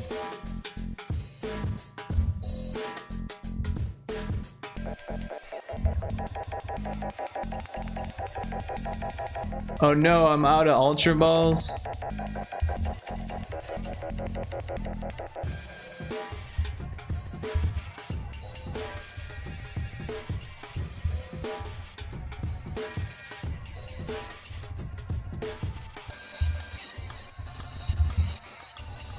I like seeing the level come to life, deciding on bathing and where a building should be. Deciding on bathing? I'm so confused. Like, designing in the bath?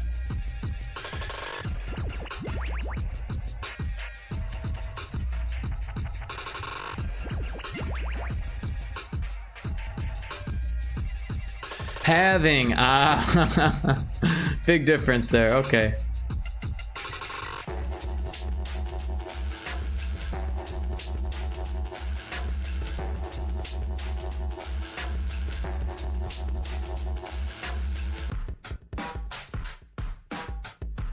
That's funny.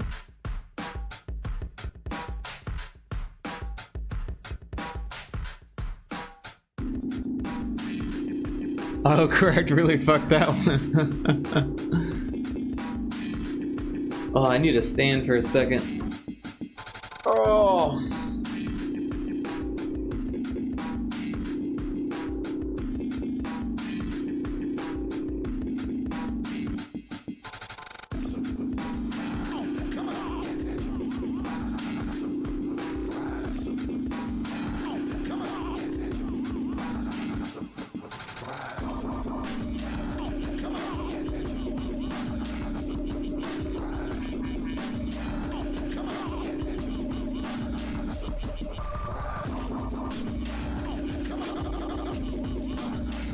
Still here, just standing.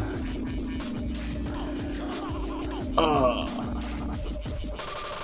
I'm gonna have to bust out the cushion. We got a coccyx support. That's the tailbone support.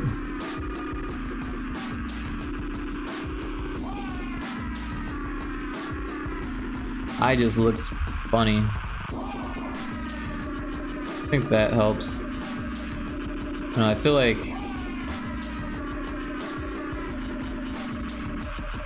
I don't know. The weird shape. But this is looking better.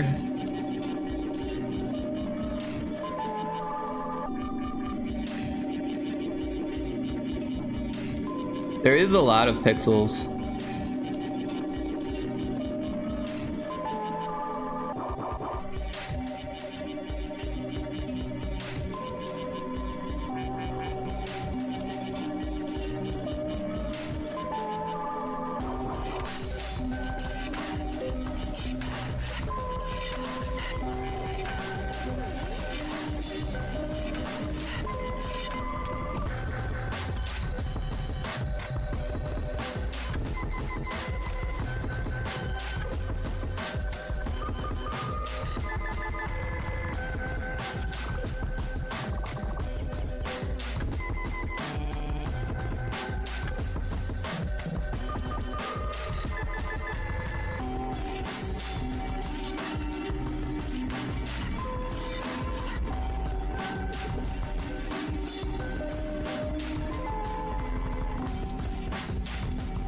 Shift is almost over, so I gotta get going. I'll be DMing you some details about the D&D session this Sunday. Awesome, glad to hear it. I literally cannot wait. But have a great rest of your night. Take care.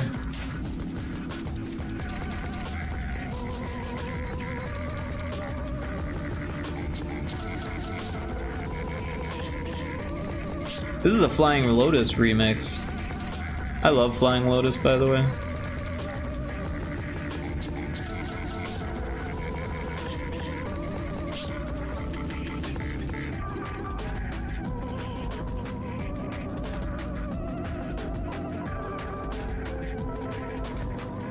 Gonna be roleplay focused, so be prepared. LOL. Bye. Yeah, I'm gonna try maybe using a voice. I don't know. I'm a little nervous. But yeah, have a great one.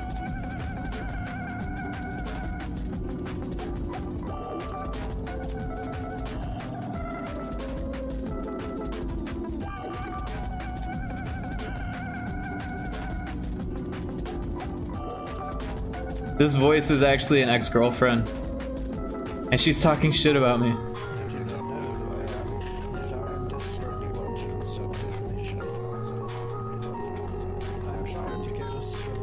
Not that voice.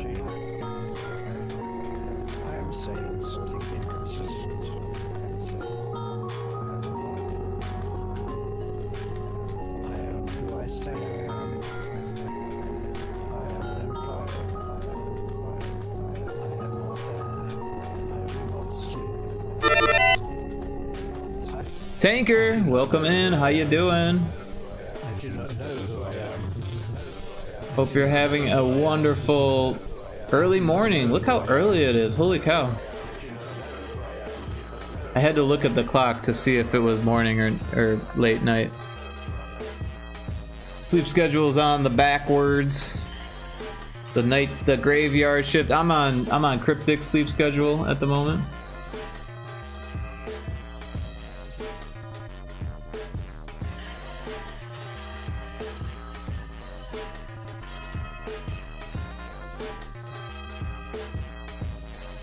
I hope you're doing well, Tanker.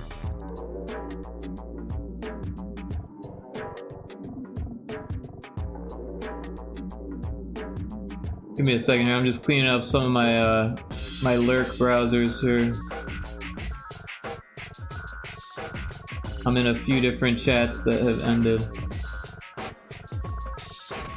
Don't need them stealing my bandwidth.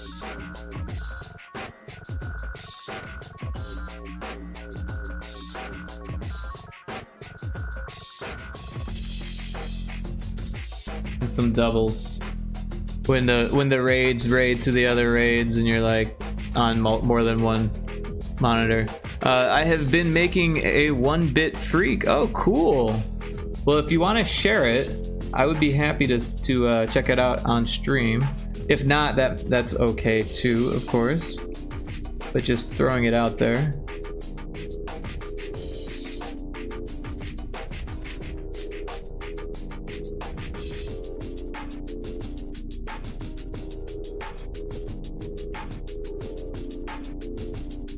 Sure, I was just messing around. No worries, no pressure.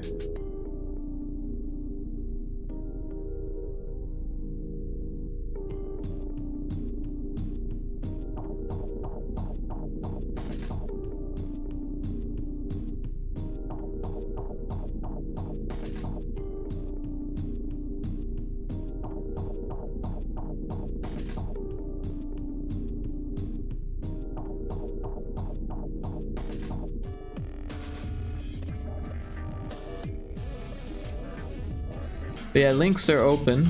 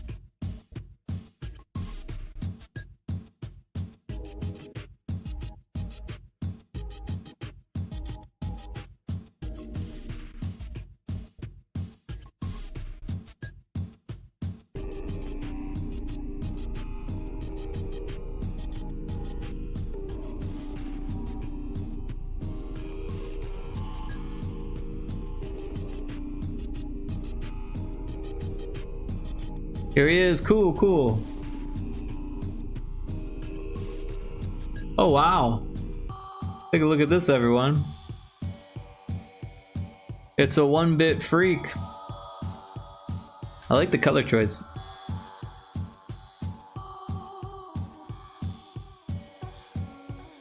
Yeah, the expression is interesting. The wide set eyes, the shape of the skull.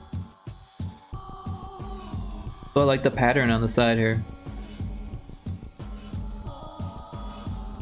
What's the setting? Where does this take place? Is it some type of alien creature? Are we on an alien planet? Tell us more. And thank you for sharing.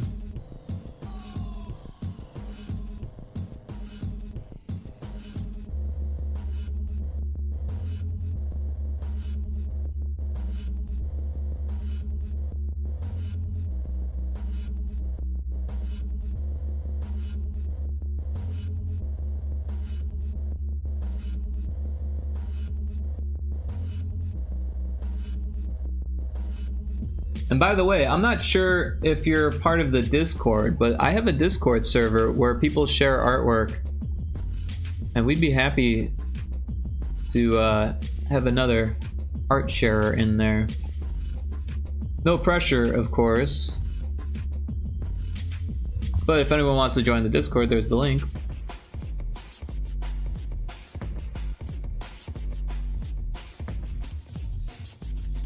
In a dark sewer somewhere outer space. I love it, the dark sewer, that's great. Yeah, I'm scared now. This lizard person's gonna eat me. And they probably haven't had anything substantial in weeks. But thank you so much for sharing. I don't know, I was just doodling, honestly. Hey, doodles are the best. I'm a big fan of doodles. No joke. I love doodles. In fact, When I was in high school, guess what my nickname was? Doodle Boy. That's what they called me. Because I used to doodle on my hands. I wanted to be a tattooist, so I would draw endlessly on my hands all day. And by the end of the day, I would have my left hand would be completely drawn up. The right hand, not so much.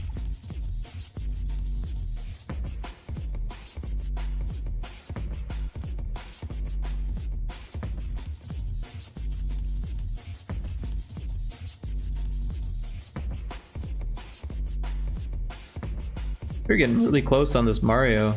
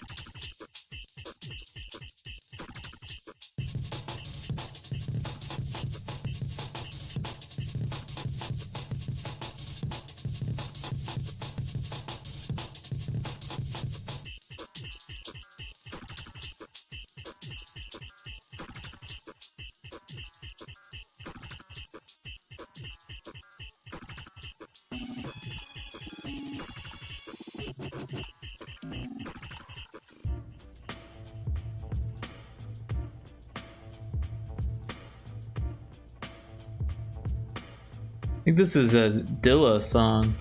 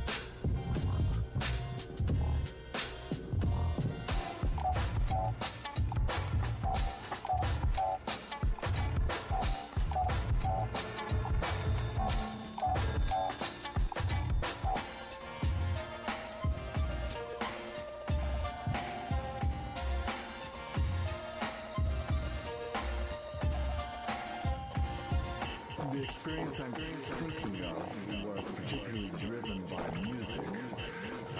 It seems to key into music, particularly, and music can drive the experience and create a whole lot.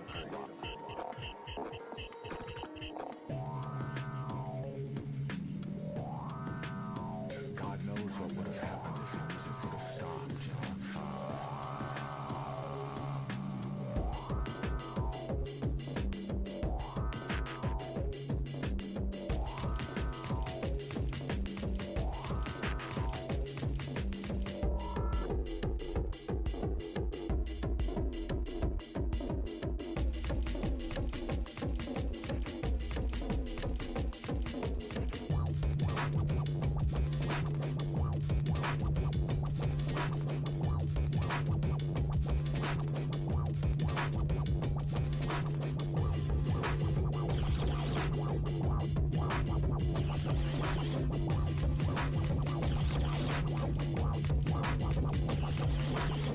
God knows what would have happened if the music would have stopped.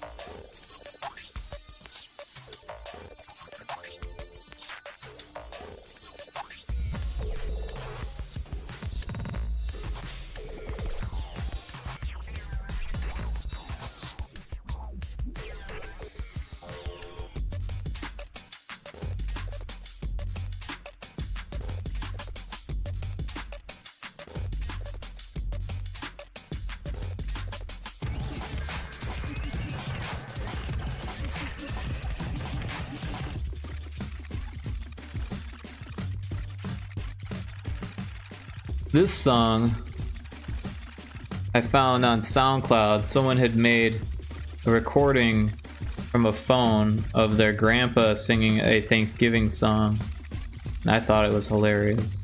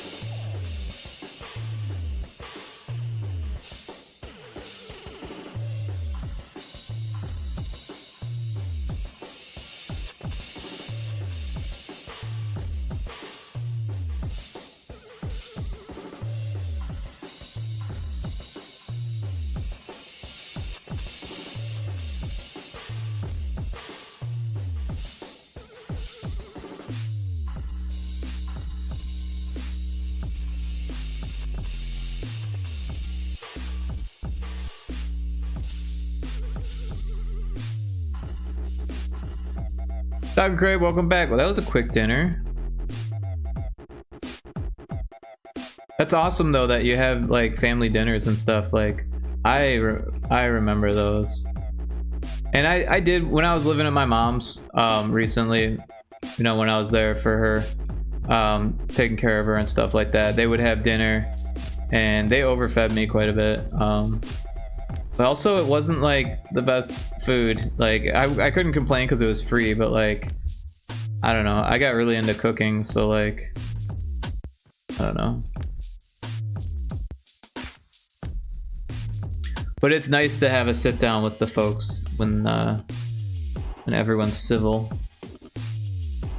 Again, that was kind of an issue though. Like it wasn't always civil. The political bullshit going on here. But you know, got everything pretty much pixeled away here.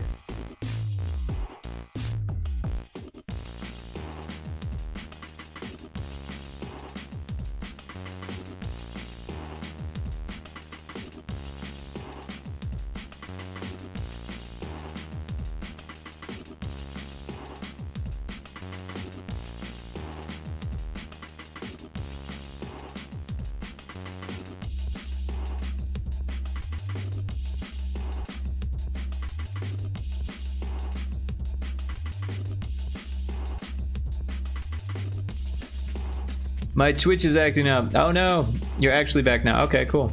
Well, you didn't miss much. I was just saying how cool it is to have family dinners.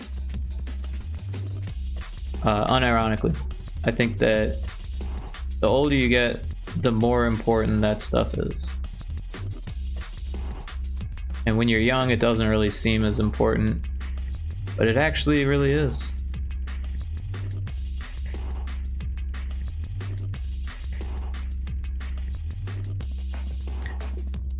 Yeah, we had pizza, so it's easy to eat. I inhale those. I am kind of the same way with pizza.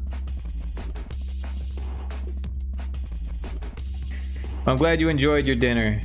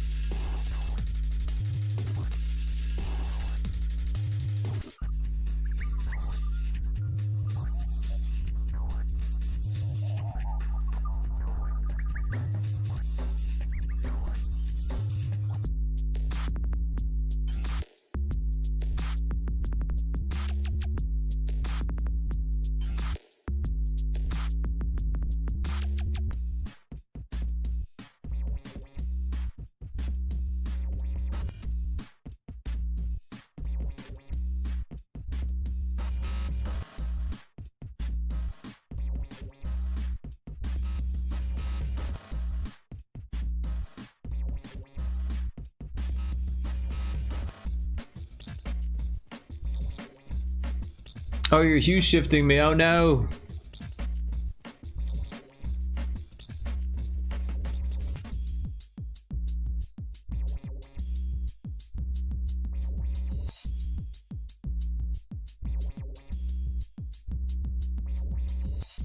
I was thinking about making a sound effect for it, but I couldn't think of a good one.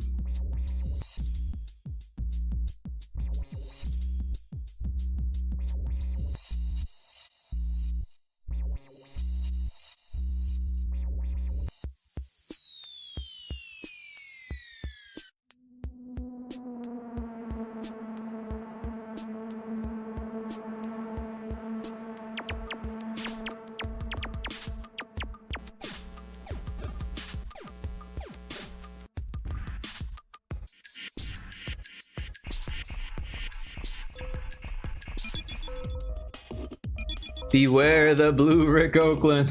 Thank you.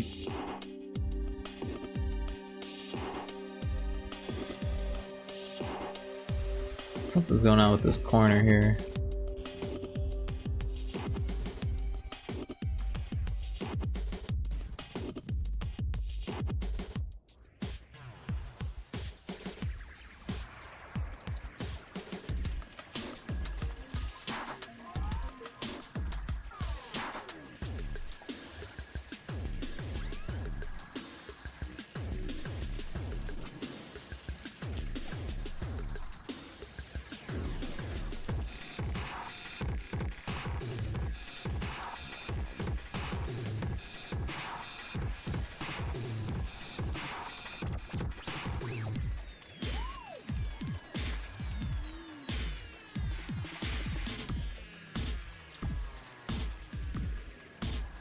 That looks a little bit better.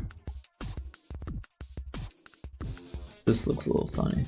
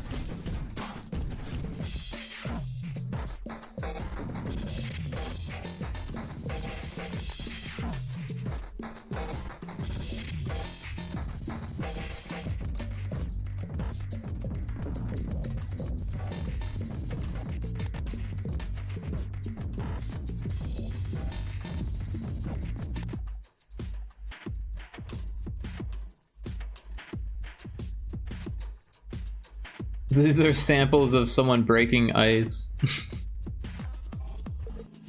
I immediately think of an alien zapper sound effect. Oh, interesting. Yeah, I was thinking more like wind chimes or something. But yeah, I guess it does have a kind of an alien vibe going.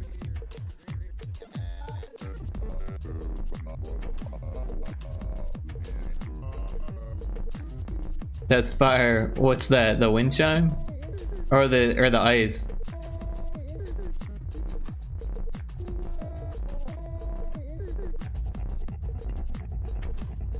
The ice sample. Okay, cool. And then this is actually Pink Floyd.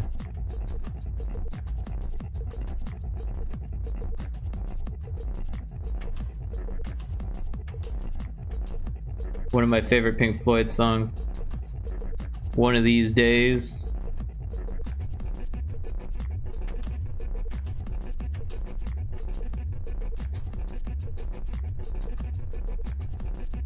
My dad used to play this song for me when I was a kid.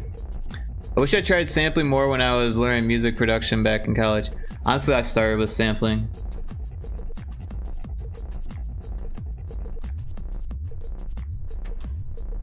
My sample library is insane. Pretty happy with how this turned out.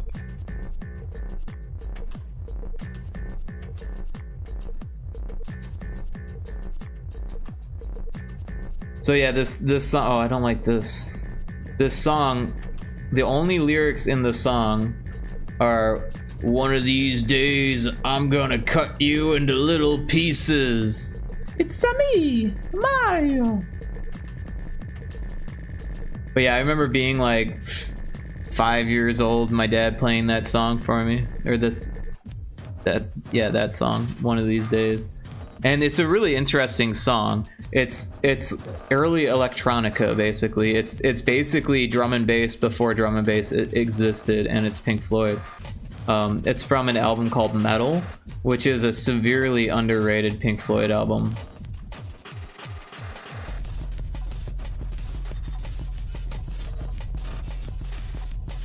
That's way better than making your kids watch Coco Melon. I don't know what Coco Melon is. I feel like I need to look this up. Oh. Yeah. My dad never made me watch stuff like that. My mom put on some Mr. Rogers and Sesame Street and stuff like that, but this over-the-top kid music didn't exist when I was a kid. We didn't even have Kids Bop. Kids Bop wasn't out till I was already in like junior high.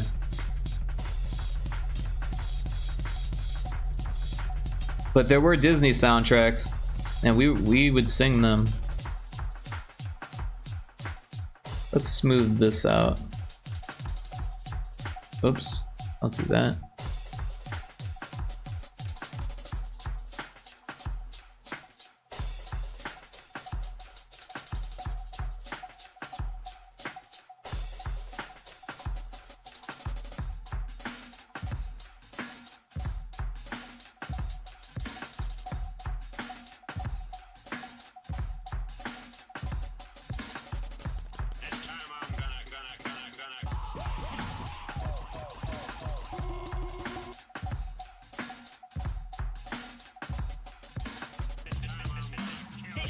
lesson. You must have a weak point somewhere.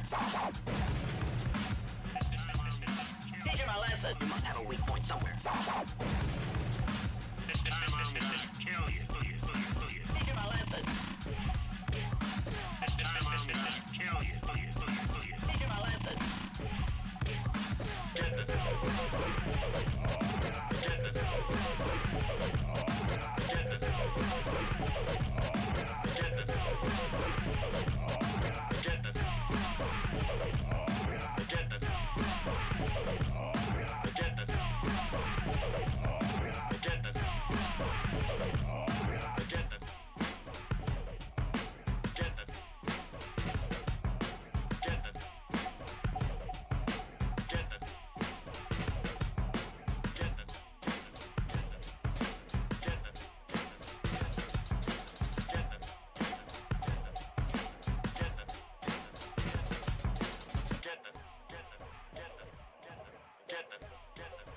Whoops.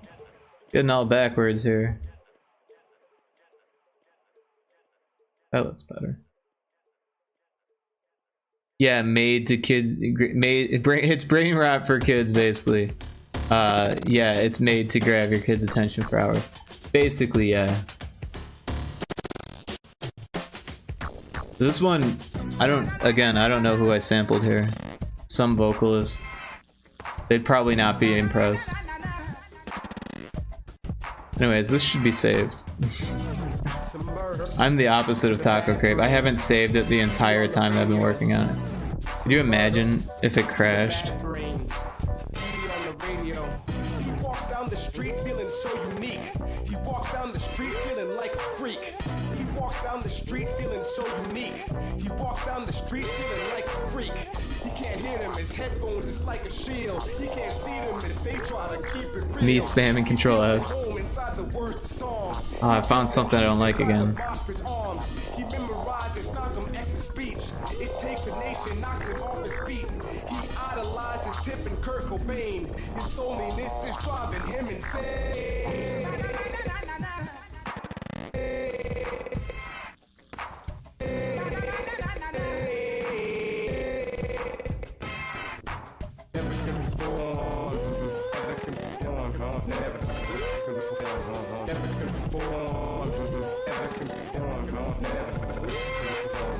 At shows, she's the only black woman there. Her friends always ask when they touch her hand.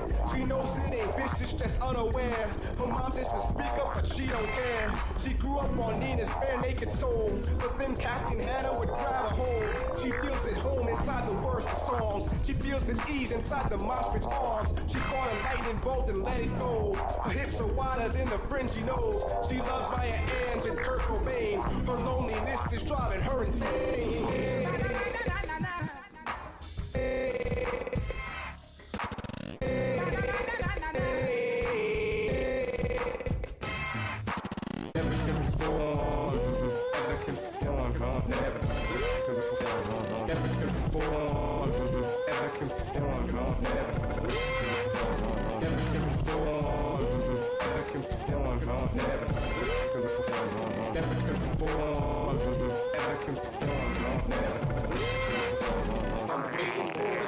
Take me home. I'm waiting for the shit to take me home. I'm waiting for the shit to take me home. I'm waiting for the shit to take me home.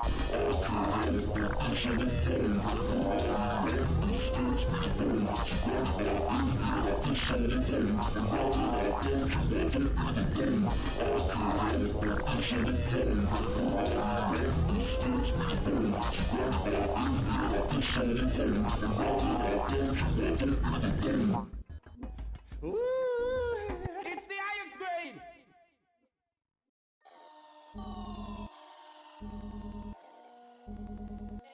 Some weird music.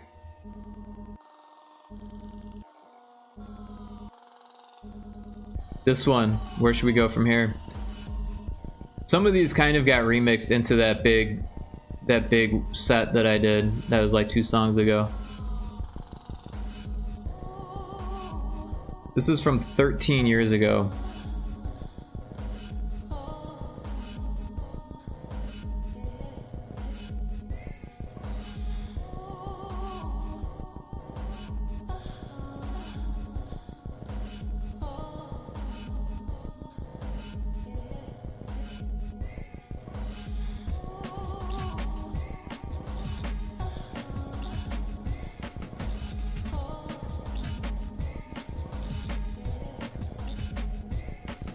The chin. Does that look okay? I feel like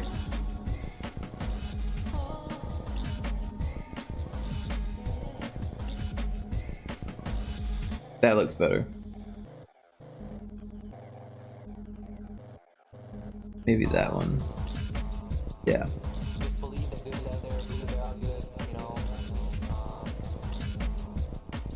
This hand. No.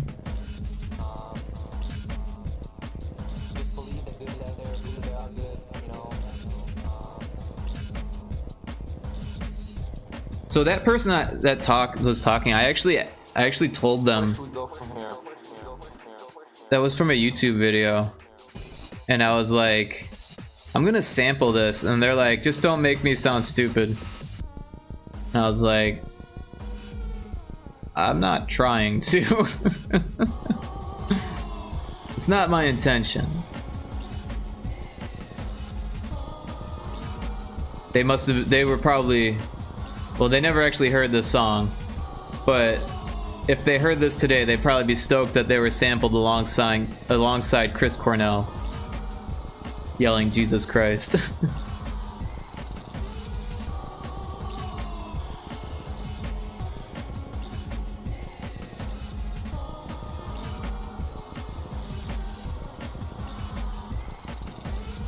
You can barely hear it, but it's in the very back. Jesus Christ. What about this pixel? That pixel looks funny.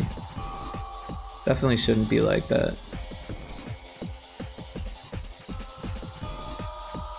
These could probably just be smoother in general. And I could use like the blend tool to smooth this out, but I feel like that's just gonna make it look not good. It's better if I do it this way.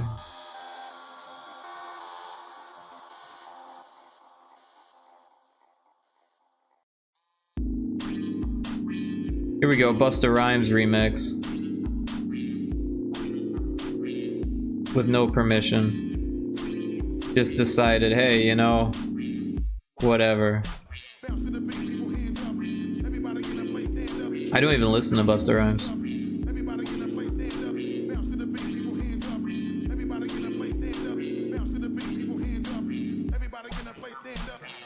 Just yoink, yeah, pretty much.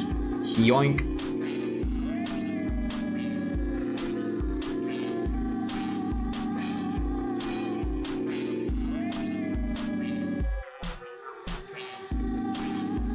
Hello. My name is Inigo Montoya. Yeah. You killed my father. Prepare to die. I love that one.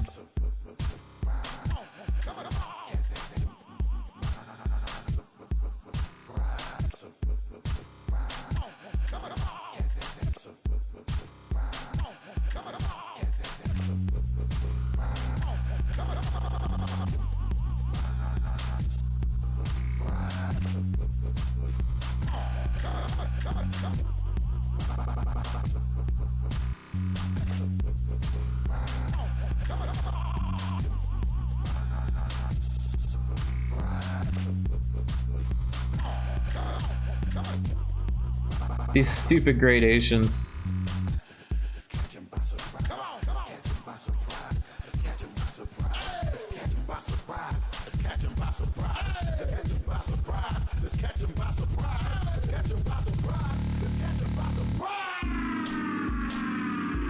I'll tell you, this song caught my friends by surprise.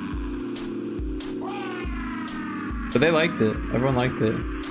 They're like, is that a Rhodes? I was like, hell yeah.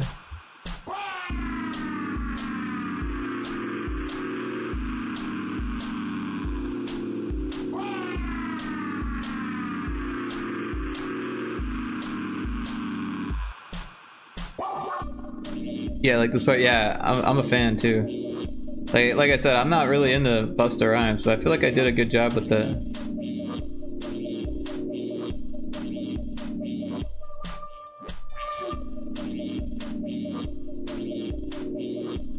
That's actually vocoded vocals. Like heavily vocoded vocals.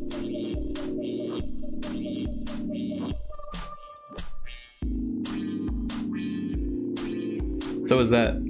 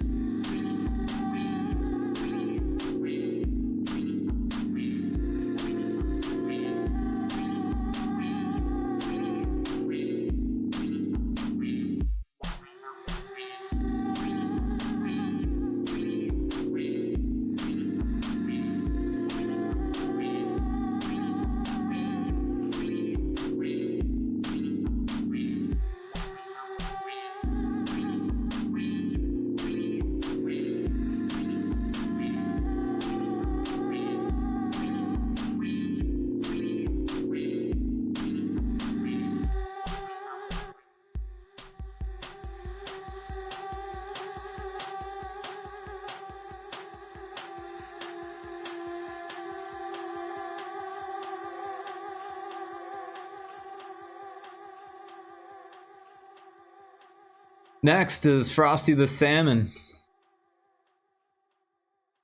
The remix. I love the hat. The hat works for the song.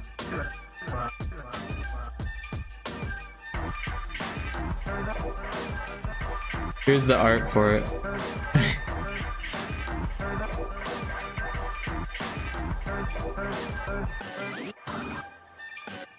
Frosty the Salmon.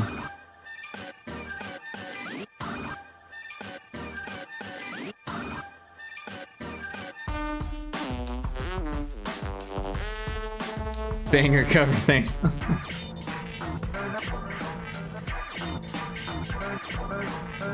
I can't lose our 6:45. Arx, I've got to go. Wishing you a great day, Rick. See you soon. It was great hanging out with y'all. Thanks. Yeah, thank you so much, Arx, for being in here. I very much appreciate that donation. Thank you so much. Take care. Have a wonderful day. I'm probably going to be ending here shortly, too. It is close to 7 a.m. I still haven't eaten my dinner.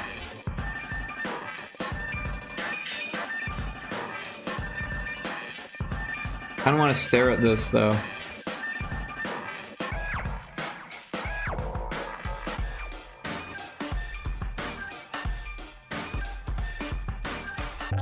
I feel like maybe just a couple more pixels here, so it looks more like an elbow.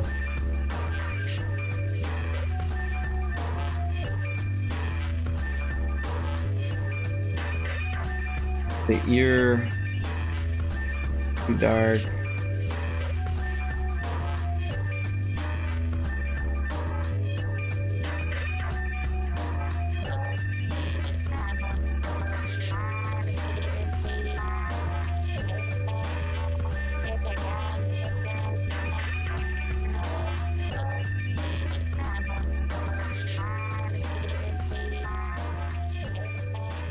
So all of those, well, a lot of those samples and the vocals are from the song Frosty the Snowman. But I managed to make it say Frosty the Salmon was as high as he could be, and I was so excited. And this is Replicant Intruder. Someone found it and wanted to use it in some Blade Runner fan club thing, and I was like, what? Because the name has Replicant in the title.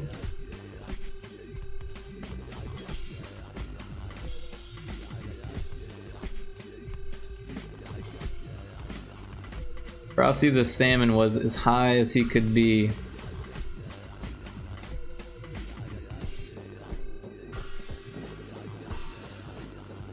But yeah, the story behind the Frosty the Salmon one. So I took Frosty the Snowman. I wanted to do a Christmas album. So I was taking these Christmas songs and just chopping and slicing relentlessly, like almost randomly, to the point where parts didn't make sense, like musically. And I was just having so much fun. Just like in Audacity, like cutting and pasting and cutting and pasting and like selecting and reversing and selecting and reversing and cutting and pasting and selecting and reversing. And it was like I had like 3 or 4 songs that I had done that way, and Frosty the Snowman was the best. And years and years later I remixed it and said like, this could be a song. And that's what that was. I still have the original somewhere, I just don't know where that stuff is. I'd have to dig for it. And then by the time I find it, it's not nearly as exciting as like the thought of like having it. I should just like put it all on like in one spot so I can find it all, but like that would take effort. Take time and effort.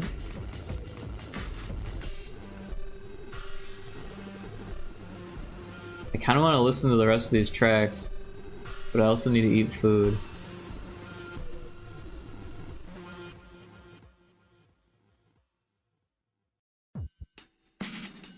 So this is Eye of the Pinball. It's got samples from Pinball Wizard and Eye of the Camera. Liquid Television. And a hat. Look at that hat. You got the best hat. So yeah, Eye of the Camera from Rush and Pinball Wizard from The Who.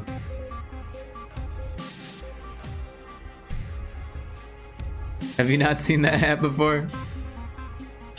Whose idea was that? I forget.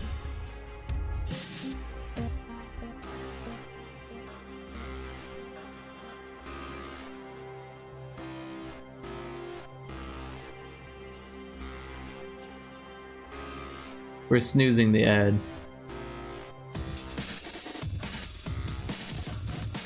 Maybe Kara. She had some great ideas. I don't think it was her. Isn't that a blast? Just shoot the bitch. Oh, fuck off. Isn't that a blast? That's her major contribution.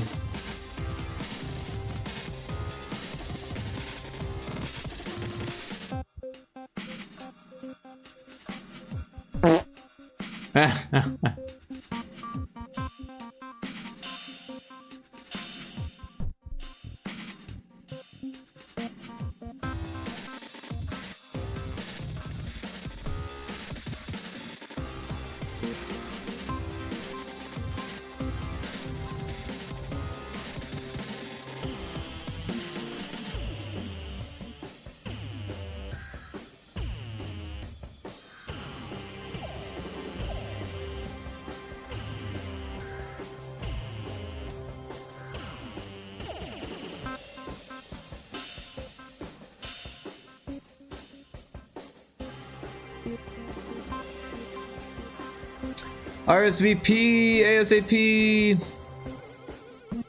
I'm jealous that you have commissions you can do on Twitch. Well, sorry. But yeah, thank you so much for dropping in. Everyone should check out RSVP, ASAP.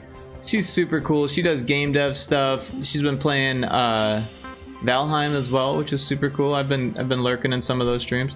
And check out her game Tiny Park. Give her a wish list on Steam. There's the link for that. Very cool person. I hope you're doing well. And yeah, it's just random. Sometimes I can stream what I'm working on. And honestly, I'm just kind of looking at it now, listening to the music that I made. But this was the reference, and this is the pixel art rendition of it. There's kind of a lot of pixels, but this is another one we did for the same client, and here's the reference, and here's what we have so far without the reference. So yeah, I had to kind of get the pixel density in a way that I could get these details and the face to still look like okay, and then we're using that same pixel density for these other characters, so they're all a little bit more dense than I had originally planned, mostly because of this character kind of requiring it. But yeah, we're doing this for a streamer. They are doing a charity stream for Extra Life, and they wanted a promotional piece. So they came up with a bunch of characters, and they want them around a portal. And so that's what we're doing. We've got Final Fantasy IV, Rydia, Bomb Rush Funk or whatever, Zelda or Link from Zelda, the StarCraft guy, Mario, Samus, and Sora. Because those are the games that they're playing for the stream. And it will be early in November, so they need this before the end of the month. But we're like 2 down out of 8, including the portal. So well, I guess not completely down on this one, but this one's mostly done. It will require at least a couple extra hours of work probably. And I feel like I undercharged all of a sudden because all of these are taking so damn long. But you know, it's for a good cause, and cool subject matter.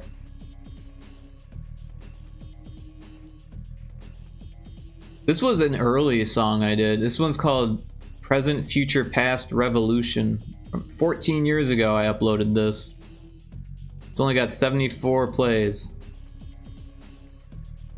Oh, and the last one was a remix from Radiohead, the song Nude from In Rainbows, which was actually legal to remix. They had a remix contest.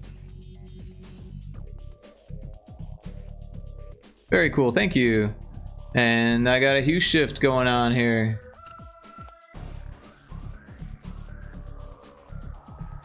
I'm getting shifted.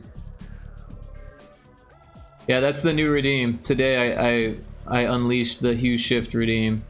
So I might change things up. Make it faster, make it slower. I don't really know. Right now it takes a minute to do a whole 360.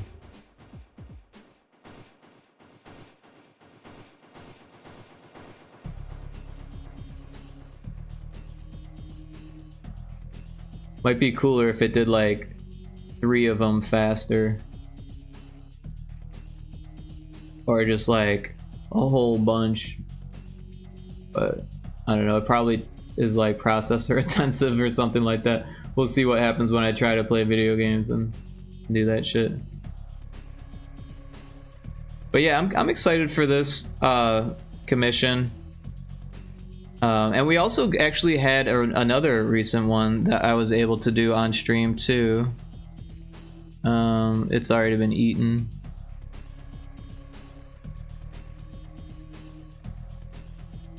I made a pixel tuber for the Indie Maniac.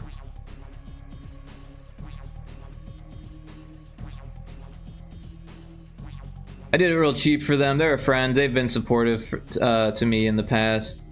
And oh, fun, yeah. And also I didn't have to do the illustration. The illustration was already done, so like this was the reference.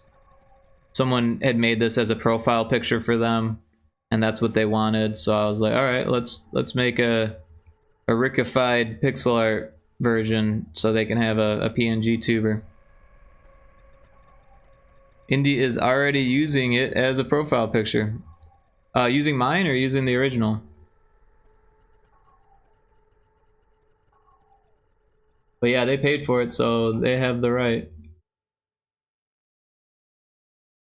And on Twitch, I need to look this up. I want to see it in action.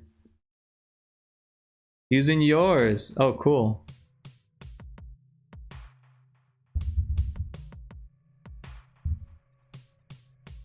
Oh yeah, look at that.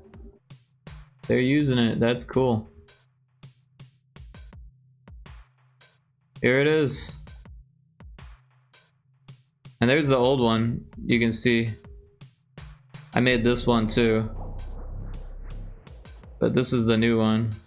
But I guess that's not how you do it these days. There. Guess that was as big as it's gonna get. Yeah. But I can shout them out. They're a cool streamer.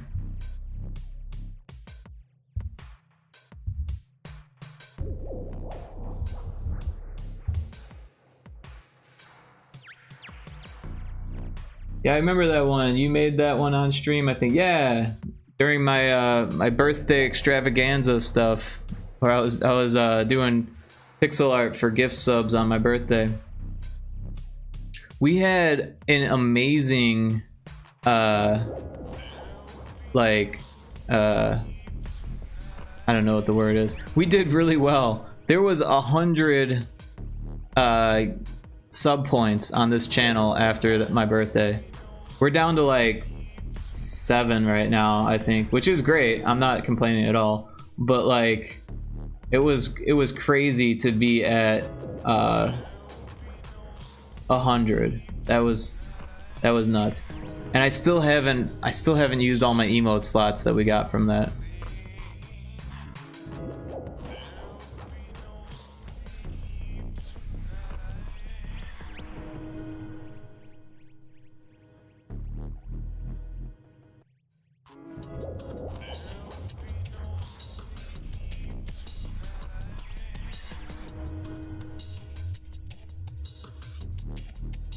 So yeah, the person who's gonna get this when it's done has the commercial rights for it. As far as like, obviously they don't own the IP that I'm using, but they'll own the piece that I made, the custom piece.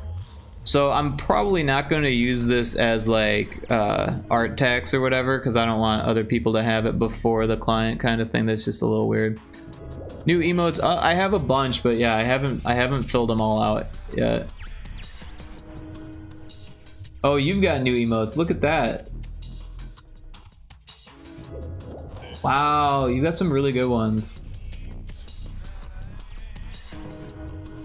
Very cool. Did you make those yourself? They look great.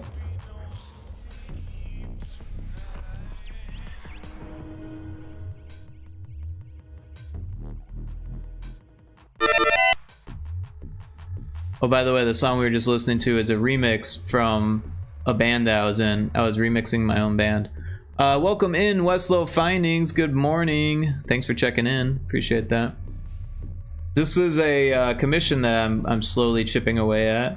We did Mario today in pixel art form. Here's the reference, and here's the pixel art version. I'm probably still cleaning up some things here, but it looks pretty good.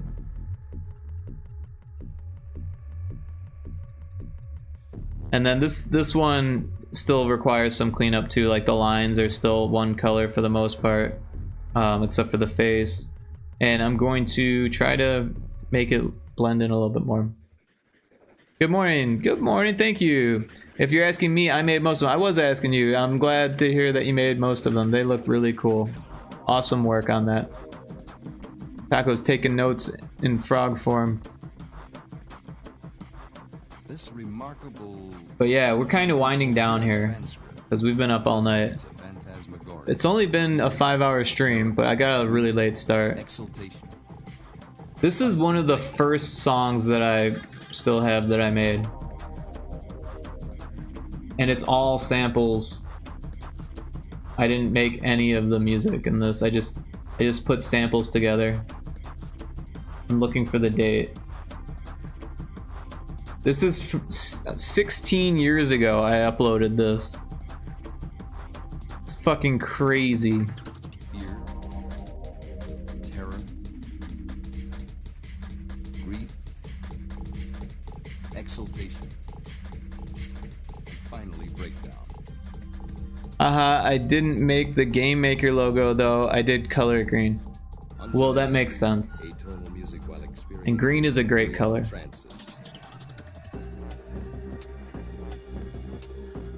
So, who does everyone think I should raid? There's a lot to choose from. Sif's is on there. Sif's already got 50 viewers, which is kind of crazy. Kind of locked in, actually.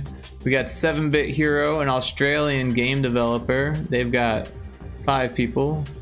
Sure they could use the support. Quelm Nasfe only has 2 viewers. They're French and English pixel artists. They're really good, actually. What else we got? Way out. Worm? I don't really know that one very well, but I'm following them. They must worm on a string. It must be cool if I'm following them. Disorient the local population.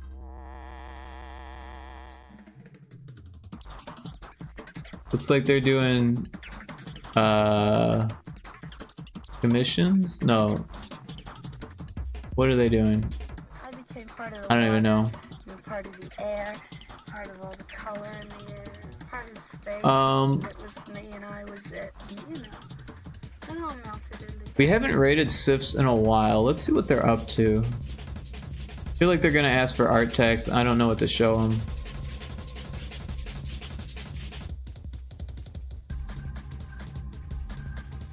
They're so good.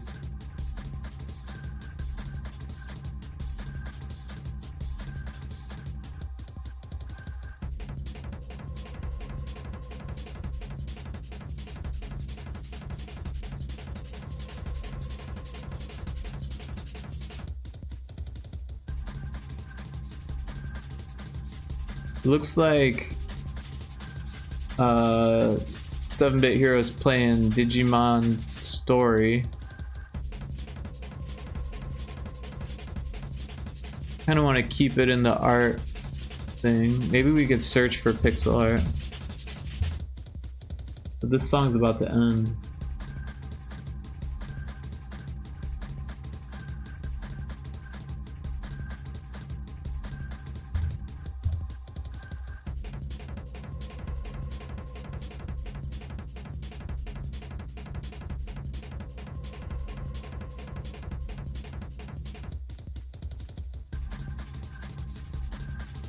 You guys want to see something crazy?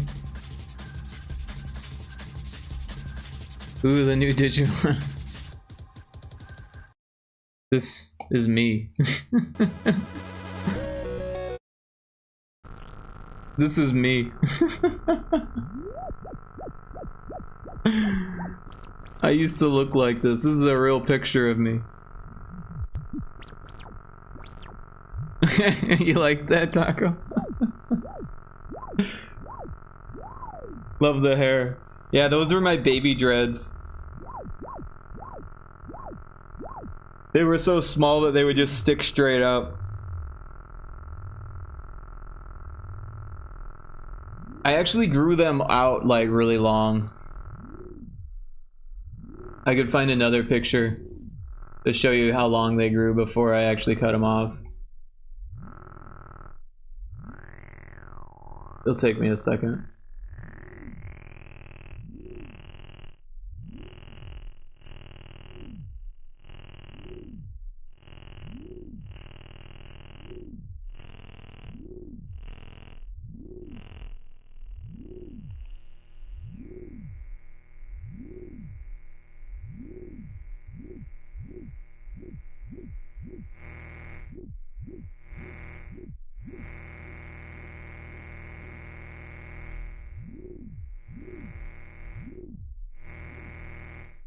Now this is an intro.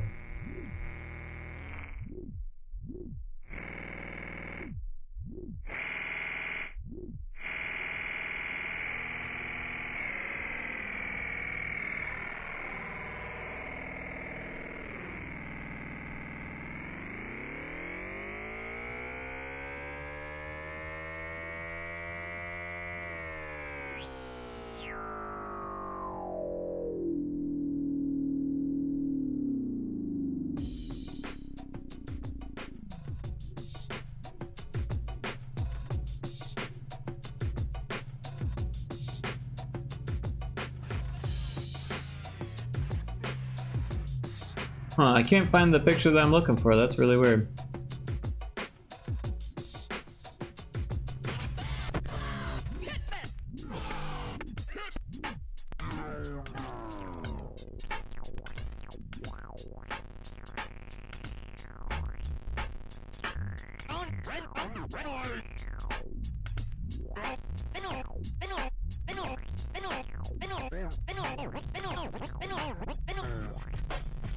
Anyways,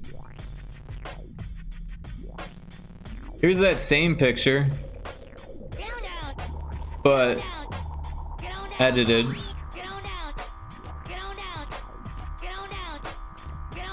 Here's a picture of me with actually a friend I had in junior high with those same dreads grown out.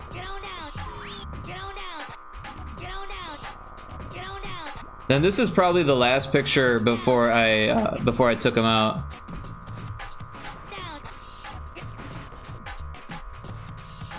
But yeah, they were getting pretty long at that point.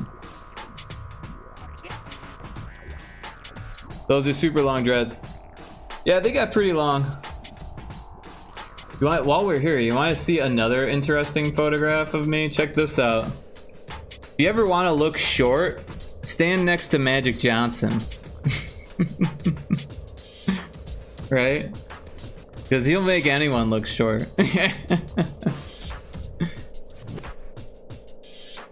A peek behind the curtain. LOL OMG. Yeah.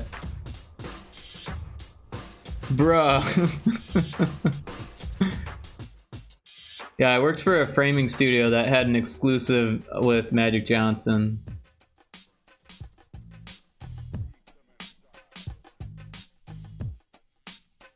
Someone else will make you look short.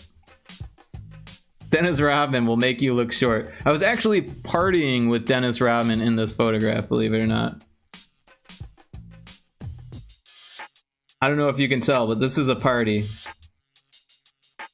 Probably from the bottle of vodka at the edge of the table. This was the bar.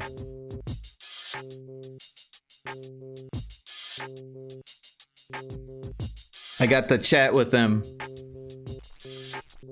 This is probably the best any Facebook post has ever done for me. What the heck, how? So the owner of this frame shop that I worked at for like 3 years was friends with Dennis Rodman. They just, you know, two rich guys that hang out. I don't know why they were friends, but they were. And yeah, everyone knows that guy. Yeah, so like Dennis Rodman was living in LA, I'm pretty sure, and we were in Phoenix. Actually, the party was in Paradise Valley, which is like surrounded by Phoenix. But it's like a mansion. We rented a mansion for our Christmas party at work. And the owner just invited Dennis Rodman. He said, you should fly out and come to this party. And so he did. He literally flew out to go hang out with weirdos like me at this party. I mean, it was a pretty cool party.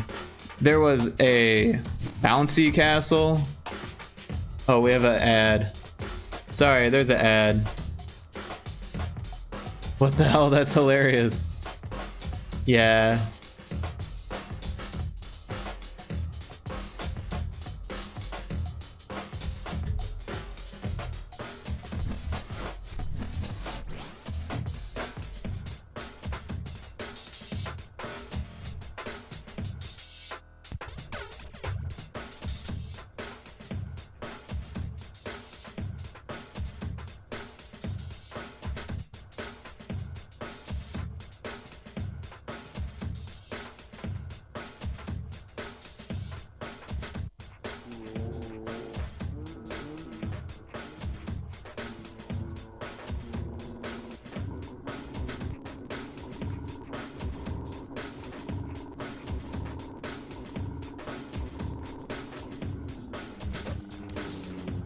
Non mais faut que je vois si je peux pas alléger le mode pack.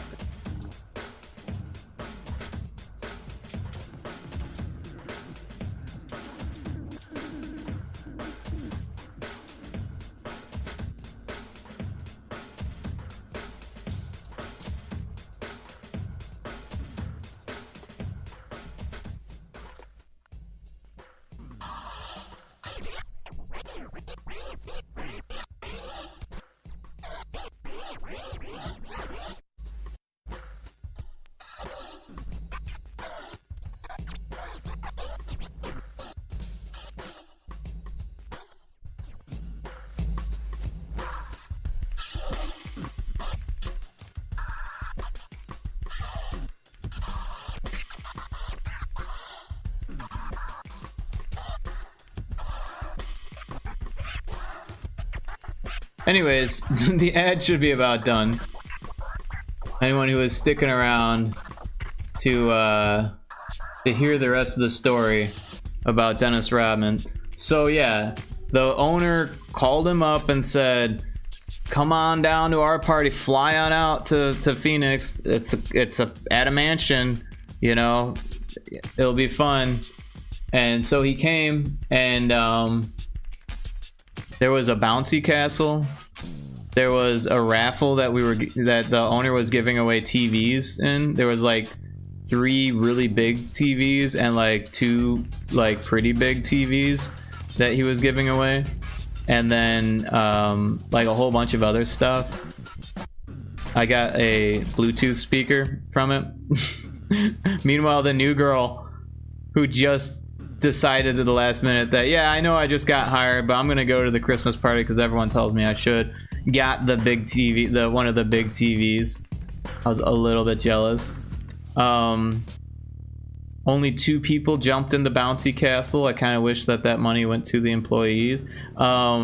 They had a money booth thing where they like blow a bunch of money at you and you try to catch as much as you can. But the way we did it was we counted how much you caught, and the person who caught the most got to keep that amount and no one else got anything. And the slowest, most not hard worker in the frame shop got the most out of that, and I had never seen him move so fast in his life. It was insane. But yeah, it was a relatively okay time.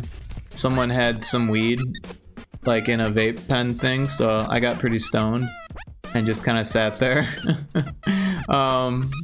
It was an interesting party. I did speak to Dennis Rodman. LOL, money changes people, man. Yeah, I changed this dude. I'd never seen him move so fast.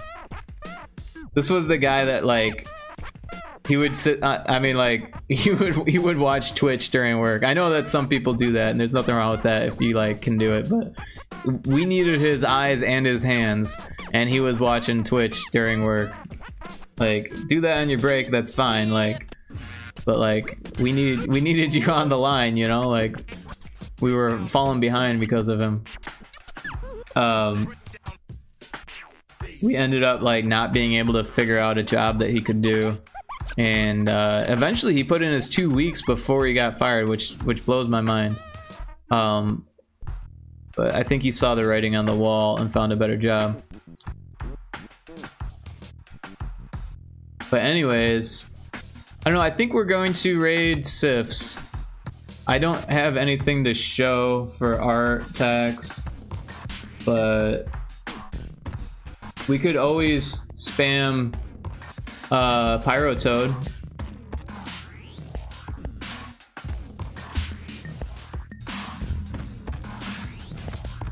Thanks for the raid message, Taco Crepe. Appreciate that. You're always quick with it, quicker than I even remember to be. I'm like, I hadn't even thought about it. So yeah, thank you for that. So yeah, I think we're gonna raid Sifs, who's a super talented illustrator. Thanks for the stream, Rick. Thanks for hanging out, Taco Crepe. I hope you had fun. We got a lot done, or I got a lot done rather. Hopefully everyone else got a lot done. I had fun. Tomorrow is Saturday, so 9:30 my time. I'll be playing something with somebody. Could be Helldivers, could be Jump Space. I don't really know. Could be No Man's Sky, but Indiana Crones will most likely be there. And if they cancel, I'll find something else to do at some point tomorrow. Could be late, could be early, or probably around 9:30. I'll probably be ready around 9:30. But yeah, that's Central US daylight time, so yeah. But yeah, thanks for dropping in, RSVP ASAP. It's great to see you.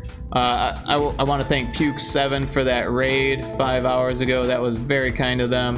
RGX for that $10 donation. That was very cool. And also the Electric Mindset for the resub and the gift sub.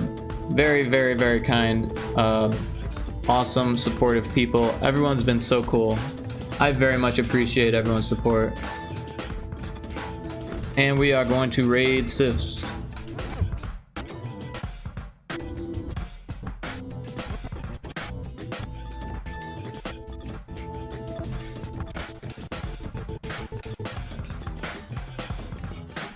Alright, don't forget to grab your raid message. If you're subbed, you can use the top one. If not, you got the bottom one. Westlow, thanks for dropping in. I appreciate you being here. Hope you have a wonderful morning. And yeah, everyone get prepared to be blown away by Sif's amazing illustration talents. And they're just really cool person. Very humble and kind. And yeah. But I'm probably gonna get some sleep or get some food in me and then some sleep, or watch a movie and then sleep. I don't know. My sleep schedule's all messed up. All messed up, I tell you. I went to bed at probably noon or so, and then woke up at like 1 or 2, and then went, because I woke up on the couch at 1 or 2, and then I went back to bed, woke up again at like 7 p.m. So yeah, sleep schedule is kind of doing things.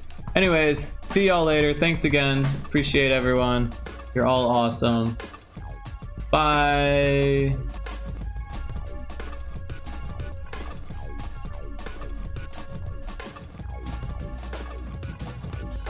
Welcome in. Oh my god, Rico! Welcome! I was just about to order